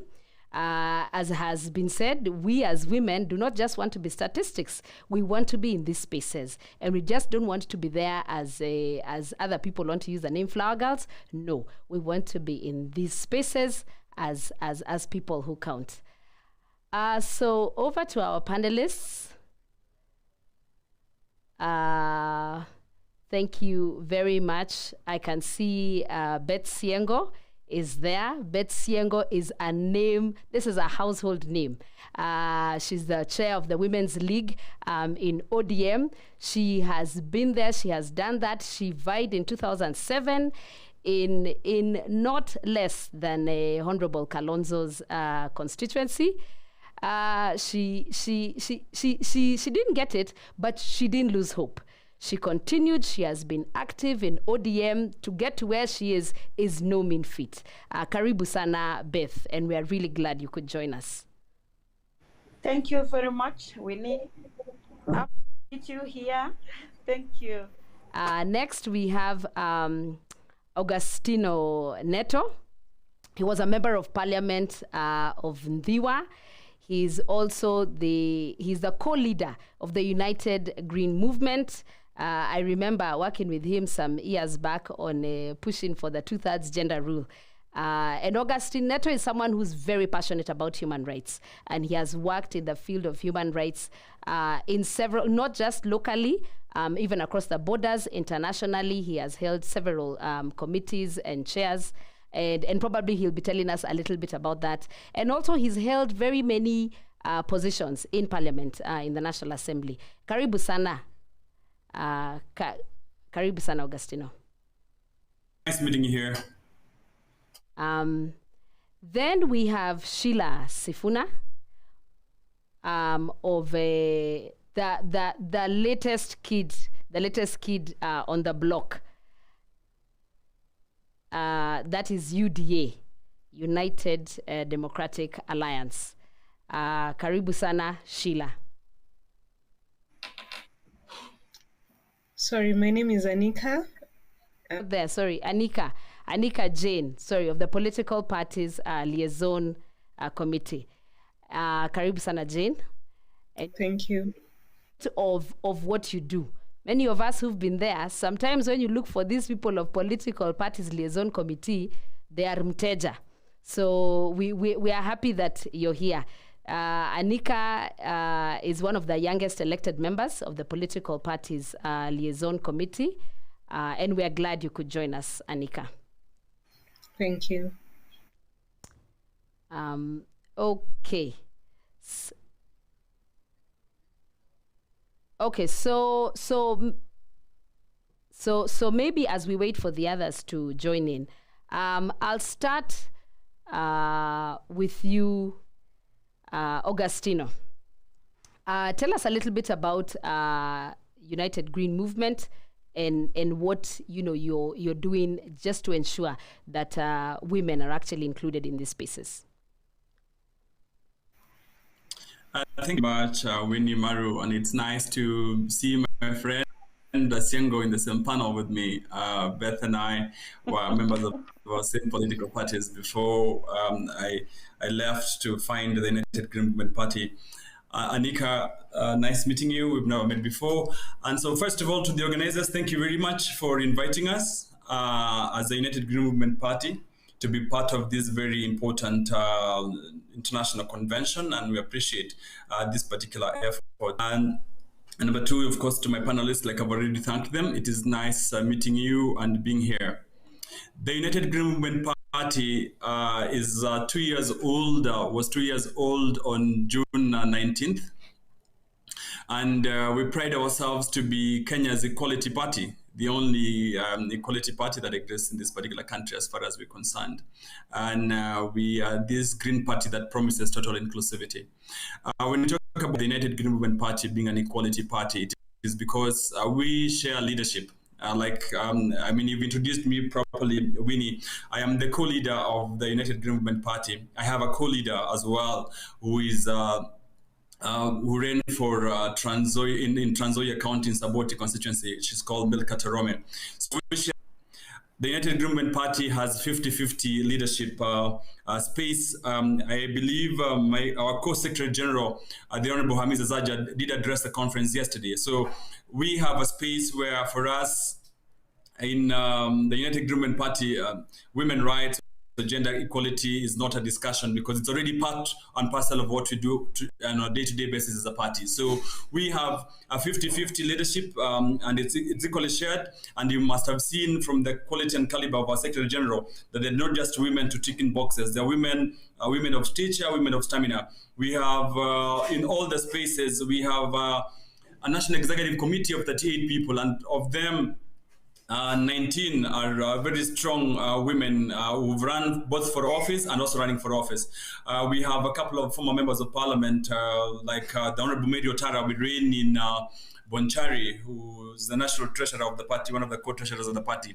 So for us, as the United Green Movement Party, we'd like to encourage as many women aspirants, as many women politicians, as many women who really want to help progress the space of women's rights in this country. One, as the co-leader of this of the party, I got word from my co-leader, the Honorable Milka Tarome, to request all women, those who want to run for political office in 2022, please find it fit to join the United Green Movement Party. Here we treat women and men equally, and they know it, persons with disability and everyone else who wants inclusion. When we say we are a party that does total inclusivity is because marginalized communities.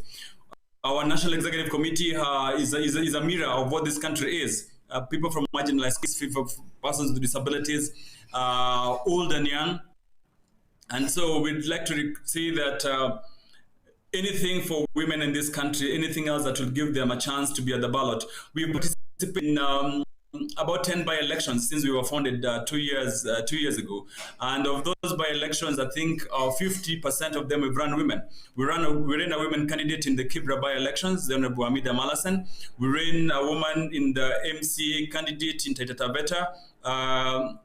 When there was that by-election in December, we also ran a woman candidate in Bonchari, the Honorable Mary Otara. So for women who really want a space where they can be heard, voices can be heard, you're welcome to the United Green Movement Party headquarters, Green Action House. And my Secretary General was, I think, also participating here, is going to open the green carpet, and you're all welcome to our party. Thank you very much. I hope that's a good introduction. Thank you very much, Augustino. Yes, we actually had Hamisa yesterday. Yes, and it is actually nice to see that you've actually put people with disabilities at the front line. So next we will go to the big party. And just for the people who are joining us, we actually invited all parties. Jubilee was invited, UDA was invited. We were supposed to have also somebody from MDA, but they haven't yet joined us. We hope that they will join us. So Beth, Tell us what ODM is doing to ensure that women are in these spaces. Thank you very much, Winnie, my long-time friend, and thank you, Mheshimiwa Agostina. We have walked this journey together before you left us. My name is Beth Siengo, the ODM Women League President, a position that I've been holding for some years now. And ODM is very committed to support women, and the party has very clear structures. We have the mainstream where officials can be of either gender. Then we have the Women League, one that I head. And Women League is semi-autonomous. We are given authority by the party to run women activities and women affairs.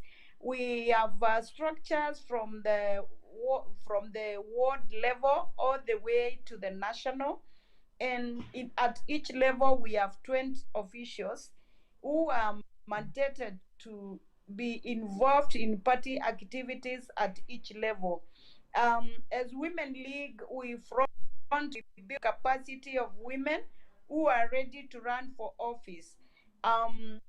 Right now, if I may say that very committed to ensure that more women get to the ballot and more women are elected, and they have chance to sit at the decision-making table.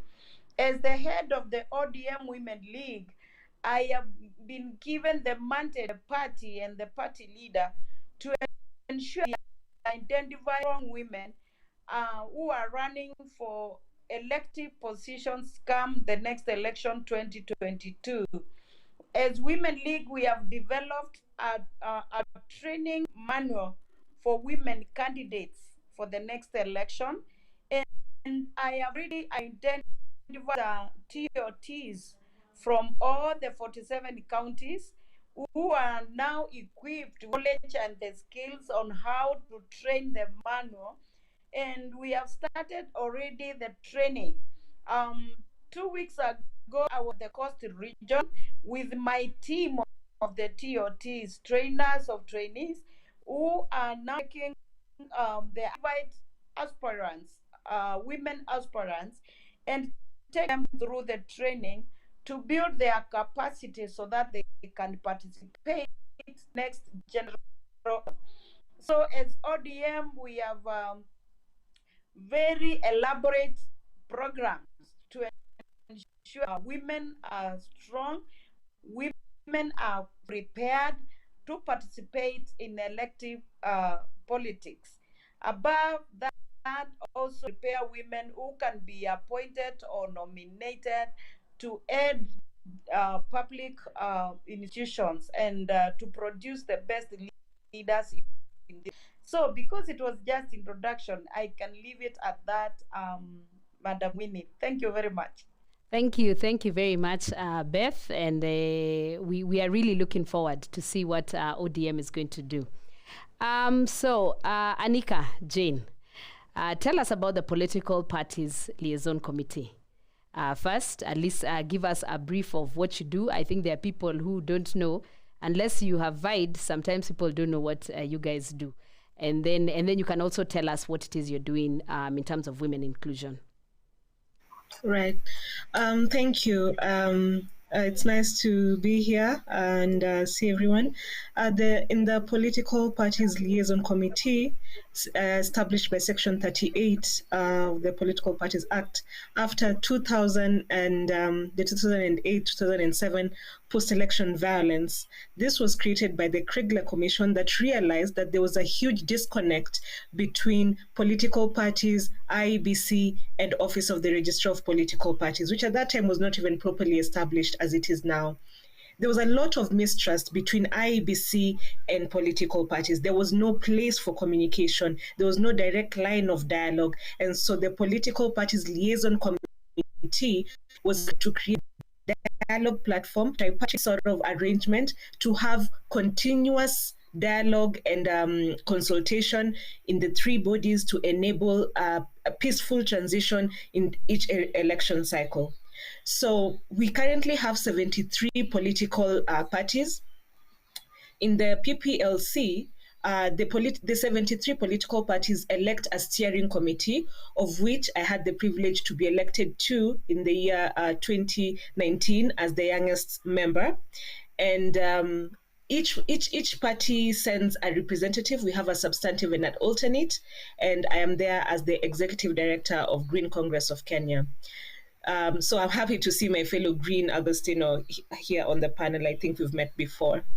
So in the PPLC, we have continuous dialogues with Office of Registrar of Political Parties and IEBC. Case in point, we just had a meeting last week to discuss the amendments of the Political Parties Act that is currently supposed to be tabled in Parliament. We have had continuous engagement with IEBC and other bodies on the Campaign Financing Act, and are now, scheduled to meet IEBC again on, the timelines and protocols that we are setting in place for the next election. It is really important that stakeholders realize that as much as we have so many interventions for elections, so many interventions for women, we cannot move forward properly if we don't bring these interventions to the political parties. There have been talks of being, bipartisan and wanting to stay neutral, but every intervention that we have to make the political space better has to really come from the political parties. And PPLC has actually always been available. We have a set structure with a very able steering committee. What we have done for women specifically, when I came on board as a steering board member, I realized that we have women, young women who are in leadership, and they do not have the know-how, the power to even protect the women's two-thirds gender principle or submitting of party nomination lists. And, there's always a time when you're told, or understanding. One thing that the people did to allow it to convene young women in political parties leadership. These are young women who are secretary generals, EDs, chairpersons. My party as well has a co-party leader in that structure. But really getting these women to understand what their role entails and how they can use their roles to protect the gains of women. In addition, we have an overall women caucus in PPLC that brings women in political parties together, guiding the Young Women's Caucus as well to protect the gains of women and to put in place structures moving towards the next general election, looking at how do we really influence the National Election Board's final lists across the board to ensure that women are not unfairly treated in violence and marred by malpractices in submitting the final party lists and as well as nomination lists. And we have to realize that in the 73 parties, we currently have 38 parties that have representation, and this is not just in the National Assembly. We also have to recognize that we have parties that have strong membership in certain regions, in certain counties. Like for example, UDA before was PDR and had a huge membership in the counties of Pokot and I think Samburu, and even had a senator representing. So we cannot curtail the benefits or the trainings or the support or capacity to the parties that we deem are the, quote unquote, big parties. That is ODM, Jubilee, and now UDA, ANC, Wiper. But we have to realize that even for the spaces of women to be better, we have to open up and recognize other parties that exist and the opportunity they give for women, because we know the party primaries are half the battle. And we don't want to have women spending so much time and money in spaces that they may have lesser chances, as opposed to, running a slow and steady race in other spaces that provide support as well. So that is a brief introduction of how PPLC supports women. And of course, as we go through the discussion, I'll be able to outline exact and various actions that we are taking to protect women moving towards the next general election. Thank you. Thank you very much, Anika. That was actually a very, very comprehensive brief on what you're doing in ensuring that women are actually present in these spaces and not just as tokenism. So we're glad to see Sheila. You have joined us, Sheila Sifuna of UDA. You can tell us a little bit about yourself. You can also tell us a little bit about your party for the ones who might not have heard about it, and what UDA is doing in terms of women inclusion. Karibu sana, Sheila.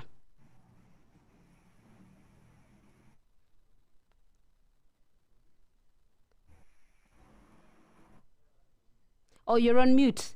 You're on mute, Sheila. We can't hear you. Oh, sorry.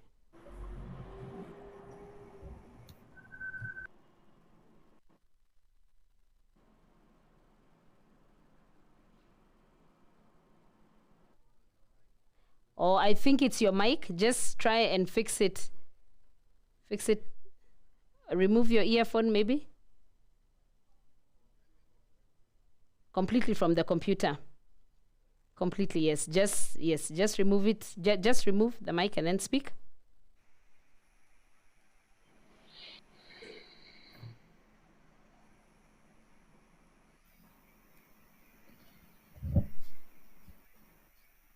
So we can move in. And thank you very much for the comments that I'm seeing. Sheila, we're going to get back to you. No, we still can't hear you. We can't hear you. Yeah, but we can see you clearly. So unless, have you removed the microphone from the computer? Oh yeah, okay, just speak loudly a little bit.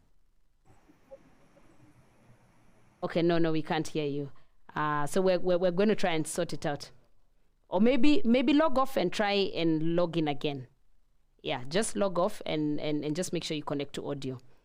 Thank you. I can see Professor Winnie Mitula is also online. And she says it's great to listen to party leaders and their open door policies to women. It's time to intensify strategies for practical inclusion. Exactly, yes. It's all about being practical and less of talking. So as we move on, and thank you also for the other comments. I saw Malasen had written in, Masiche Limo had written in. Thank you very much. We're actually taking those down. So I'll come back to you, Augustino. And I know you did a lot of work insofar as the 2/3 gender rule is concerned. And now that we're going into another election, what do you think should be the strategy now that can be used, especially because it wasn't passed?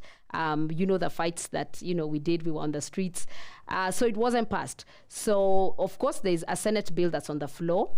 I don't know if you're doing anything to ensure that probably that bill is passed, but probably you can tell us what it is you're doing, outside. Thank you very much. With regard to, can you hear me? Or have I gone off? Can you hear me? I hope I'm fine, yeah? Yes. I can hear you. Okay, thanks. Appreciate it. It is true that I've been part of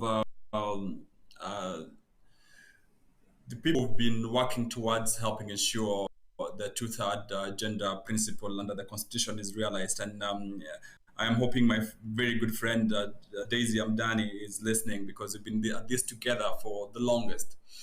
I think we need to request parties that presently have the membership in parliament to be true to the women's space.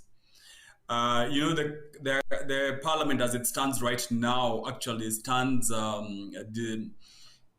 illegitimate because the Chief Justice, the outgoing Chief Justice, the former Chief Justice, really did write a constitutional advisory that this parliament should be dissolved for not attaining the 2/3 gender rule. And I think it's one of the things that President Uhuru Kenyatta should have respected and really sent this particular parliament home.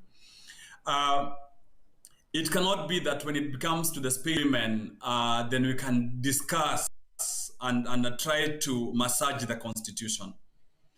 It cannot be that when it is women's rights are constitutional rights, they are indeed human rights, and you cannot cherry pick which rights. The same way President Uhuru Kenyatta and his cabinet were elected as part of the constitutional principle.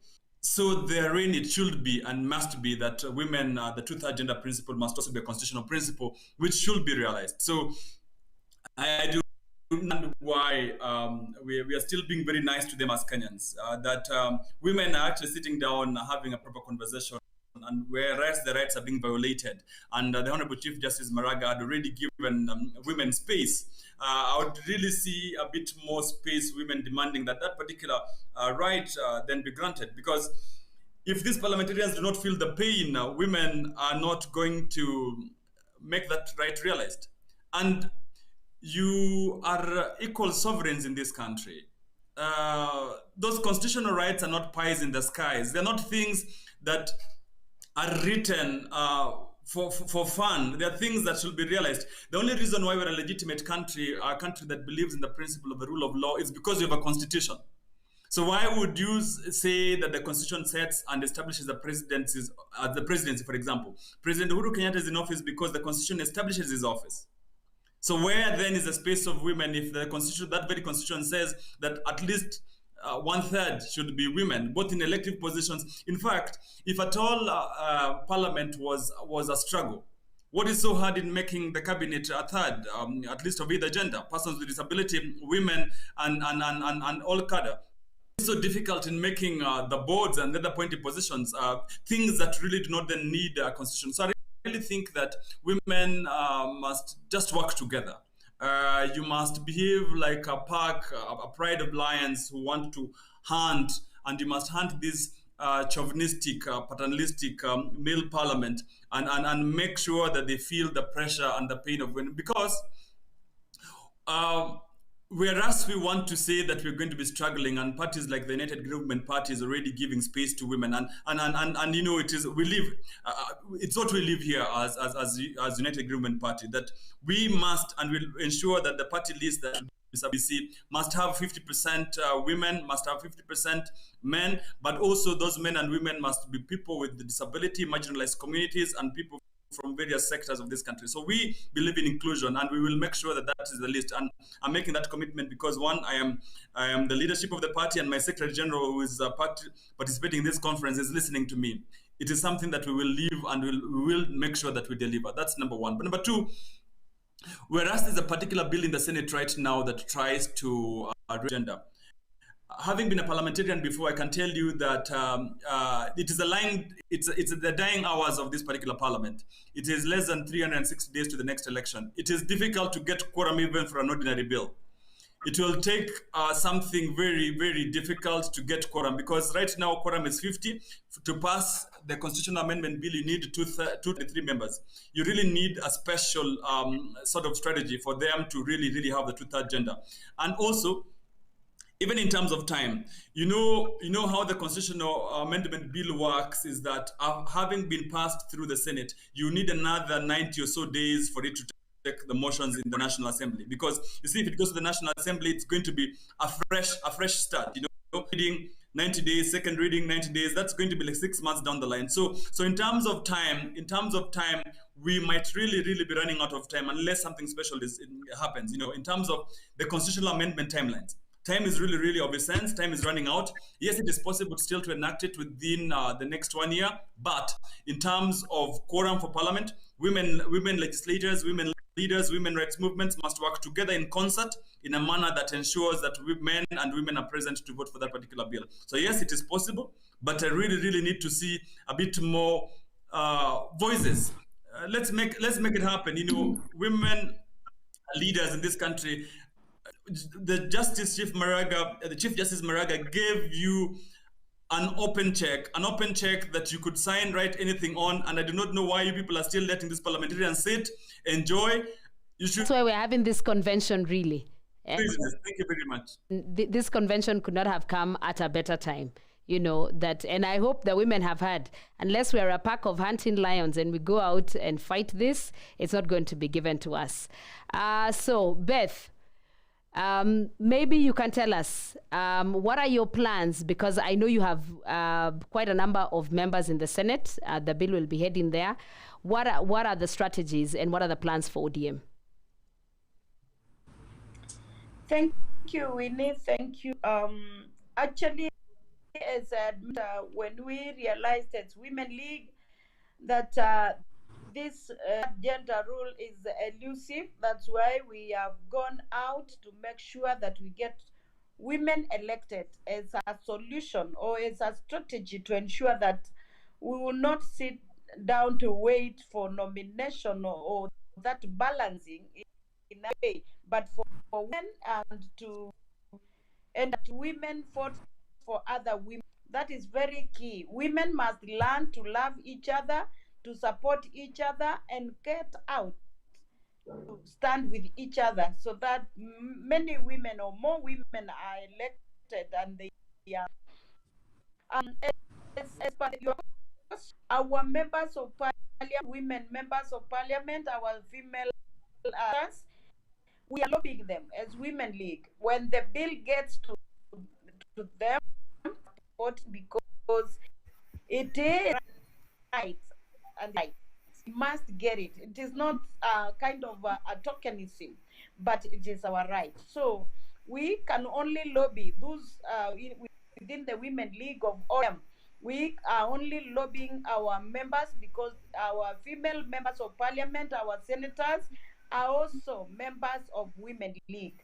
So it is their bill. It is about them because it's for all the women within the party. Secondly, I would say that from our strategies, as ODM Women League, we have initiated another program that we are calling He for She, that we are identifying strong men who are supporting women leadership. And these ones, we are calling them champions, who are men, but they trust and they believe in women leadership. They are ready for women to get into leadership.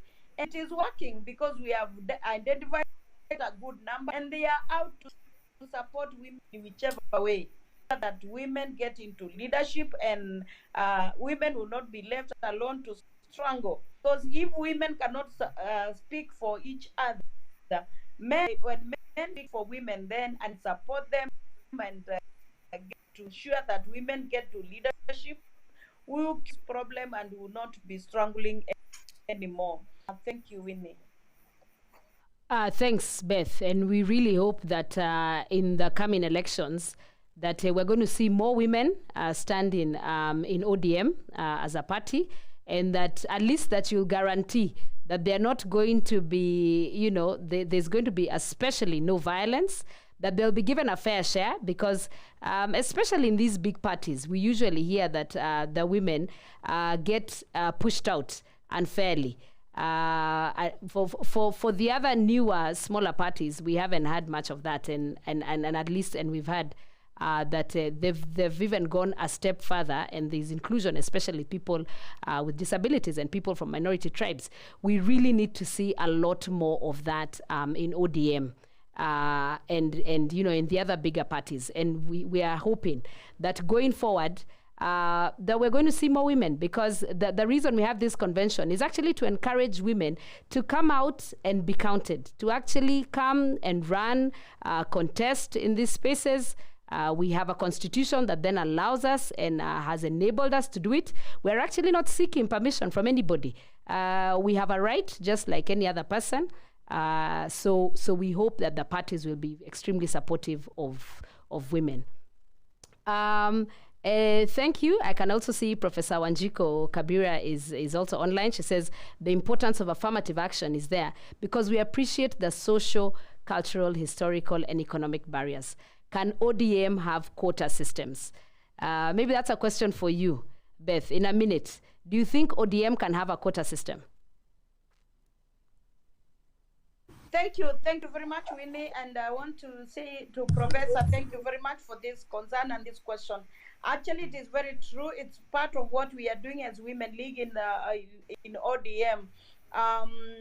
Let me mention that we are lobbying the National Executive Council, the neck of the party, to grant direct tickets to women in the zones where our party is strong. So we would really like to communicate that Women League of ODM is pushing and given that suggestion to the highest organ of the party, that as Women League we identify strong women, strong candidates. They will be given direct ticketing in the areas where it is strong, and that will be guaranteeing that the women who have got the party certificate will be elected. Secondly, Winnie, allow me to mention that within the structures of ODM, I mentioned that we have mainstream, we have Women League, we have Youth League, and we have Disability League. So even women with disability, we are very, very inclusive. Women with disability, they are also given a chance, and we have even very strong women who are running, women with disabilities, and we are supporting them. We are training, we are building their capacity to ensure that they get to leadership. So quota system within ODM, I say yes. Thank you. Thank you, Beth, for that. Anika, I'll come to you, especially in terms of the area of capacity building. Is the PPLC doing anything insofar as building the capacity, not just of the political not just the political parties, but also ensuring that they understand what is required and that they actually, follow the rules that are laid down? Right, thank you. A lot in terms of capacity building of women within the political party system, and also reaching out to the various spheres of what we people see special interests, where we have categories of persons with disability, women and youth, and training them with party processes. And actually, as we move towards the general election, the capacity buildings are much more frequent and are many. But just bringing our attention to, a lot of people say the political parties, and I've seen a comment say that they are the weakest links in implementing the truth as gender rule. And we are talking a lot about practicality. And this is what PPLC has been fighting for around 10 years now with the political parties fund.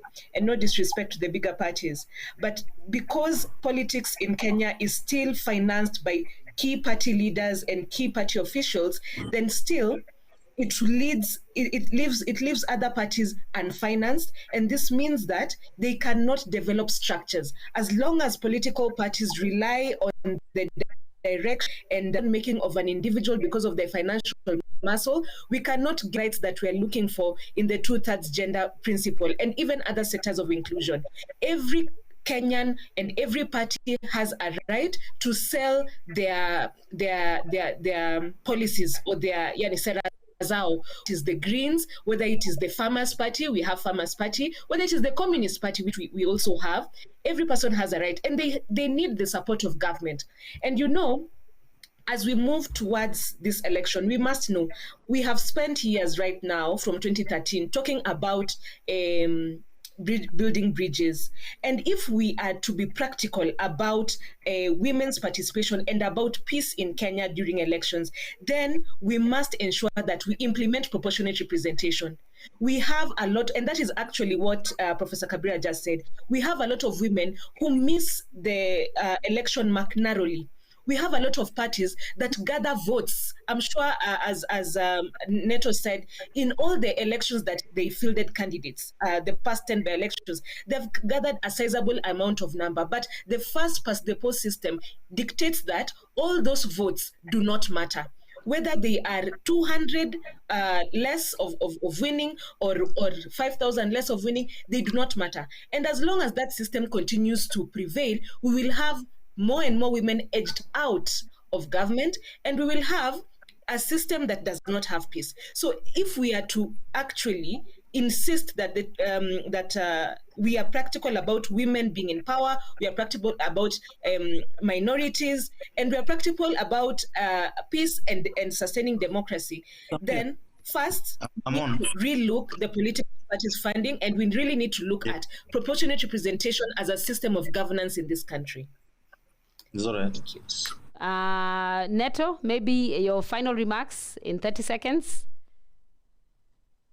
Okay, first of all is to send a request to my friend Honorable Beth Siengo to go and speak to Baba to rally his troops to ensure the Senate passes the two-third gender bill that's in the current House, and also to speak to his brother. As he rallies his troops, let him speak to his brother the same way they did for BBI, that the two-third gender rule then be passed. That's my request to you, Beth. You know where we've come from. We have a long way. That's number one. Number two is to request anyone who wants to run in the next election. The United Green Movement Party is open to women and persons with disability and marginalized communities. We want to run it that promotes inclusion. We mean it. It is what is in our constitution. It's those values and principles that we want to live by. So welcome to Green Action House. The door is open. We welcome you all. Join us and make Kenya a good country. Third and lastly, which is what Anika has said. When we form government in the next year, we will work towards having Kenya have a proportional representation system of elections. It is the best thing and the best solution for this particular country, that the country should have a proportional representation. Then we'll do this sort of thing, because then the election will sort it all out for us in a manner that is good and progressive. So let's think about a progressive representation in the country, and that is only possible if you vote in a UGM government. Thank you very much, and you're welcome. Beth, your last 30 seconds. Thank you very much. I really want to appreciate each one of us. Mine is to say that the biggest and the largest and the strongest party in Kenya, single party, is ODM. So I take this opportunity to welcome all the members to join ODM. And there's a lot of space for all the women who are longing and who are looking forward to joining politics. Secondly, I would say that to all our women, believe in yourself. Please have self-confidence, because it starts with you. Believe in yourself that you can. And women, come out and stand to be counted. Please don't wait for the two-thirds gender rule just to find you there. Come out, contest, come out, get out there to be elected, so that we will be more than men. And men are the ones who will be now fighting for nomination and asking for the one-third gender rule to be accomplished. Thank you very much. Please join ODM, join ODM Women League. We are the best around in this country. Great. I think, first and foremost, I want to thank each and every one of you for making time for being on this panel. You've been a great panel. I guess the ones who didn't come, they have missed out. The women have all had the parties to join, are the ones that you can see on the screen. If you can't see them on the screen, they probably don't exist, you know? Yes, because they didn't come. So I want to thank you very much. Do have a nice afternoon. I wish you all the best. And also to our viewers, thank you also for engaging us, for the questions and all the comments that you gave us. We have taken them down, and we'll be getting back to you.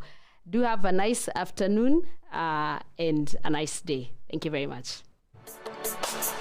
Kenyan woman, keep your head high, usirudi nyuma, mbele tunaenda, na tukiungana sote tunaweza, usikate tamaa, tunaweza. We can make it if we try. Spread your wings, yes we can fly. Wipe the tears from your eyes. Like an eagle we shall fly away. No, we're not sleeping, we are wide awake. If we stumble, we shall rise again. Conquer everything that stands in our way.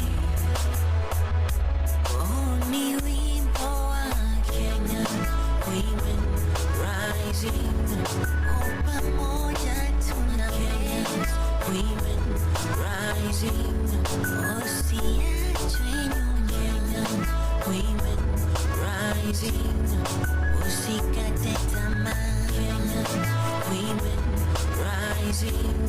Imba pamoja na women. Women rising. Paza sauti Kenyan. Women rising. Oh, paza sauti Kenyan. Women rising. Huzuni wimbo Kenyan. Women rising.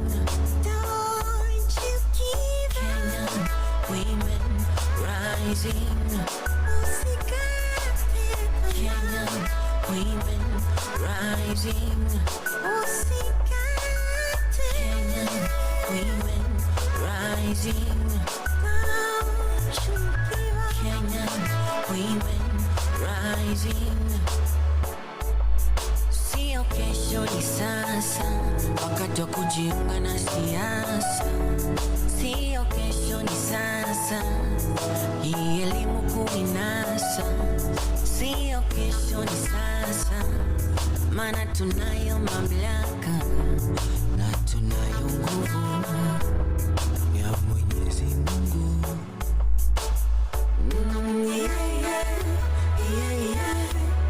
We can make it if we try.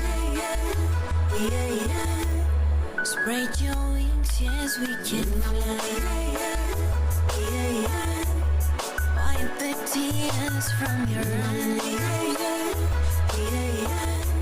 Like an eagle we shall fly away. No, we're not sleeping, we are wide awake. If we stumble, we shall rise again. Conquer everything that stands in our way. Only wimbo wa Kenya. Women rising. Pamoja tunaweza. Women rising. Usiachwe nyuma. Women rising. Usikate tamaa. Women rising.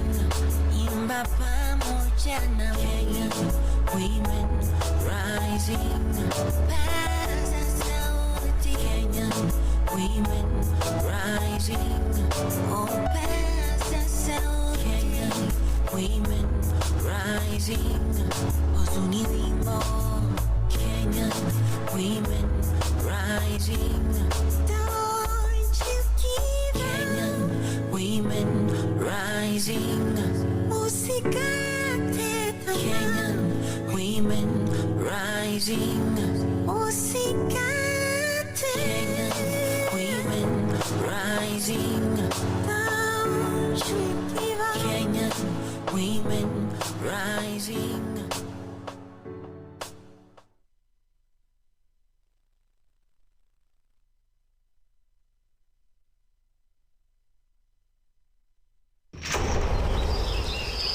Fellow Kenyans, I want to inform you that the Ministry of Health has confirmed the first coronavirus case in Kenya.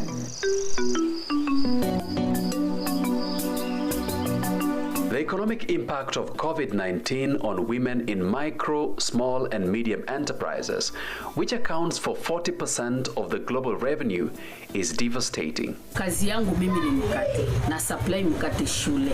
Na kama hakuna shule hakuna kazi natumika. In Kenya, immediately after the confirmation of the first case of the coronavirus in March 2020, the government took a number of measures to curb the spread of the disease. These included the implementation of a dusk to dawn curfew, restriction of movement, closure of markets to enforce social distancing measures, use of personal protective equipment or PPE, observing proper hygiene, and the suspension of international flights, among other protocols. Sanitizer saisi nimeuliza kwa chemist tunakuta ni 150. Hii 150 mimi mwenyewe nimetoka Mtwapa na mguu na si Mtwapa tu. nimetoka kule ndani na nakuja na mguu hapa, nina take almost 1.5 hours nikiwalk. Na nina walk asubuhi na jioni. Nitanunua sanitizer ama nitanunua mask ama nitanunua chakula. Na niko na watoto. So unakuta kwangu mimi siwezi afford. Whereas these measures were well-intentioned, women in micro, small and medium enterprises that contribute approximately 20% to Kenya's GDP are facing a lot of challenges, with many finding themselves jobless, while others have closed their businesses completely. Mtu hata nunua nguo ati aje ashone na tumbo inataka. Sasa hii kazi nimeshimamisha, juu hakuna mtu analeta nguo wa mshone. Atakuja kuundisha nguo na iko na njaa. Haingizi kwanza. Watu walitoshewa kwa makazi. Juu ya nini? Msongamano kuhusu corona. Corona imetuasili kikubwa sana. It's early in the morning, and we meet Gladys Ayuma, a mother of 6 and a resident of Kawangware slums, arriving at her favorite job hunting spot in Kilimani Estate, Nairobi. She joins a group of fellow job seekers seated by the roadside after sanitizing their hands as required by the government. Since March 2020, Gladys and her colleagues have been waking up every day to come and sit outside people's residential areas, trying their luck in finding a day job just to feed their families. Kabla corona iingie, kazi tulikuwa tunapata wa mama. Unafanya kazi, tajiri anakusaidia hata 1,000, 2,000 ama 15, wengine 500. Lakini tangu corona ikuje, kazi ikapotea. Tukaambiwa na watosi mtatuletea corona. Tumehangaika sana. Tunakaa kwa barabara kutoka asubuhi mpaka usiku. Hakuna kazi mtu anakuchukua. Hakuna unga tunapata. Nyumba za wenyewe achende wanakuja wanafunga. Kama mimi tangu corona ianze huko Kawangware sijawahi enda kazi. Watoto wanalia, wanaingia kwa manyumba ya watu. Ukirudi jioni unatoka kutafuta kazi, unaambiwa mtoto alikula chakula niliwekea watoto yangu. Huyo mama anaanza kelele na mimi nashindwa nitafanyaje.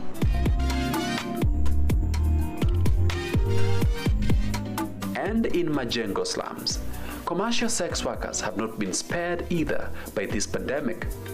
As a way of maintaining social distancing measures, the government closed all social joints or bars. This has left many commercial sex workers like Rita Wanjiru, not her real name, and her colleagues struggling to make ends meet as their clients have disappeared for fear of contracting the virus. Wateja hawakuji, watu tunawaokopa, wanatuokopa.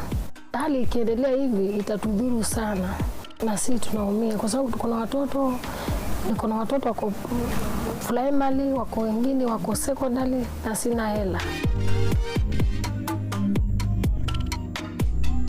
Approximately 152 kilometers northwest of Nairobi, we meet Grace Mumbi, a 30-year-old horticultural farmer and trader. She's busy tending to the crop on her 3-hectare farm in Olkalau constituency, where she grows fresh cowpeas, which she supplies in Nairobi. Grace says her farm used to hire about 10 workers in a week, but since COVID-19 started in Kenya, she has witnessed huge losses as transportation of produce and access to markets became a challenge due to the restrictions of movement in and out of Nairobi. Vile serikali iliweka curfew, ndivyo mambo yalibadilika kwa sababu wakiweka curfew hakuna kuenda kupeleka hii mishiri because inaenda wakati wa jioni. Nilikuwa naitwa Aisha Bairu, ni vune mishiri na kupalilia. Tangu sasa corona ikuje, wakasema watu wasikaribiane, wavae mask. Sikuweza kununua mask, nikaona heri nikae nyumbani nijikige na hiyo ugonjwa. Na pia imenidhuru sana kwa sababu nimeshida kukiga familia yangu na mahitaji ya nyumbani, nimeshida sasa.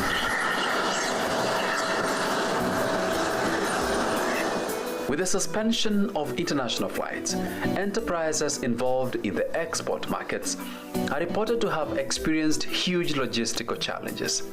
With fewer flights available and an increase in the cost of freight, many businesses were forced to operate below 30% of their capacity and losing up to 50% of their projected income. This led to a mass staff layoffs and a complete change of business strategy. COVID came as a surprise to most of us. We were at the peak of our production and in fact waiting to sell our Valentine and Easter product. But of course, COVID disrupted everything. We could not export, neither could we remove the produce which was in the field. So we had to have a drastic loss, trying to destroy whatever crop was in the field and just wait for a better day. But the better day never came. So we had to lay off the workers to tell them to go because unless you are selling, you can't pay the workers. With no international markets to sell her flowers, Elizabeth turned to the local market and started growing vegetables, hoping to generate some little money to keep her business going. But she was shocked to find out that the local market had already been invaded. When COVID came, everybody, even those people who were kicked out of work, they thought they would go and do agriculture. They would go and start selling bogas on the street, selling vegetables, everything on the street. So the market was so congested. So even what you had in the farm could not get a market. It ended up being a very frustrating issue.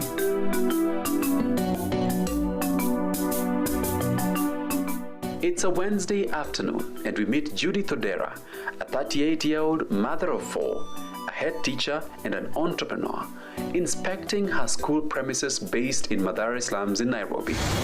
Here is grade 1.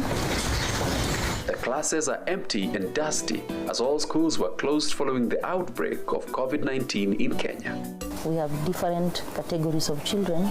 Number 1, we provide preschool teaching, that is from PP1 to grade 4.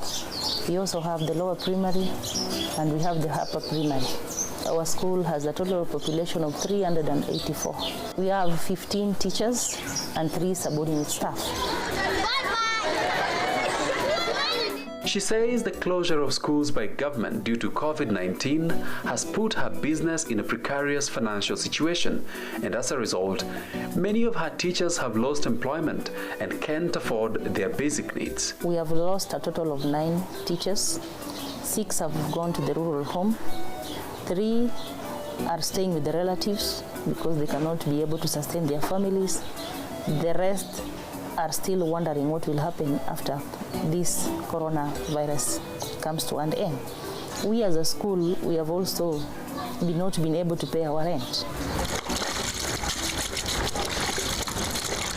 With nothing else to do and desperate to feed her family, Judith decided to start washing people's clothes in Nairobi estates, where she earns $1 or $2 per day to enable her put food on the table. It has been really hard for me as a mother. I have 4 children. Working in the teaching profession in the school stopped all my income. This has affected me because my children cannot be getting the things that they used to get. They used to eat 3 times in a day. Now they're eating only once. My husband was working in the hotel industry, and the hotel industry was also shut down by the government. So he's always at home sleeping the whole day. So if I don't come out, do some casual jobs, I get 200 or 100 shillings, get some sukuma wiki for my children, that's when my children will eat. If I don't get anything, we go without food. As a result of COVID-19, many school-going children like Rebecca Williams, a Form 3 student, and her colleagues who come from disadvantaged backgrounds have found themselves selling tea to Jua Kali artisans every day and being paid on commission. Nilikuja hapa Jua Kali nifanye kazi ili nipate pesa zisaidie ndugu zangu, wadogo zangu na wazazi wangu. Mimi kama mwanafunzi wanafunzi napenda shule zifunguliwe ili nirudi shule kwa sababu hapa wengine wanakula chakula hawalipi.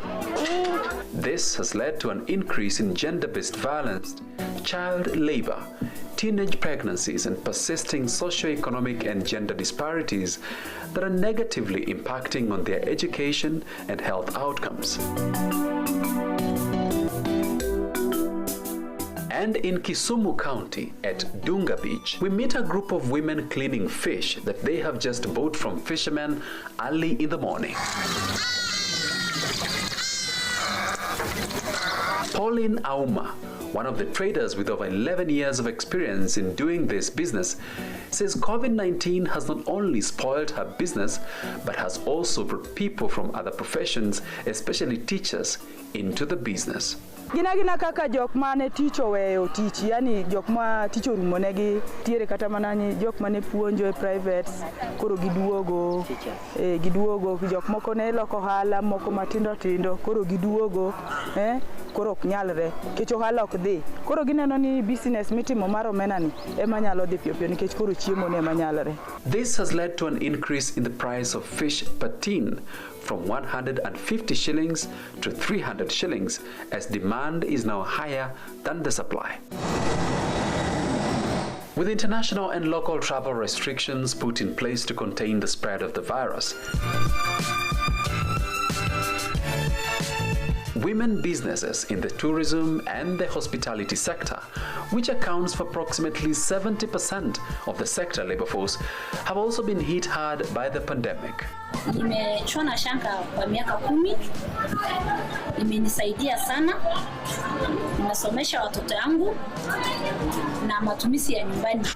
Lakini tangu COVID-19 hii kazi imeathirika sana kwa kubwa kwa sababu saa hizi hatuna wazungu wenye wanatutembelea kununua hivi vitu ama wageni. Na pia mahali tunaenda kuleta hii materials kama Nairobi zimefungwa. Tumeshukua loans boost kazi, lakini kulipa saa hii loan ni shida sana. Ile kidogo unapata unanunua tu unga peke yake. Lakini sasa kulipa loan, kulipa rent ya nyumba sasa imekuwa ngumu sana.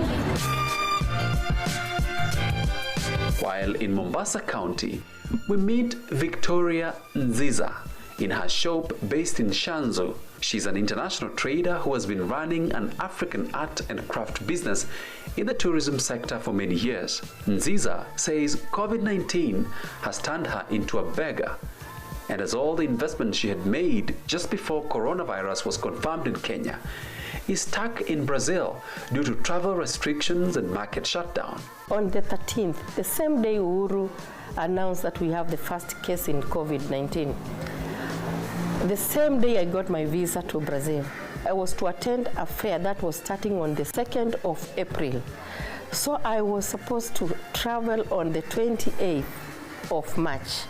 Having sent my goods to Brazil, shipped because we ship in advance, prepared everything, and I was ready to go. So that 13th, I confirmed my reservation, hotel reservation in Kuyaba. On the 17th, the organizer sent me a text. I'm sorry, Victoria, we have confirmed our first case in this city, Kuyaba, and the governor advised that no gatherings until further notice. I was devastated because I thought I would run, do my fare, and come back. This has put her under huge financial pressure as her local suppliers have been knocking on her doors daily since April 2020, demanding for payment. I have these suppliers who call me every now and then because they need their money. And right now I'm not able to pay them, so I'm almost closing my business. Speaking to Jane Munyao, the chairlady of the East African Women Entrepreneurs at her exhibition shop in Mombasa, she says many of her 4,000 members across the region cannot afford to pay rent, buy food, nor feed their families as COVID-19 has negatively impacted their small businesses, leading to an increase in social conflicts. COVID-19 has really affected our family lives and social lives really so much. We have about 3 families who are left without parents because their parents killed themselves, like in Changamwe. There is a family which the husband killed the wife and killed himself because of frustration of COVID. Around here, there is a lady who things were stolen, and then instead of taking that crap, she killed herself. There is another one. She was doing very well in business. When the business came down like that, after 5-4 months, she decided to hang herself. So cases have been so many.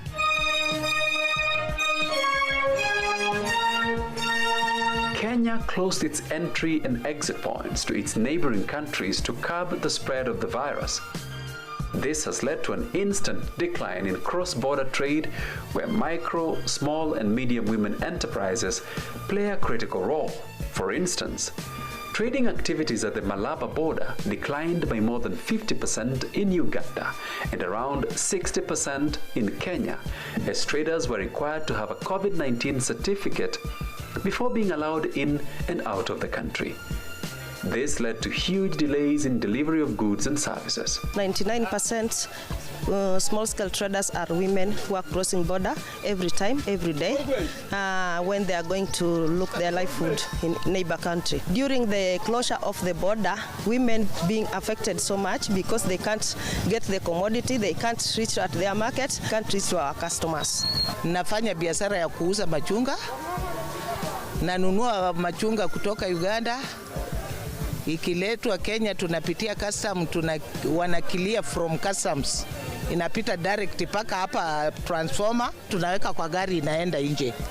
Corona imeniaffect kwa sababu sijafanya business yangu as normal. Kukaa na watoto kwa nyumba, waendi shule, wanataka kukula na una pesa hiyo ya kununua chakula. Hiyo ndio affection nilipata kwa corona. With majority of women enterprises in Kenya being in the informal sector, over 60% of them remain unregistered. Characterized with low productivity and with little or no savings at all, many cannot access credit facilities and therefore they have no social protection mechanisms to economic shocks such as those caused by COVID-19. According to a survey done by the Kenya Association of Manufacturers on micro, small and medium enterprises in the manufacturing sector, 76% are having difficulties in locally sourcing or importing raw materials. 40% have reduced their casual workforce. 42% are operating below 50% of their capacity, and 79% are experiencing cash flow constraint, which is affecting their ability to meet their tax obligations, pay employees, and service their loans.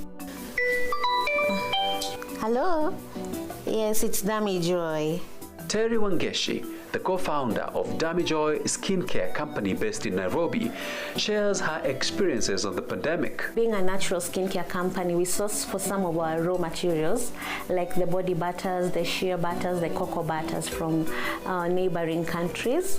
So during this pandemic, you find the border restrictions that really lengthened the clearing process at the ports affected us, because you find ordinarily when you order for something, a butter, let's say, for instance, it takes 3 days maximum. But now, during the COVID pandemic, the process would take like a week and a half.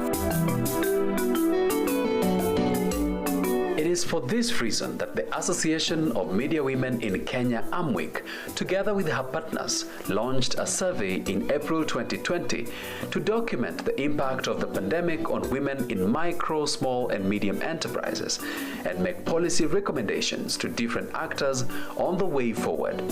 In March, when we had the situation of the COVID-19 and looking at the protocols and the recommendations that emerged, that people should work from home, that there should be social distancing, and everything that came about with the COVID-19, we reflected and as partners came together to do an urgent response with regard to women's economic empowerment.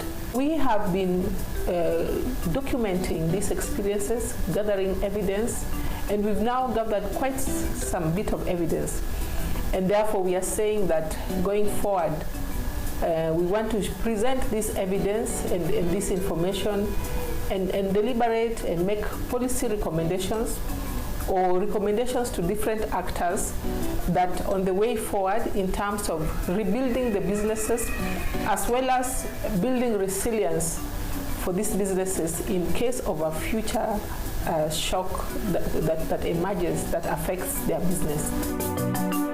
COVID gives us an opportunity now to strengthen, to re-strategize, to re-engage the stakeholders and the stakeholders here at government, because you see governments are responsible for making policies. They are responsible for coming up with laws. What we want to see is that women voices are included in these policies, because it's only through policies then that we can able to change or address the challenges that women are facing. To cushion entrepreneurs against the pandemic, the government of Kenya took a number of measures, including the announcement of a stimulus package designed to help the country go through the COVID-19 crisis. Fellow Kenyans, in sharing the burden occasioned by the present global health pandemic, do today order and direct as follows: that the National Treasury shall cause the immediate reduction of the VAT rate from 16% to 14% effective the 1st of April 2020. A 100% tax relief for persons earning a gross monthly income of up to Kenya shillings 24,000. We appreciate the government's directive to reduce the VAT to 14% from 16%, because we, as small businesses, we are able to source for our raw materials at a reduced price. But then again, you need to sell these products to the market, but you find the market is not spending as much. So you have the raw materials at a reduced price, but you don't have the market to take your finished goods. Tunasikia pesa inapeanwa. Kama mimi sijawahi shika chochote, iko wamama wengi wanalia wachapata chochote. Despite the many challenges presented by the pandemic, opportunities have also been realized. We were able to take advantage of these opportunities to launch our detergents, to launch our hand washes, our sanitizers, and we're still producing it. We will not stop even after COVID. We feel there is longevity in these new products we managed to launch during the COVID pandemic. Hello everyone, welcome back, and we are going to yet another interesting political conversation, one of the most important topics that we're here for. And Eunice Oyule, who ran us over what happened yesterday, is back, and she's a voiceover artist, and I've just noticed that she contributed in the policy formulation for a very important document, Form Nigani, and you can see it on the internet, which was about sustainable development, sustainable peace through the national youth policy in Kenya. Today, Eunice is going to take us through a conversation with our panelists on resources for parties, and I cannot wait to hear from her. She's, after all, a voiceover artist. She should be able to keep us all glued to the screen. Over to you, Eunice. Thank you very much, and welcome to this session on SET. We have Joyce Ekwam from the IEBC, that is Independent Electoral and Boundaries Commission.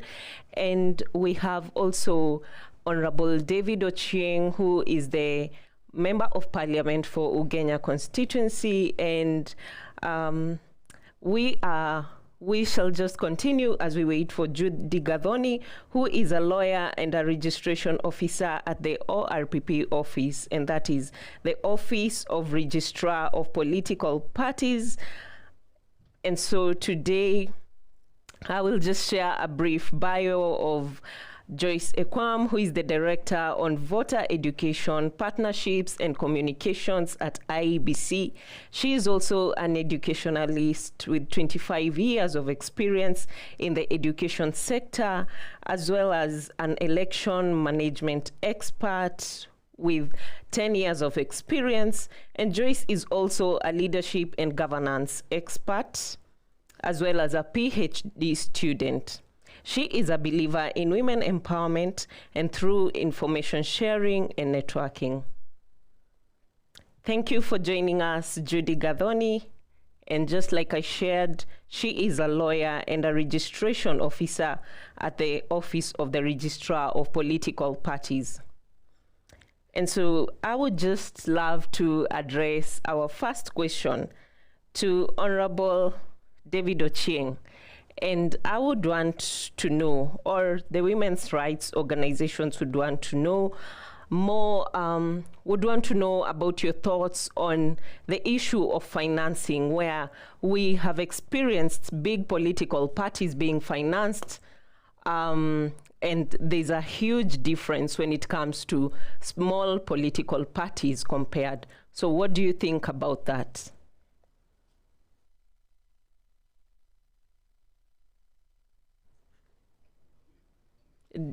Honorable, you're on mute. You're on mute.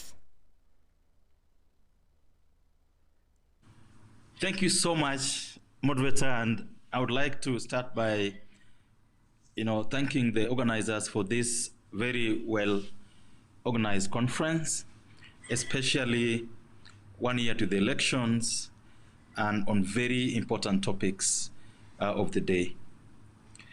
On the question on the table this afternoon, I would start by saying that over time, structurally, the financing of political parties, the financing of our politics has been in shambles for a long time.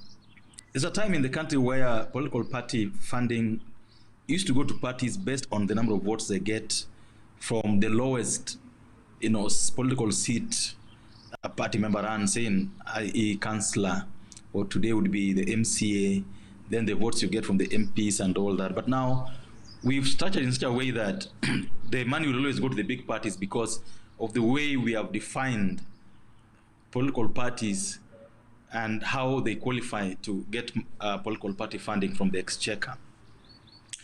And so, in my opinion, if we are to go on this way, then the big parties will continue to grow, and the small parties will continue to die, if that is what we're going to maintain going forward.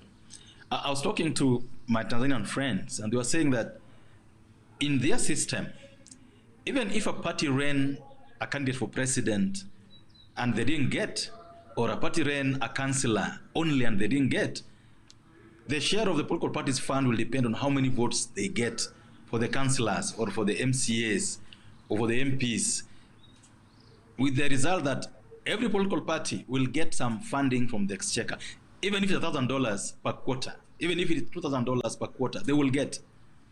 And so that has to be addressed, in my opinion. But globally, if you looked at the figures that were released by the IBC 3 days ago in terms of allowable expenditure, it will tell you that our politics is becoming increasingly expensive, but you're not being told where the contestants are supposed to get the monies from.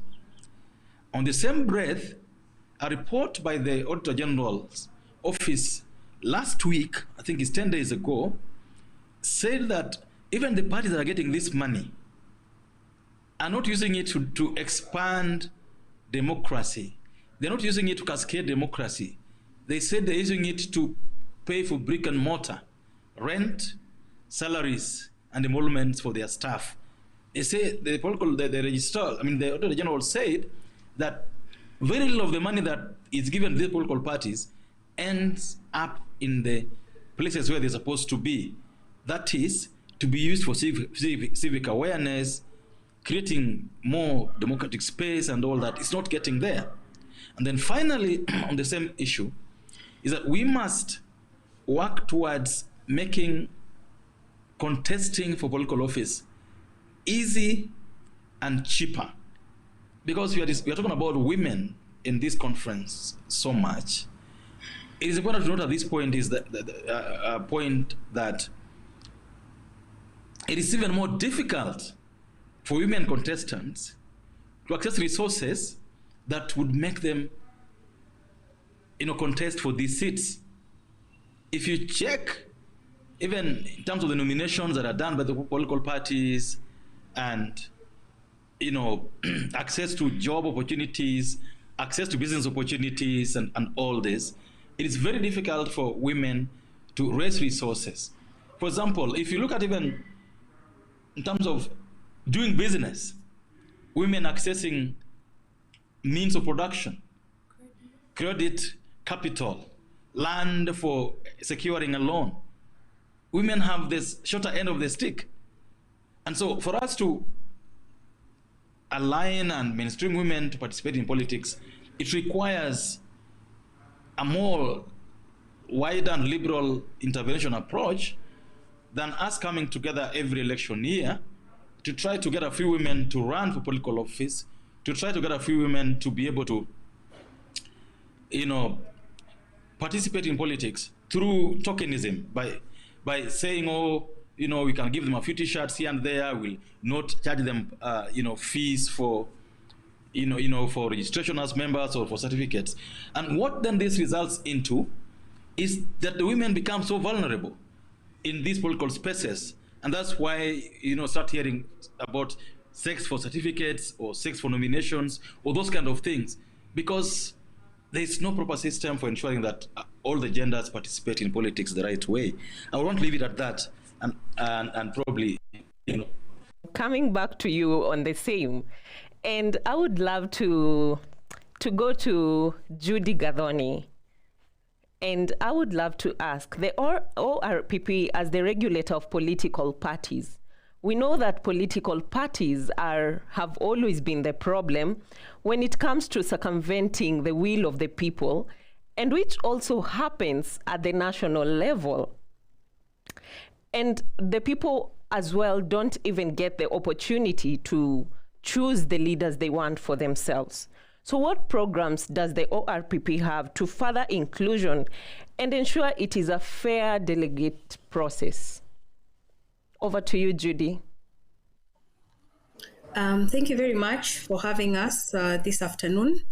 Glad to see my colleagues also available and present.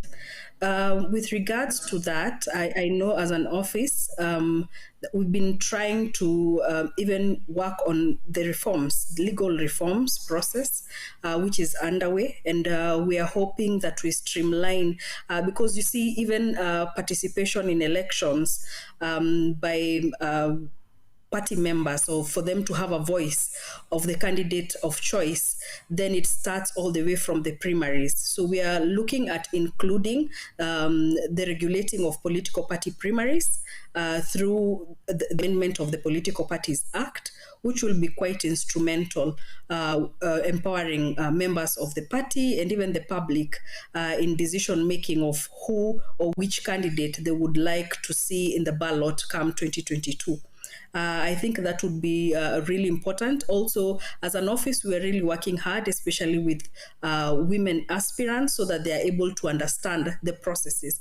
Because you find that if you're not well prepared, especially for such a process, the election process, then you would not be able to fully participate, or you are not empowered with the tools that you require to participate in a general election, then you might end up frustrated, and that is the case that we've seen with most aspirants from the elections lessons that we've learned from 2017. So we are looking at, we're having programs for women, especially the aspirants, so that we can capacity build them, so that they can be able to understand.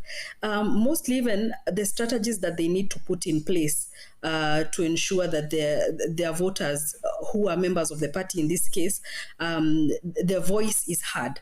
And they can only do this if they are empowered with knowledge and information. Thank you. The women's rights organizations take note. Judy, can you hear me? I'm asking, would you like to share the kind of programs you have so that the women's rights organizations take notes and share with their platforms? These ones are upcoming within this quarter and the next quarter of the financial year. Of course, we are working with different civil society organizations, which will be able to reach out to them actually, so that we have their representation together with other women aspirants in these platforms. So definitely we'll get in touch with them. Absolutely. So on this next question, I would love to address Joyce Ekwam and Mheshimiwa. I would also love to hear your thoughts on the same. And so nominations have always been through universal suffrage. And when it comes to party lists, how is it that political parties do not have bona fide members during nominations? And how is the IBC, or how as an independent commission, how are you going to address this issue, even as to ensure that the 2/3 gender principle is enforced? And it would also be helpful to know what is happening at the county level and how the IEBC is preparing on the preparation to be able to enforce the 2/3 gender principle at the county level. Over to you, Madam Joyce Ekwam, and then we shall hear the thoughts of Mheshimiwa on the same. Yeah. Good afternoon, everyone. Thank you for having us here. I see also my other panelists are on board. I hope I'm audible enough. On the 2/3 gender rule or principle, I know Article 81B of the Constitution provides that not more than 2/3 of the members of the elective public body shall be of the same gender. And this provision has been attained in the county assemblies by way of gender top-up through party list model. However, the realization of the 2/3 gender rule has remained elusive in Parliament, and with several unsuccessful attempts to providing legislation to operationalize the principle. The High Court, as we all know, directed political parties in a case between Katiba Institute and the Independent Electoral Boundaries Commission. Political parties were directed to provide or make measures to formulate rules and regulations for the purposes of actualizing the 2/3 gender rule during the nomination of MNA and Senate seats. And the same court directed IBC to devise administrative mechanisms to ensure that the 2/3 gender principle was realized among political parties during nomination exercises for the parliamentary elections. And it was also directed to reject any nomination list of a political party for its candidates that do not comply with the 2/3 gender rule. And there are commitments that IBC is doing as far as that is concerned. That one, the Commission shall ensure strict compliance with the orders of the court by ensuring that one, political party nomination lists for elective positions in the Senate and National Assembly comply with the 2/3 gender rule before they are accepted by the Commission for candidates registration. That we are committing to do, that we shall come through those lists and ensure that they comply to the 2/3 gender rule before the Commission progresses or goes to the next stage of registration for elections. As far as the second directive from the court, that IBC advises administrative mechanisms to ensure that this is in place, we are formulating currently the administrative mechanisms, and they will be subjected, of course, as expected, to stakeholder validation before the same are applied. And that as far as the the two-thirds gender rule. The Commission has also, therefore, thirdly, held a meeting with PPLC to discuss compliance with the court judgment on the two-thirds gender rule as well. And we are moving towards to planning with the PPLC to see a status of how the compliance will be acted upon. So that is what we are doing as a commission. Thank you so much. Okay, thank you. Over to you, Mheshimiwa.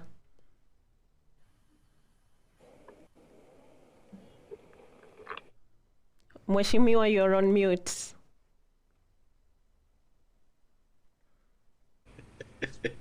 Sorry about that. I think 2-3 challenges here as I respond to your questions. One is the nature of how we mobilize in our political parties, how we register members into our political parties. I remember when I joined politics in 2012, and because I come from Nyanza, it was assumed automatically that I'll be in ODM.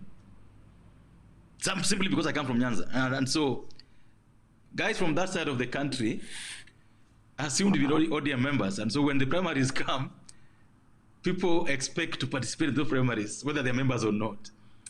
In the coming elections, I see a similar situation in Rift Valley, where if you're in Rift Valley, it'll be assumed that you're in UDA. If, for example, you are in Lower Eastern, it will be assumed that you are in Wiper probably. And so the way we mobilize in our politics tribally makes it difficult unless the IBC comes out to supervise these primaries the right way.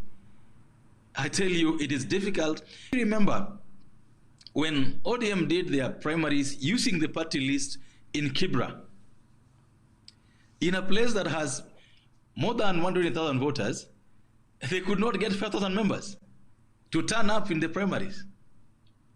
But if you had opened it and you had so many complaints from members of the public that, why are we not being allowed to participate? If you opened it up, everyone would have turned up. And so I think it behooves two institutions here. The political parties on the one hand and the IBC on the other. The IBC has a role, a constitutional role, to supervise the way the political parties do their primaries. That is their role. They hardly go about it, I think largely because of lack of capacity, in my opinion. But number two is something systemic in our country today. All over the public service, in my opinion, blatant disregard, the blatant refusal, the blatant unwillingness to just follow the law. We don't want to follow the law. We want to cut shortcuts in almost everything we do. And for me, that is even the reason today we are not able to implement the two-thirds. I don't think we needed a law. I don't think we needed to even ask the president to, dissolve parliament. I think it's political parties that we run that should see to it that it is good to have both genders in leadership positions. I don't think it should be something that is being forced upon us. It should be something that is value-driven, principle-driven, that will not ask anybody to want us to do this. We'll do it ourselves as political parties. Like in MDG, where I lead, we've said that in our NEC we'll have 40% of women or the other gender for that matter. And in the primaries that we're going to have, we'll ensure that this happens as a matter of course. And the way this should be done, in my opinion, that political parties must identify aspirants early enough. We can't be waiting for those who decide to run. Political parties start going around headhunting for aspirants for all these positions, and when they do so, they take into account both genders. Let me give you an example, Eunice, before I leave this topic. There's something that we are discussing in Parliament today that when I spoke in Parliament, I was in support of. But when I went to the ground, and the ground here may mean anything for that matter, things are different.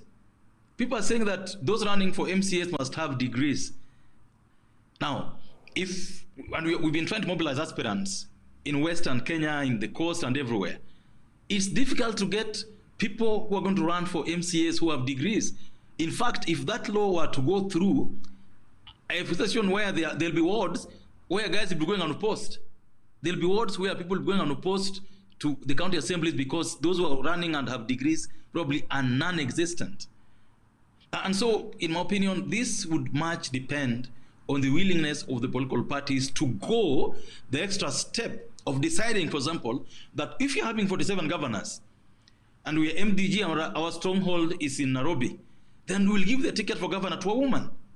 If our stronghold is in Mombasa, we'll give the ticket for governor to a woman and make sure that they're able to run on the weight of the party to get these seats. Otherwise, tokenism will not help in this regard. And finally, I would just wish to ask my friend Ekwam that this is something that would require the IBC to put its feet down on, especially on what she just talked about, accepting party lists without having phone calls being made from any quarters.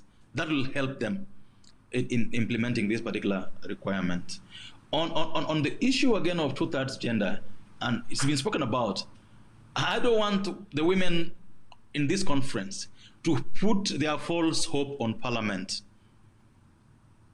The law that is there, that is waiting for a passage, I can tell you, because you've seen, for the big parties, ODM and Jubilee, whenever anything they have wanted in Parliament have gone through. Anything they have wanted has gone through. This thing on 2/3 gender rule has come to Parliament now 4 times, and they don't rally their troops. And so I don't want people to have false hope that, because it's in Senate, this time it's going to go through. Let's have other innovative ways of having this going through, especially at the level where we can block it if it doesn't happen at the ABC level. Thank you, Eunice. For being as real as possible in this session, and that's what I think we need as women for us to be able to forge a way forward. And just because of time, I would have loved to ask more questions, but just because of time, I would, in a few seconds, just ask you as you give your final remarks, and that is to you, Judy Gathoni and Joyce Ekwam. And I would love to know the kind of commitments you're making in ensuring that there's inclusivity in the next elections. And as contrast, which is a women's rights organization, they have committed to work with you to be able to ensure that you shall be able to deliver. So what would you say, and what would you commit to, just in 2 seconds each?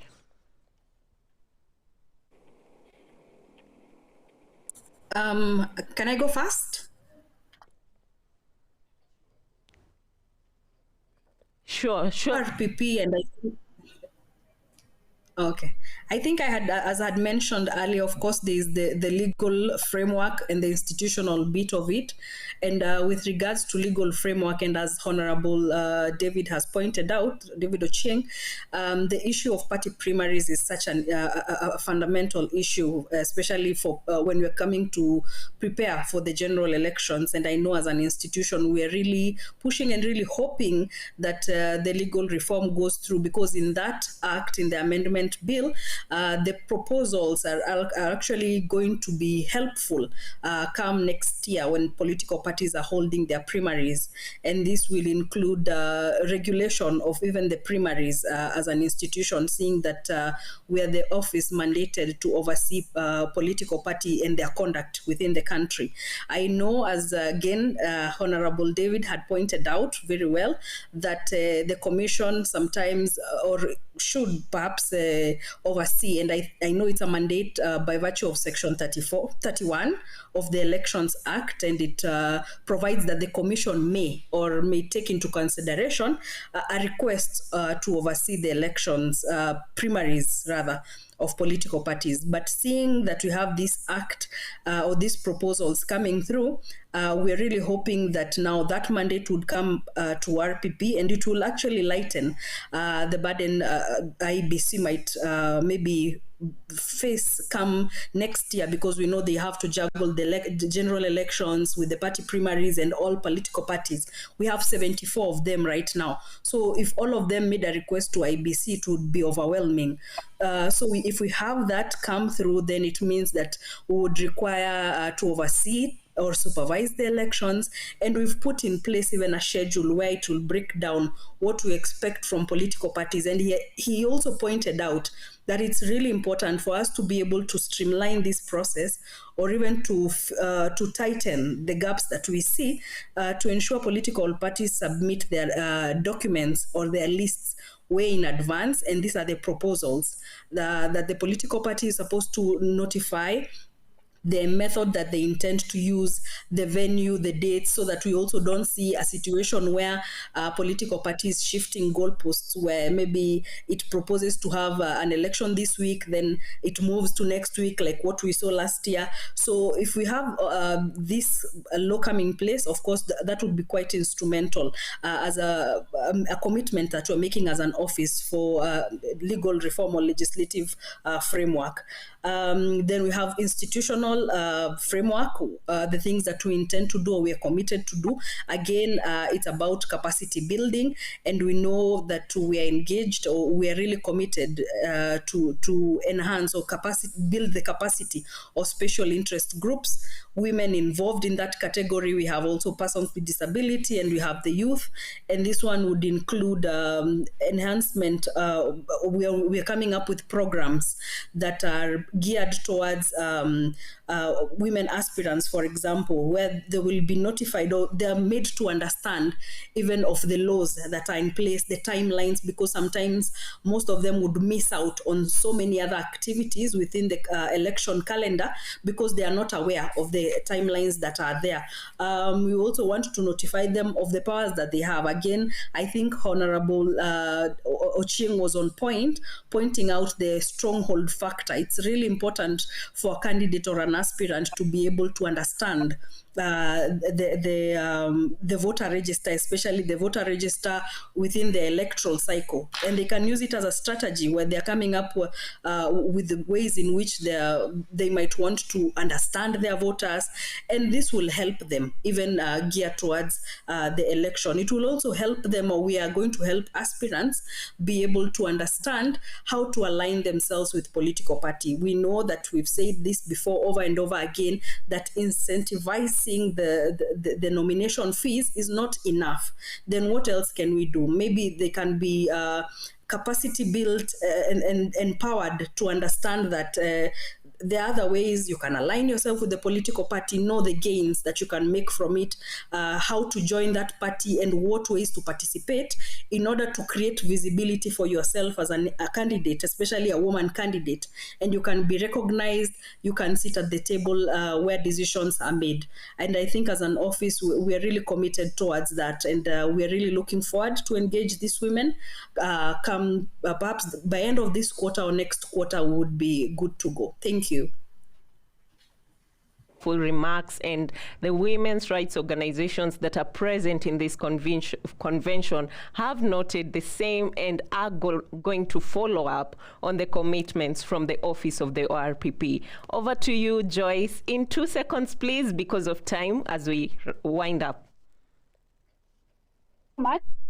We operate around electoral cycle, which has 3 phases. The pre-election, which we are in now, and this is the rightful time to engage and build capacity of women to participate in election. Number 2, there are so many opportunities for women participation in elections. Forming political parties, I'm yet to see a political party that is women-driven, and all that, women only driven, so that many candidates can come on board. They can also be political party members, take leadership positions, political parties, be candidates, or even financiers for fellow women, as well as even acting as election officials, and be early warning systems that are able to escalate issues that are affecting them. Now, there are several commitments that we can make as IBC. One of them is that we said we are going to strictly enforce the legal code of conduct, and that comes to force during the campaign period. And we are also going to work with other organizations that are allowed by law to ensure security for women.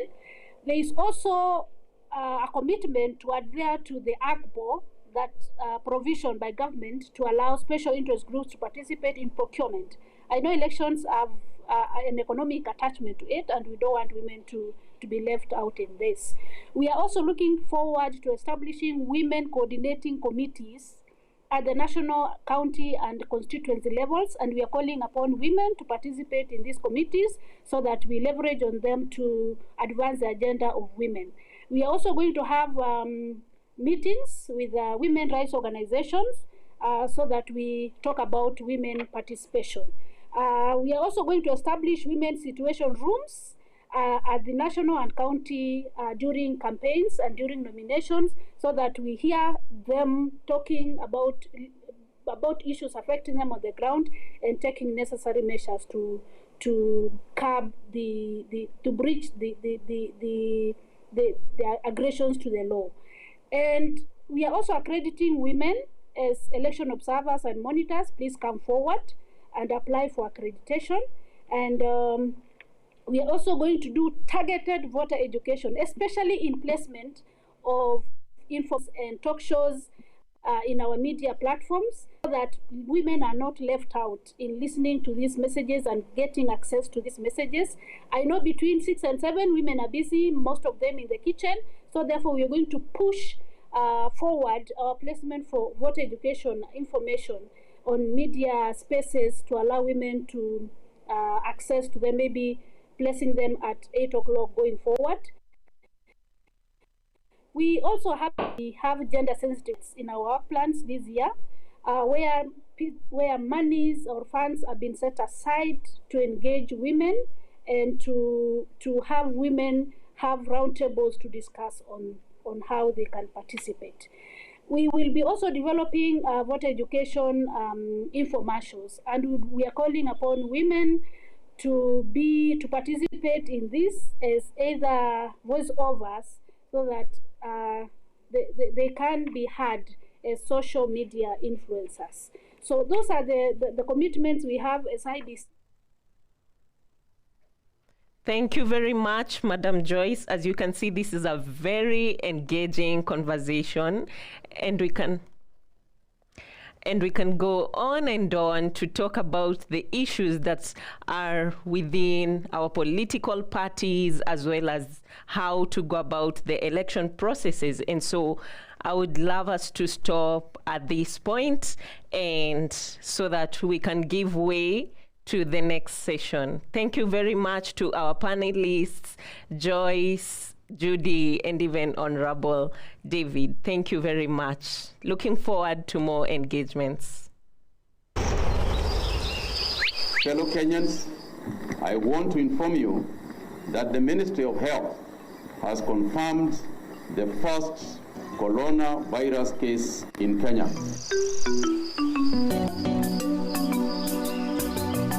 The economic impact of COVID-19 on women in micro, small, and medium enterprises, which accounts for 40% of the global revenue, is devastating. Kazi yangu mimi ni mkate, na supply mkate shule.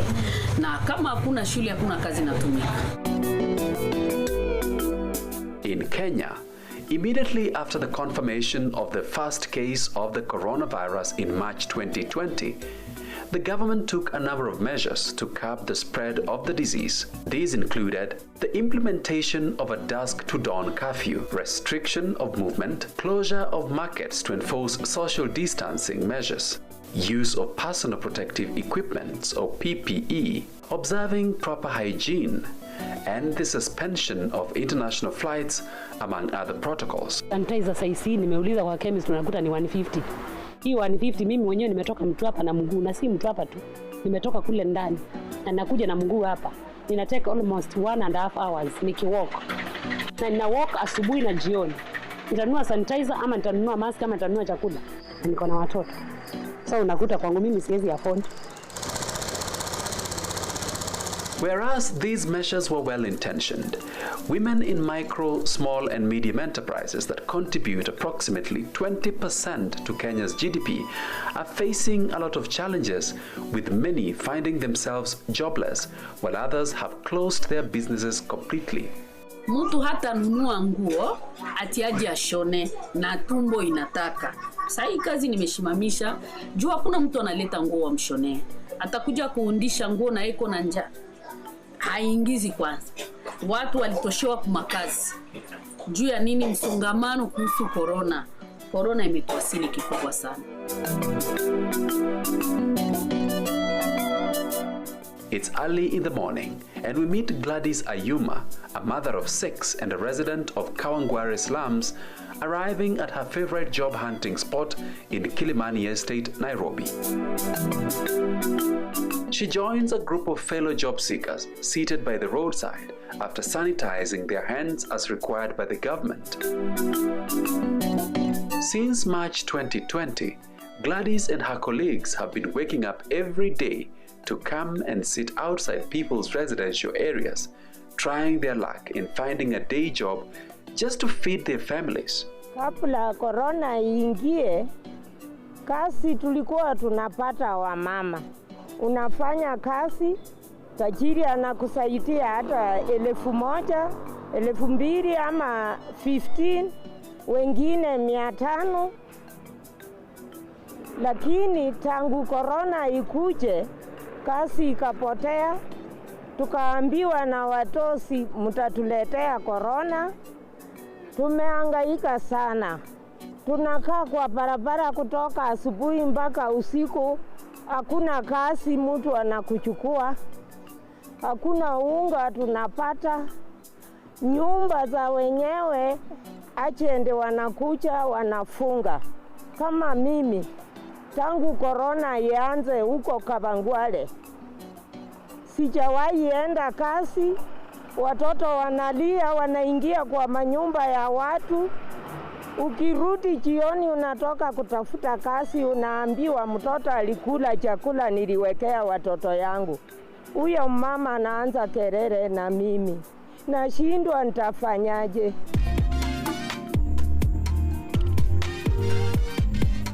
And in Majengo slums, commercial sex workers have not been spared either by this pandemic. As a way of maintaining social distancing measures, the government closed all social joints or bars. This has left many commercial sex workers like Rita Wanjiru, not her real name, and her colleagues struggling to make ends meet as their clients have disappeared for fear of contracting the virus. Wateja hawakuji, bado tunawaokopa, wanatuokopa. Hali ikiendelea hivi itatudhuru sana. Na sisi tunaumia kwa sababu tuko na watoto wako primary, wako wengine wako secondary na sina hela. Approximately 152 kilometers northwest of Nairobi, we meet Grace Mumbi, a 30-year-old horticultural farmer and trader. She's busy tending to the crop on her 3-hectare farm in Olkalau constituency, where she grows fresh cowpeas, which she supplies in Nairobi. Grace says her farm used to hire about 10 workers in a week, but since COVID-19 started in Kenya, she has witnessed huge losses as transportation of produce and access to markets became a challenge due to the restrictions of movement in and out of Nairobi. Vile serikali iliweka curfew, ndivyo mambo yalibadilika kwa sababu wakiweka curfew hakuna kuenda kupeleka hii mishiri because inaenda wakati wa jioni. Nilikuwa naitwa Aisha Bairu, ni vune mishiri na kupalilia. Tangu sasa corona ikuje, wakasema watu wasikaribiane, wavae mask, sikuweza kununua mask. Nikaona nikae nyumbani ili nijikinge na hiyo ugonjwa. Na pia imenidhuru sana kwa sababu nimeshida kukiga familia yangu na mahitaji ya nyumbani, nimeshida sasa.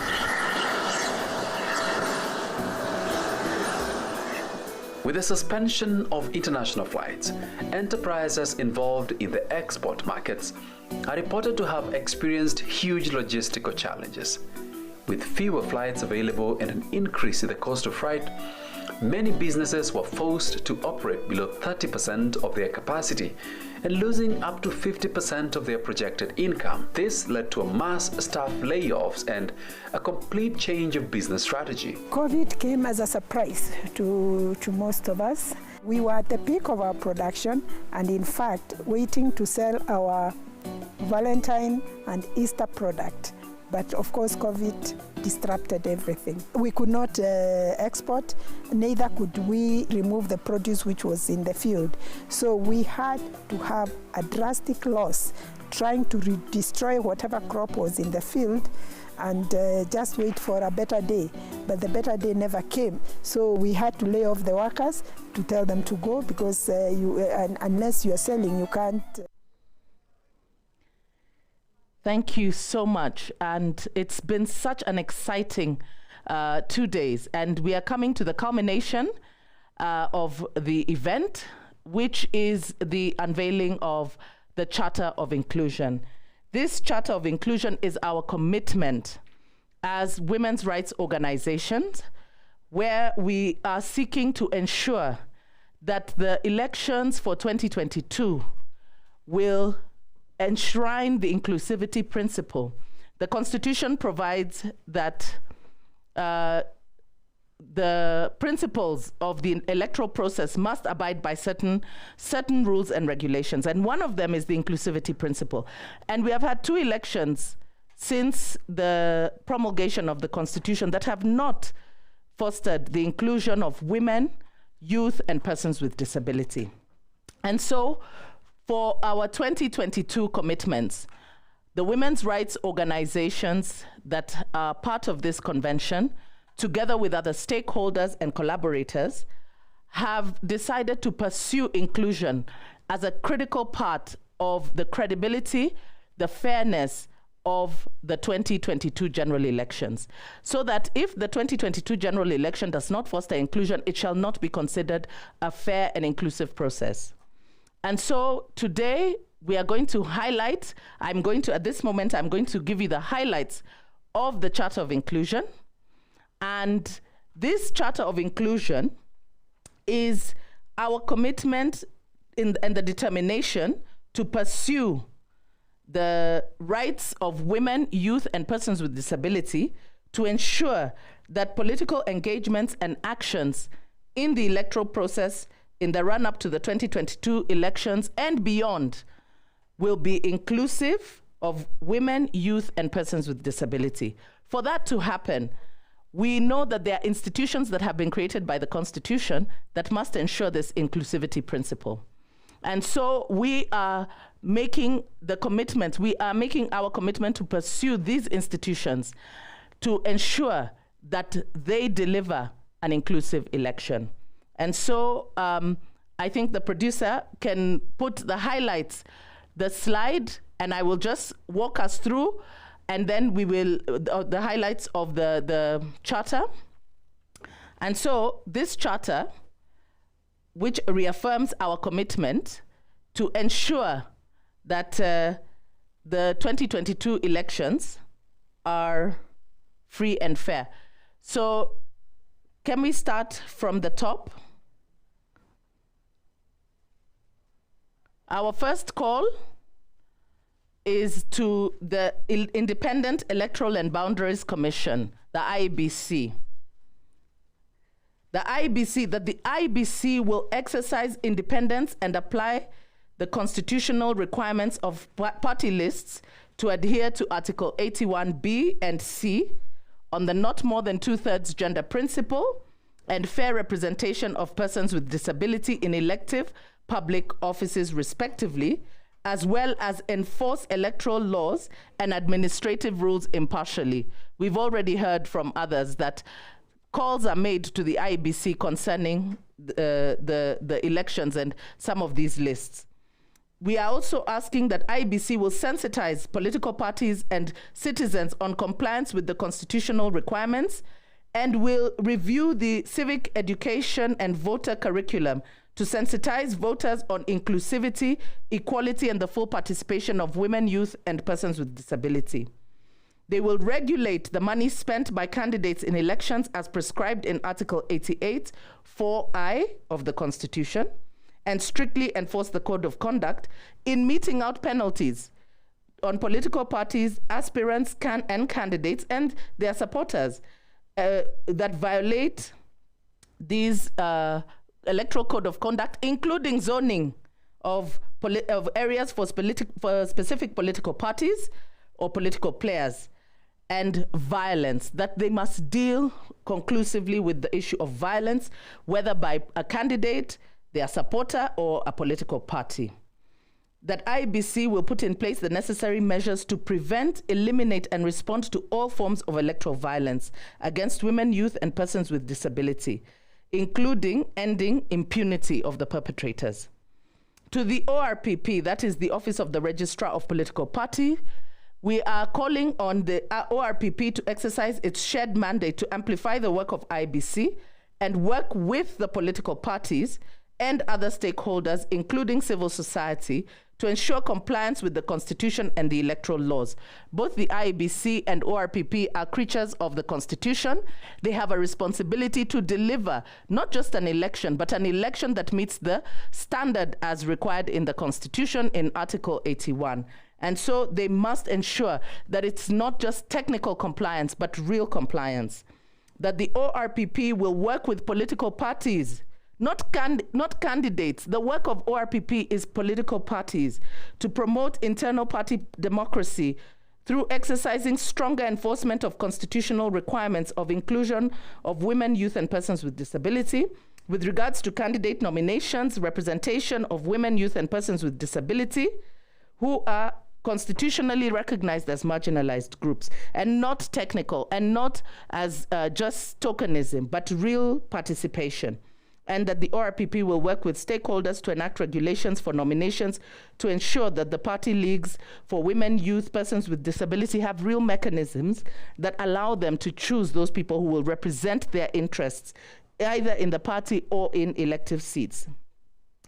The ORPP should publicly report on political party compliance with gender requirements and the application of penalties. In addition, establish requirements for political parties to increase the proportion of youth and persons with disability in party leadership positions and running as candidates, to publicly report on this and their policies for inclusion.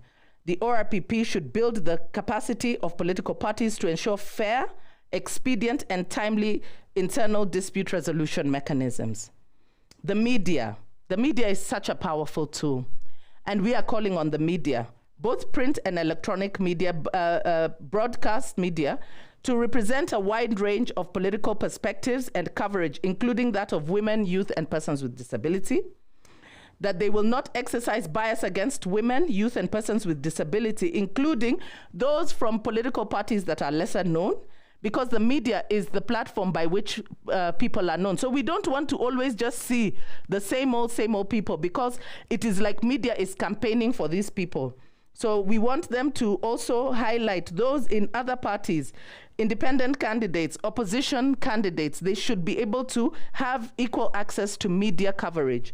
And that the Media Council will ensure that journalists, publishers, and broadcasters do not solicit or accept payments in exchange for airing, altering, or blocking news coverage of aspirants or candidates, especially women, youth, and persons with disability, or even air negative highlights. Then we have the independent independent commissions that exercise oversight and checks and balances, and specifically looking at the Ethics and Anti-Corruption Commission and the Kenya National Human Rights Commission. That they will monitor the use of public resources by public servants for political gain, including misappropriation of funds and other state resources, including vehicles and public office for personal political mileage, and take necessary action. These are instruments to allow these people to serve the people, not to carry out campaigns, and it's paid for by taxpayers. So it is unfair use of, it's unfair advantage, and it's abuse of public trust, and it's abuse of public office. That the Kenya National Human Rights and EACC will monitor members of the executive at both national and county levels. That is the head of state, the head of cabinet secretaries, cabinet administrative secretaries, provincial administration, governors, CECs, and their agents from stealing, embezzling, or misappropriating public funds or other state resources for personal or family use and for unfair political advantage. On the IGP, Inspector General of Police, that they will ensure the right to safety and security of women and youth. We know that violence has been one of the biggest barriers to the full participation of women, youth, and persons with disability. And so the Inspector General of Police must commit to ensuring the right to safety and security of women, youth, and persons with disability in the pursuit of their political aspirations, and specifically ensure the protection and their right to campaign, free from violence and intimidation by other political players and including by security agents. The IGP must exercise impartiality in the delivery of security services, including timely response to the security needs of women, youth, and persons with disability in the pursuit of their political aspirations. The IGP should ensure that women, youth, and persons with disability are able to exercise their freedom of assembly, association, and are able to gather freely and carry out peaceful campaigns free from harassment, intimidation, including by security services, as well as to join, form, and participate with other persons in political parties without being subject to limitations or restrictions. The IGP should deal swiftly to address political violence and terror meted out on women, youth, and persons with disabilities in the pursuit of their political aspirations. And the IGP will work collaboratively with women, youth, and persons with disability to secure their safety and security in the electoral process. These are just some of the highlights of the Charter of Inclusion. And we commit ourselves to measure the implementation of these demands. We are going to measure them. We will have a scorecard which we will measure monthly, because the journey to 2022 began on the 9th of this month, on Monday, 12 months specifically. So we commit ourselves. We will come to each of these institutions that we have mentioned. We are also looking to the state to ensure that the necessary frameworks are in place. Their compliance with international obligations, their compliance with the Constitution and domestic laws, to ensure that our elections for 2022 are not just free, fair, and credible, but are also inclusive. And so with this, it is my pleasure to launch this charter and to assure all the institutions that we have mentioned, and even those that we may not have mentioned, but we will come to you, all players, all the players who will be in this electoral process. We will be visiting with them, and we will get your commitments to this charter, to sign this charter, and we will be measuring the electoral process every step of the way against these demands. And so, with that, I want to introduce the video launching this charter. My colleagues are in the background. You may not be able to see them. And of course, we cannot see everybody. But now it is my pleasure to launch this charter. Thank you.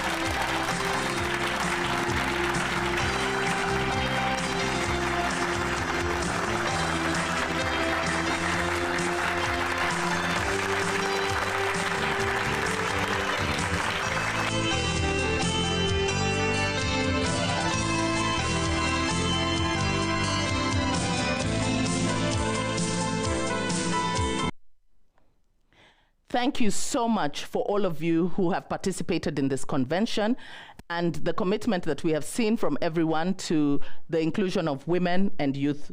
We have come to the end of this session, and I want to invite Judy Kaberia from Amwick, who is one of the collaborating partners, to come and give the vote of thanks. And before she comes in, I want to say thank you to everybody, all those who've patched in, But more importantly, I really want to give thanks to Yahweh who makes all things possible. It is because of him that we are here today and that we have been able to do this. So over to you, Judy, to give us the vote of thanks. And thank you to everybody. And CIO Studios, you guys are excellent. Thank you. Thank you very much for such a wonderful session and also bringing us together to witness this charter. For the last 2 days, I've been listening to our speakers and our panelists. I must say that we deserve a pat on our backs as icons of hope, resilience, and inspiration because of the amazing work that we are doing. The commitment that we've showed for the last 2 days, the discussions that we've had, bringing out the issues, have really contributed positively to inspiring so many other women. And despite the ISO of political, economic, social, and cultural hurdles that we face, we have every reason to celebrate because we are at the high table. Despite all these challenges, we are able to make decisions in the ministries, in the judiciary, in the academia, in the media, in politics, and even in the state. And as a journalist of many years, I can attest that the footprints of professional, bold, and committed women are visible everywhere, right from the community level to the global level. The impact of our work speaks for itself. But I must warn you that as we celebrate these milestones, we cannot take a backseat. We have to tighten our grip because women have not yet occupied the rightful positions in their rightful numbers. And again, we see the voice of the woman is still muzzled. Recently, a research showed that of the news sources, that are considered as voices of authority, credible sources, women only get 30% of the news content. And this cannot continue being, the normal. We have to change this narrative that women continue getting more space to be considered as important voices in every discussion that we have in the country.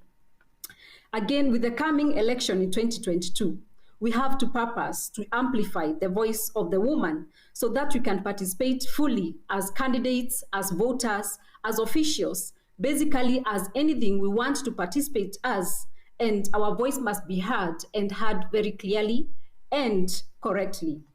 To do this, then we need a strategy, and the strategy is for us to continue the spirit of working together to ensure that we're empowering the women, we are giving them the platforms, we are discussing the challenges that are undermining their worth. And I'm so happy to report that as Association of Media Women in Kenya, we've already begun that. We've started training the journalists and basically we've been encouraging them to recognize the important role of women in politics and in all other processes of life.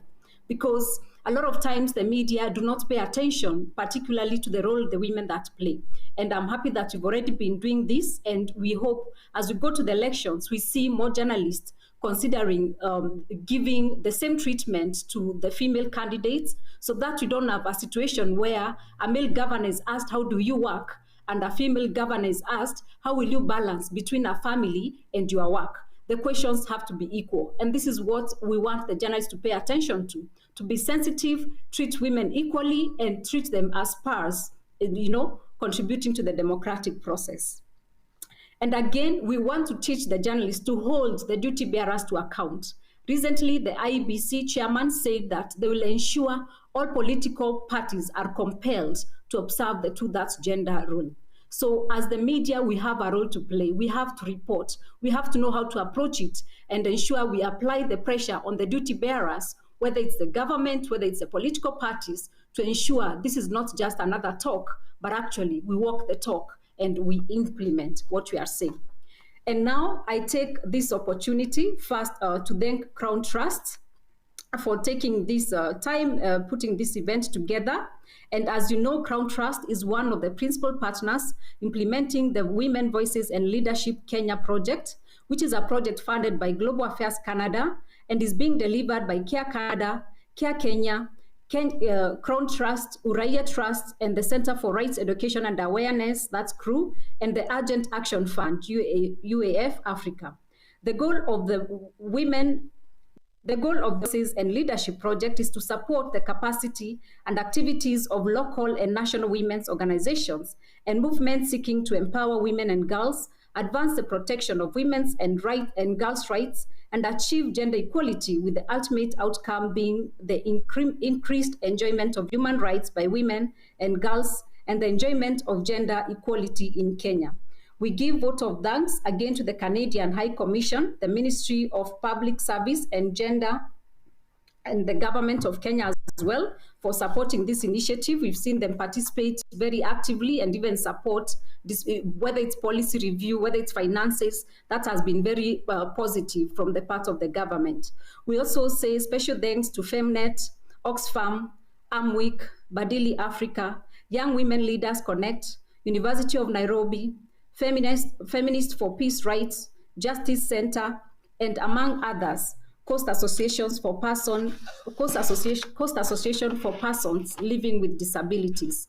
We really appreciate your participation for sharing your ideas and supporting this convention. It's been one of the most active, interesting, and I can tell you, for the last 2 days, the conversations, the contributions from each one of you have kept it quite alive and are brought to the fore very important discourses that we should be having as a country.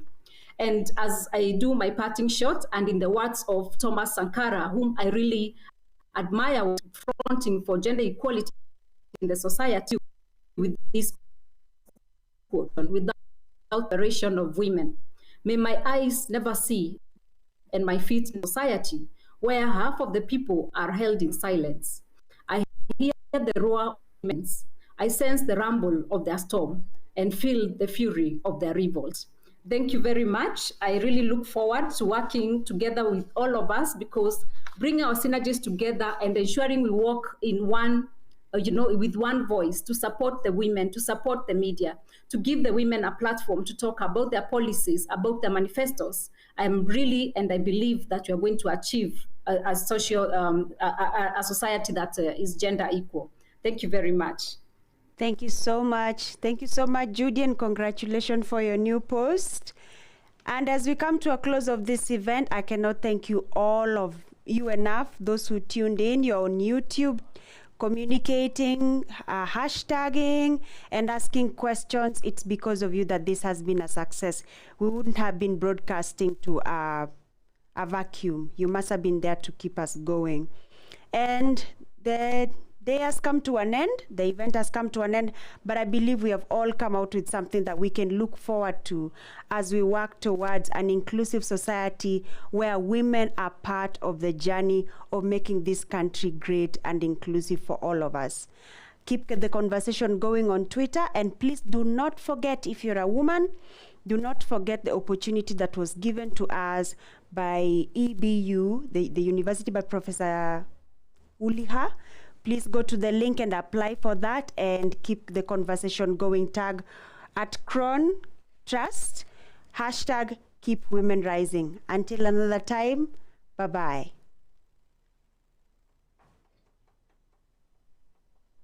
Oh.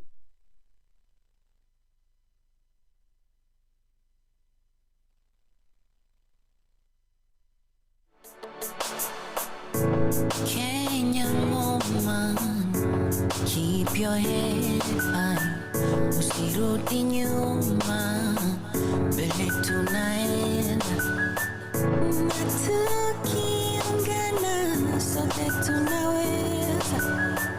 Oh, usikate tamaa, tunaweza. Yeah, yeah, yeah. We can make it if we try. Yeah, yeah. Spread your wings, yes we can fly. Yeah, yeah. Wipe the tears from your eyes. Yeah, yeah. Like an eagle we shall fly away. No, we're not sleeping, we are wide awake. If we stumble, we shall rise again. Conquer everything that stands in our way. Only wimbo wa Kenyan women rising. Oh, pamoja tuna Kenyan women rising. Oh, siachwe nyuma. rising. Usikate tamaa. Kenyan women rising. Imba pamoja na Kenyan women rising. Paza sauti. Kenyan women rising. Oh, paza sauti. Kenyan women rising. Huzuni wimbo. Kenyan women rising. Don't you give up. Kenyan women rising. Usikate tamaa. Kenyan women rising. Usikate. Kenyan women rising. Don't you give up. Kenyan women rising. Sio kesho ni sasa, wakati wa kujiunga na siasa. Sio kesho ni sasa, hii elimu kuinasa. Sio kesho ni sasa, maana tunayo mamlaka na tunayo nguvu ya Mwenyezi Mungu.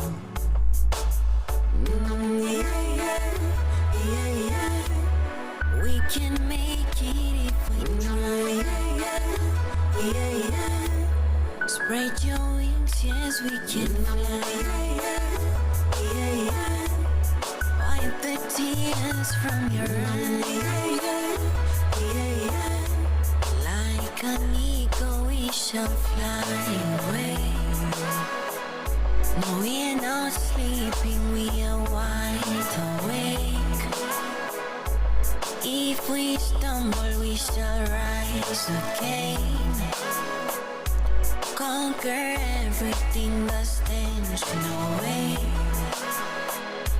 Only wimbo wa Kenyan women rising. Oh, pamoja tuna Kenyan women rising. Oh, siachwe nyuma. Kenyan women rising. Usikate tamaa. Kenyan women rising. Imba pamoja na Kenyan women rising. Paza sauti. Kenyan women rising. Oh, paza sauti. Kenyan women rising. Huzuni wimbo. Kenyan women rising. Don't you give up. Kenyan women rising. Usikate tamaa. Kenyan women rising. Usikate. Kenyan women rising.